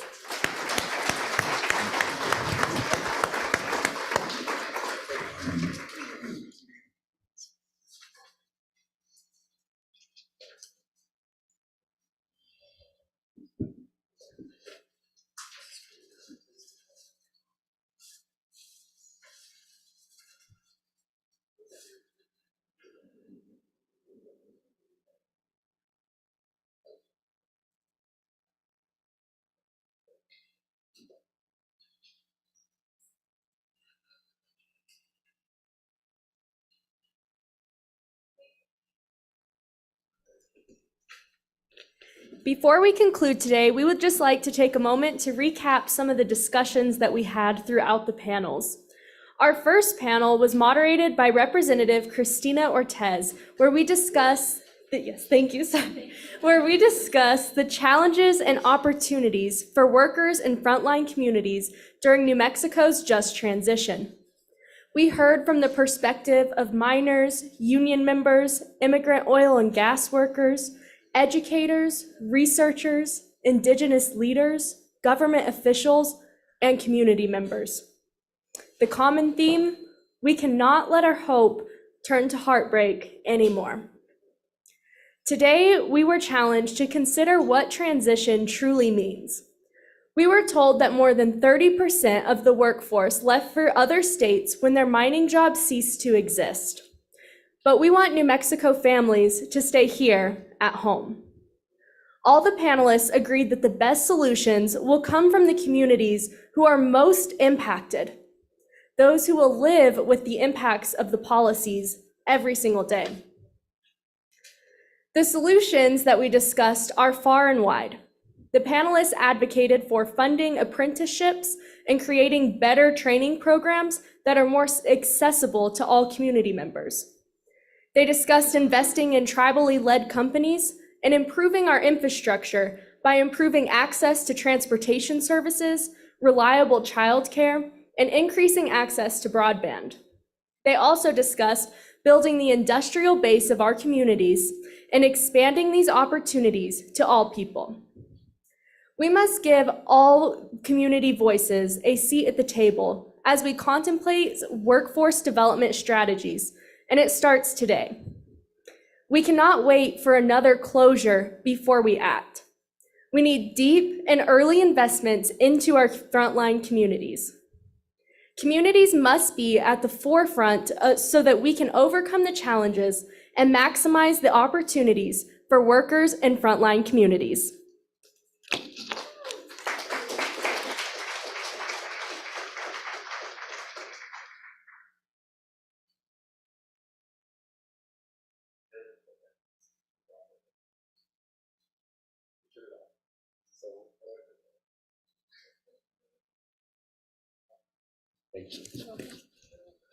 I'll leave it with you. Panel 2 built off the work that was done in panel 1, and our second panel, which was moderated by Michael Leon Guerrero, discussed current efforts and future efforts aimed at addressing challenges facing workers and communities in our push for a just transition. Our panel, composed of some of the people leading the charge in this area, differed in approach, but ultimately organized around a common thread, that it's going to take us all working together to address these issues. We talked about efforts to take bold action that were stymied by legislative constraints and others that took small steps to build and try to address these larger issues. Our panelists proposed bold ideas such as creating a trust fund for career and technical education, expanding the opportunity scholarship to include the trades, adding the MFA to the SET force, creating departments that focus on economic transition, including a new one that is exclusively for economic transition. It focused on changes to existing law to help improve administrative barriers and to provide funding to people who need it the most. Of these was proposed reform to the anti-donation clause. Another policy objective or push was being proactive in building housing before it becomes a scarcity. And finally, ensuring that jobs in new industries that are being given to New Mexicans and not outsourced. In the end, our panelists found commonality in the idea that our policies and our advocacy be rooted in our communities and done to give all communities across New Mexico a chance to benefit from a rapidly growing New Mexican economy. Thank you.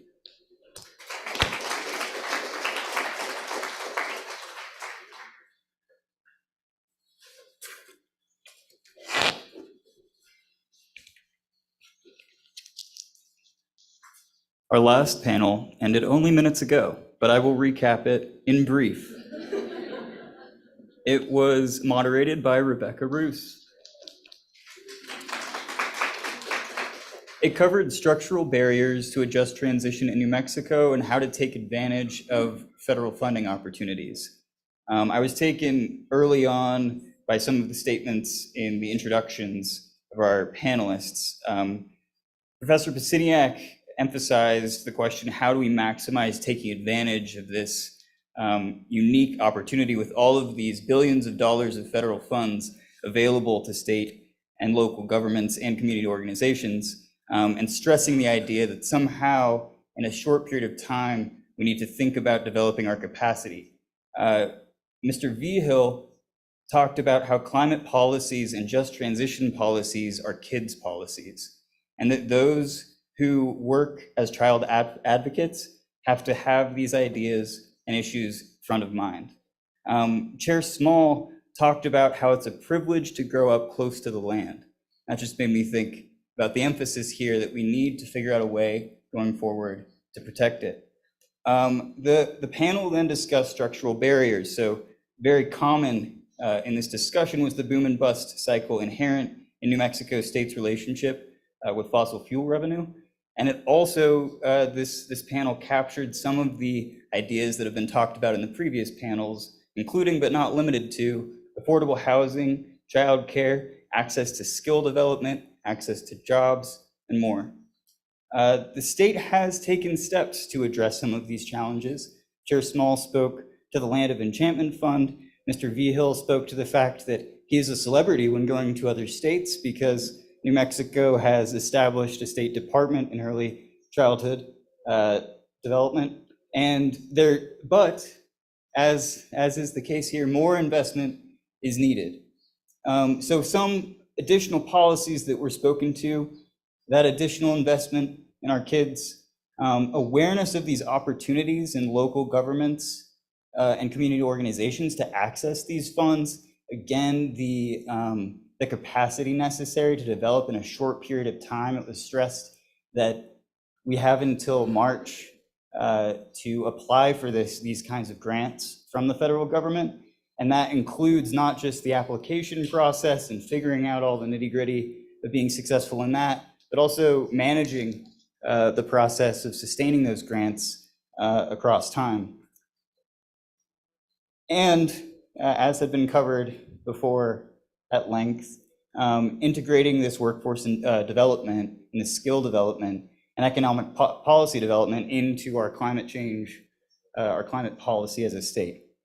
The state government and nonprofit entities have these opportunities for billions of dollars of federal funding, but as spoken to, we need to address these issues.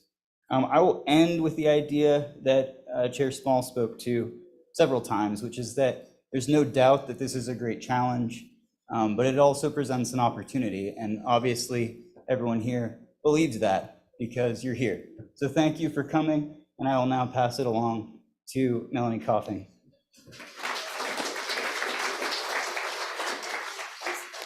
Thanks for leaving that on, Logan. And thank you so much for our NRJ student panel leads, Annalisa Miller, Miguel Quintana, and Logan Stokes. You guys did an amazing job. And I want to give a last round of a thank you to all of our panelists and distinguished moderators, which included representatives and workers of frontline communities, the legislature, executive branch officials, business representatives, and University of New Mexico faculty. We could not have done this symposium without you, so thank you. We'd like to thank Speaker Javier Martinez and his staff, Chief of Staff Alicia Manzano, Senior Policy Advisor Claire Dudley Chavez, and Marisa Escobar. Thank you for being an amazing team to work with and co-host this very important symposium. We'd like to thank our amazing University of New Mexico School of Law Natural Resource Journal students, again, Annalisa Miller, Miguel Quintana, and Logan Stokes. But we also have our students who helped out around today, Lauren Hewitt, Hunter Thomas, Elena Papadakis, Daniel Lopez, Adam Turner, and Morgan Pettit. You guys are amazing. Thank you for helping to set up, and please help me clean up afterwards.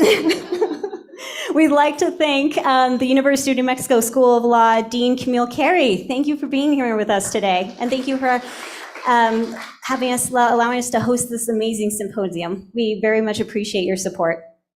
Dean Carey does not have to stay and help us clean up today. Thank you. We want to thank the Transboundary Resources Center, the Executive Director Adrian Oglesby, Cerise Perez Gomez, and Claire Conrad.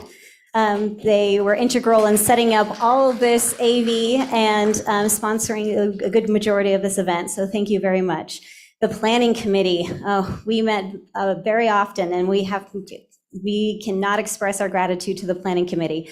Members from Somos un Pueblo Unido, Marcela Diaz and Diana Maldonado, thank you very much for all of your help. The Center for Civic Policy, Michael Leon Guerrero and Oriana Sandoval, thank you. The Sustainable Economy Advisory Council, James Poviwa, thank you, James. From NEVA, Atza Chavez, and University of New Mexico faculty, Professor Gabriel Pisciniak, Professor Serge Martinez, and Professor Reed Benson. You all were integral mentors, and thank you for all of your help and support. We would like to thank the UNM School of Law's Natural Resources and Environmental Law program, and the UNM Just Transition Grand Challenge, including Professor Gabriel Sanchez and Professor Shannon Sanchez-Youngman. And on behalf of New Mexico Speaker of the House Javier Martinez and the University of New Mexico School of Law Natural Resources Journal, thank you again for attending the Symposium on New Mexico's Just Transition. We hope you enjoyed the symposium and have a wonderful rest of your day.